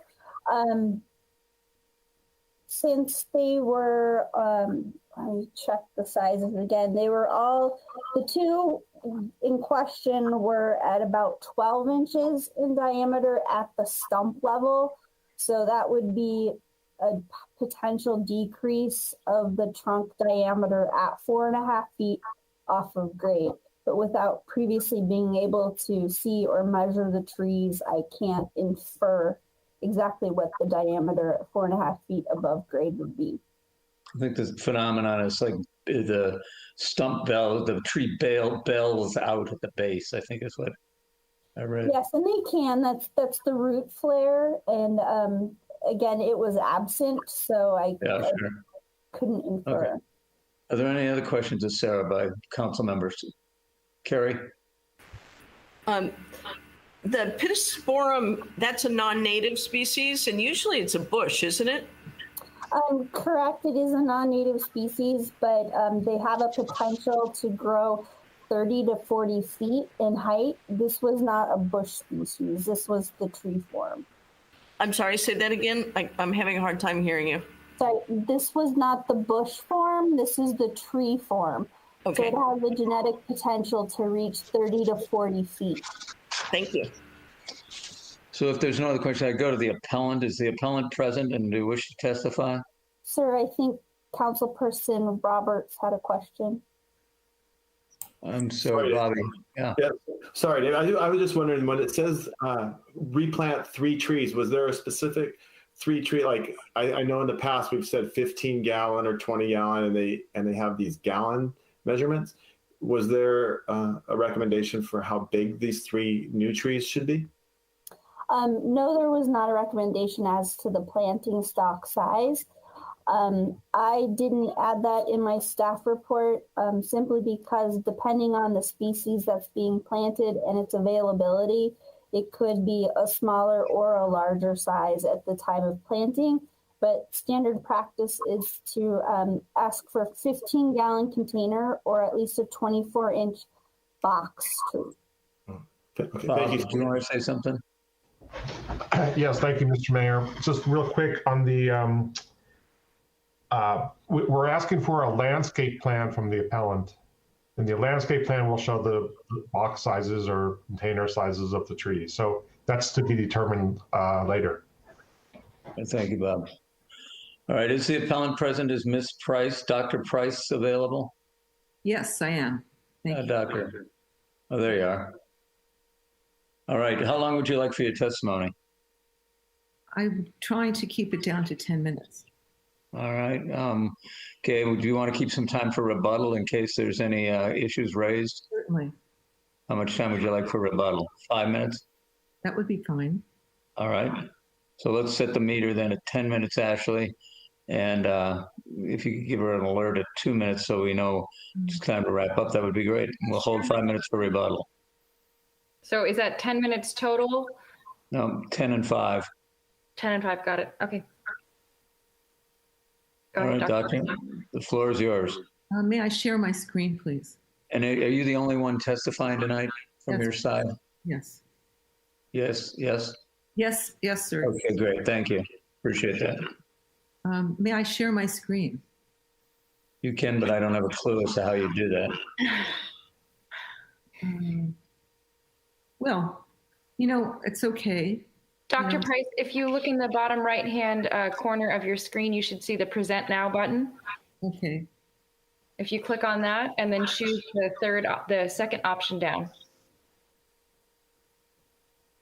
Okay, good. Thank you so much. Do you see that? Yes. Wonderful.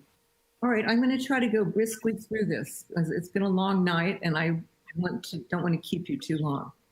I've written something up, tried to be succinct, specific reasons why we want to overturn the Forestry Commission's decision. We love the oaks, the Monterey pines, the ironwoods, and want to support the beauty of Carmel.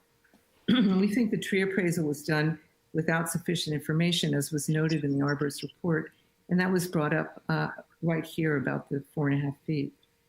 We think that the appraisal and recommendations should be reconsidered and overturned. The appraisal and recommendation were done using stumps as a reference instead of the trunk at 4.5 feet as stated in the city rules, and did not take into account the invasiveness of the pittosporum. So that's another point we want to make. The arborist stated in his appraisal that he could not accurately evaluate the value of trees. And this appraisal was introduced into evidence in the Forest Commission hearing. On the West Coast Arborist Report dated December 4th, 2020, the arborist writes, quote, "The value of the tree is determined by extrapolating the purchase cost of a nursery-grown tree up to the size of the subject trees being appraised. Measurements provided of the stump may not reflect an accurate value of the subject tree due to trunk flare at the base of the tree, which would result in a larger diameter than usually collected at a 4.5 feet above grade," just as we were saying now and as Sarah was explaining. And this from the Forester's report, this quoting Municipal Code 12-28-172. This is the 25 feet in height, prohibiting a tree to be cut down, as well as having a diameter equal to or greater than 10 inches or a circumference greater than 32. And it was added in the report, tree stumps are believed to be Pittosporum undulatum. The tree is reported to have a mature height of 40 feet. 2 of the stumps measured 12 inches in diameter and 1 measured 9 inches at the base. With the trees removed, a measurement at the required height of 4.5 feet above grade was unable to be made. So the Forester's photos showed the biggest stump was 12 inches across, the second 11.5. This is listed in the arborist report, and the third under 8.5 inches, or about 8.5 inches. You also have a photo from the Zillow ad right before we bought our house, showing the trees and their width relative to the fence behind them. And I put that in my letter to you, but here's a picture. This is from the report, the ad in Zillow right before we bought the house. And these are the 3 trees in question. So that's about as most documentation I have of the trees, but you can see, there are several trunks. They're, I'd say they're not very stout. So we think the pittosporum in our yard were likely under 10 inches at 4.5 feet high. By the time the forester came into our yard, the trees had been hauled away. The gardeners were cutting away the stumps. The forester had no choice but to measure the 3 tree stumps with the roots sticking out of them. The surface of the tree is the trunk flare, and it is the largest circumference of any part of a tree, as noted by the arborist. The arborist noted that their appraisal could not be an accurate evaluation of the tree based on the trunk flare. In addition, trees considered invasive or highly suspect have an impact on valuation that wasn't taken into account. The pittosporum is not a native tree, as was mentioned earlier. It's not on the Carmel recommended tree list. In fact, according to the Global Invasive Species Database, the pittosporum is one of the 100 worst trees in the world. The Invasive Plant Atlas notes that it is invasive in many parts of the world. The UC Agriculture and Natural Resources listed as unsafe, and that, quote, the entire plant is toxic if ingested. The California Invasive Species Council, Cal-IPC, lists Pittosporum as, quote, under watch at risk of being invasive, referencing an article in their newspaper by Dr. Marcel Ramonick, Professor Emeritus of Evolution and Ecology at UC Davis. The 2013 article entitled Victorian Box, this is an alternative title for the plant, an invasive tree spreading in California, noted that, quote, large infestations are in progress along the Pacific coast, providing photos for the article. In addition, in its native Australia, it is actually listed as a native plant gone feral. This was written by an arborist for their newsletter. So we plan to plant replacement trees that are native and landscape the backyard. Doing it right will cost money, and it will be money well spent. In closing, we would like to pay for a retroactive permit and pay the double cost penalty as in other cases with other permit penalties. This will send a message that everyone has to get a permit, even for trees that possibly may be under 10 inches in diameter. Since we all have the beauty of the city at heart, it would be a fit remedy to block people from making any mistakes. So that's all I have to say. I know it was a lot of stuff. You're a woman of your word. You kept it under 10 minutes. That's very impressive. I aim to please here. All right. Well, let's see if the staff has anything that they want to counter with this. Maybe not be anything to rebut then. Sarah, is there anything you want to say in closing?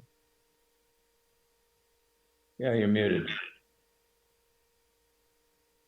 No, what Dr. Price said was fair and accurate and consistent with the findings of our consulting arborist, as well as what was reported in the staff report. And so there's a landscaping plan that is yet to be submitted. That'll be reviewed internally. I mean, is that going back to Forest and Beach? Right now, we are in Forest and Beach. We were trying to replace the tile that's back there. And, we have a landscaper, but we only have so much money. So we're trying to do whatever we can, one step at a time. Right now, we definitely will put in the 3 replacement plants. And as we go forward, we'll certainly develop a plan that uses a drip system we have done this at several other localities, and we'll certainly have a plan that we can show Sarah for her consultation. Okay, thank you. All right, let's bring it back to the council for deliberation. Bobby, you've got your hand up. No? I want to take it down. Sorry about that. No problem. Council members. Carrie. So I've got a question for Sarah. What would be the permit fee that should have been taken out for this? $250. I'm sorry? $250. Is that per tree or just the permit fee? That's the permit application fee. Okay. Thank you. Any other questions or comments? Well, along those same lines, I think that maybe Carrie was going to is Dr. Price had a solution or an idea of what she thinks would be fair. Could you tell me in numbers how much that would be? Twice the permit fee or the penalty and stuff like that? Yes. Are you asking the appellant? No, I'm asking Sarah. Sorry. Okay. $470 if the application fee was doubled. Yeah, well, I personally don't have a problem with the 470 and paying the cost for the report.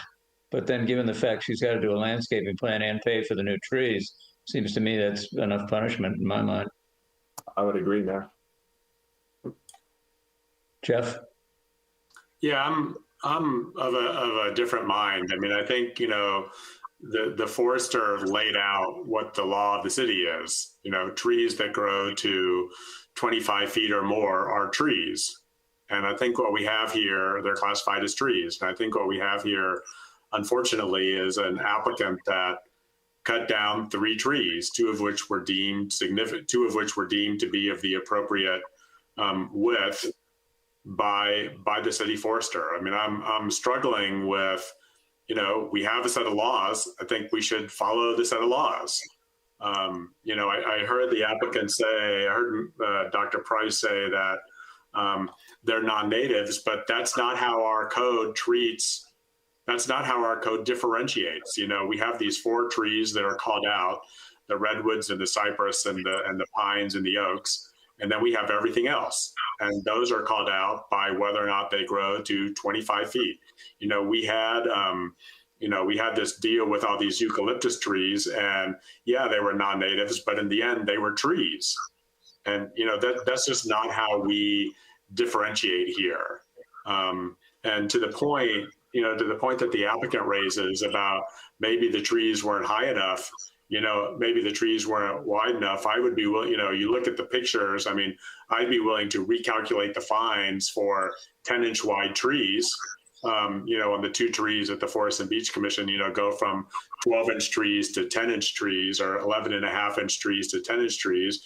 But honestly, you know, this is, to me, this is a situation of sort of do and then ask permission later. And it's really unfortunate. For sure, this is very unfortunate. But, you know, we're arguing about the width of trees that were cut up and gone by the time the forester got here. And that's not, I don't think that that's really Sarah's issue. You know, so I'm struggling with this, and I'm struggling with reducing the fine because of the message that sends to, the message that would send to other people that might be inclined to sort of accidentally remove pittosporum trees from their backyards. So I just don't think that that's in keeping with the village. So that's where I am on this. All righty. Others? Carry your hands up, I think.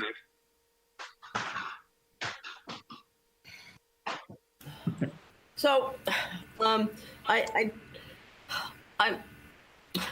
a little conflicted as well.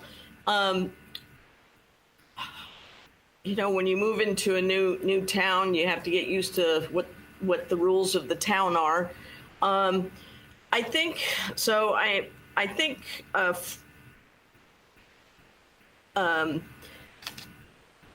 we need to yeah. So I'm a little conflicted. So I do, when going over the plaintiff's presentation, I do kind of understand where a non-native species might have lesser value. So thank goodness, you know, these were not our big 4, as we call them. And I do appreciate that they want to replace these non-natives with native trees and do better landscaping. So I'm trying to go in the middle here. I think what we're looking at is a very punitive type of punishment. I understand that's the and that's the chance you take if you do things without asking, and then you have to come beg for forgiveness, which is where we're at. So I think they should pay for the arboretum report, arborist report, and so I'm thinking about probably in the range of $2,000 with the other recommendations of the Forest and Beach Commission. I'll second that motion. We haven't heard from Karen, who's a former Beach and Forest Commission member as well, from Jeff. We're still under discussion, so you can do it under the motion. All right. This is a very difficult one because I have always felt that the council should, whenever possible, uphold the commission decisions.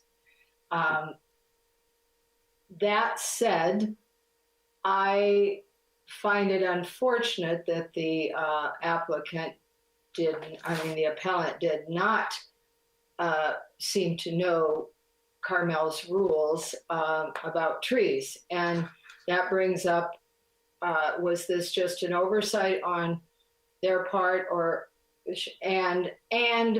should we be doing more education through realtors' offices and so on about what our rules are, so that people who move to town get a better sense of who and what we value. I'm wondering, I looked up today too, the city list of trees, and this tree does not appear on it. It is a very invasive tree. They're coming up all over my yard from my neighbor's yard, birds planting them and so on. It would be interesting to know, had they come with an application to begin with and asked to take those trees out and replant with the big four or native plants, would they have been given permission to do that? Because there certainly seems to be more value in our town with native trees versus non-native. Also, what is significant? In my experience in all the years I was on Forest and Beach, significant trees were quite large or quite interestingly shaped, or, they had a defining character that contributed to them being significant. And these are just sort of 3 trees that don't appear to me, and that's just my opinion, to be particularly significant. I think the unfortunate thing was that they were taken down without a permit, and we do have rules about that. I was thinking similar to what Carrie was thinking, somewhat reducing the fine to half of what was levied, and paying the fee for the arborist report would be a little bit more palatable to me and perhaps to the applicant.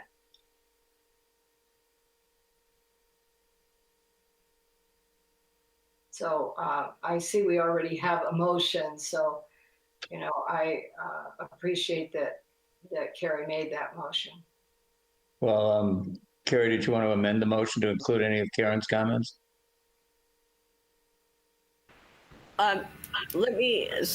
So Karen, I want to clarify, you're suggesting half the 4,700 plus the arborist report? Yes, and the rest of the requirements to replant 3 trees and submit the management plan and submit a full landscape plan. So that'd be $2,350 for the reduced fine, and then $1,103.40 for the report, and then the replacement of 3 trees with a landscaping plan. Yes. Staff agree? Sarah, did I get those numbers right? Yes, you did, Mr. Mayor. All right. So Carrie, were you willing to amend your motion? I think that at this point, I think that's still a little stiff for me. So I'm willing to amend my motion to 2,500.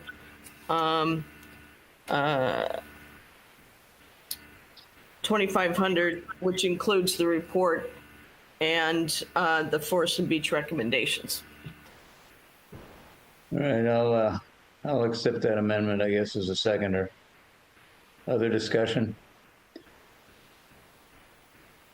All right, I don't see any. I'll call the question then. Chip?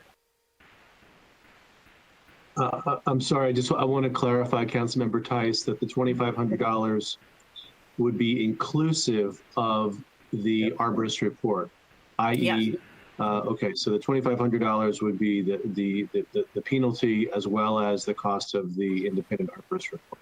Yes. Thank you. And I concur. I thought the original motion was 2,000 plus paying for the arborist report. Help me out, Ashley. According to my notes, you had the $2,000 total inclusive of the arborist report, and then it was seconded by Mayor Potter, and then there was discussion. Yeah, that's what I remember. Mm-hmm. All right, with that clarification, I'll call the roll, please. Ashley? Councilmember Barron. No. Councilmember Ferlito. No. Councilmember Tice. Yes. Mayor Pro Tem Richards. Oh, on the big vote, right? Yes. Mayor Potter. Yes. Been one of those nights, guys. All right. That does accomplish the work of tonight. I do want to comment briefly on our order of adjournment tonight in memory of Barbara Livingston. I was asked by the press what was my reaction to her passing. I said, we just lost the mother, Mrs. Carmel. I mean, there was a woman with a passion for this town.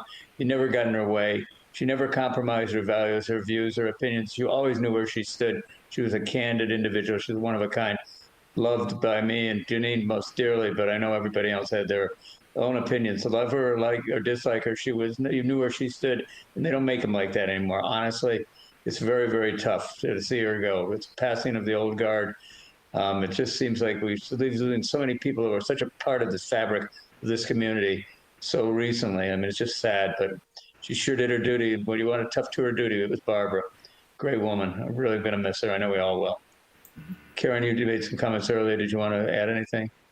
No, I think what you just said was wonderful. Thank you very much for those thoughts. Well said. Oh, I think we can all agree on this one tonight. Can I just add, one of the best days of my time in Carmel was going to her birthday party. It was an amazing sight to see every walk of life at that birthday party, and all just such respect. And she was a wonderful lady. Yeah, absolutely. Jeff, Carrie, anything? Totally agree. Thank you.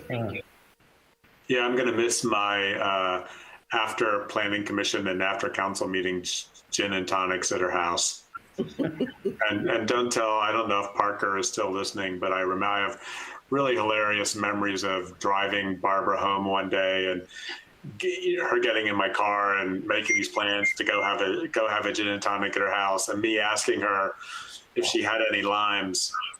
And she kind of looks at me and she says, no. And of course, it was after the time that Nielsen's and Bruno's were open. So of course we stopped at Sadie's, and I walked into Sadie's and asked the friendly bartender, I'm pretty sure it wasn't Parker, because it was a woman, for a piece of lime, and she was happy enough to oblige. So what a great memory, and what a great woman. Sorely missed.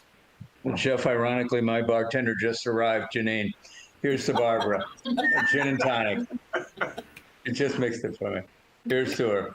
Mm-hmm. All right, unless there's anything else for the good of the order, we stand adjourned, guys. Thanks for the hard work tonight. I really appreciate it. I know we all didn't get everything we wanted, but that's the nature of government. We did a good job tonight, and I appreciate that. Thank you very much, guys. See you soon. Good night. Take care.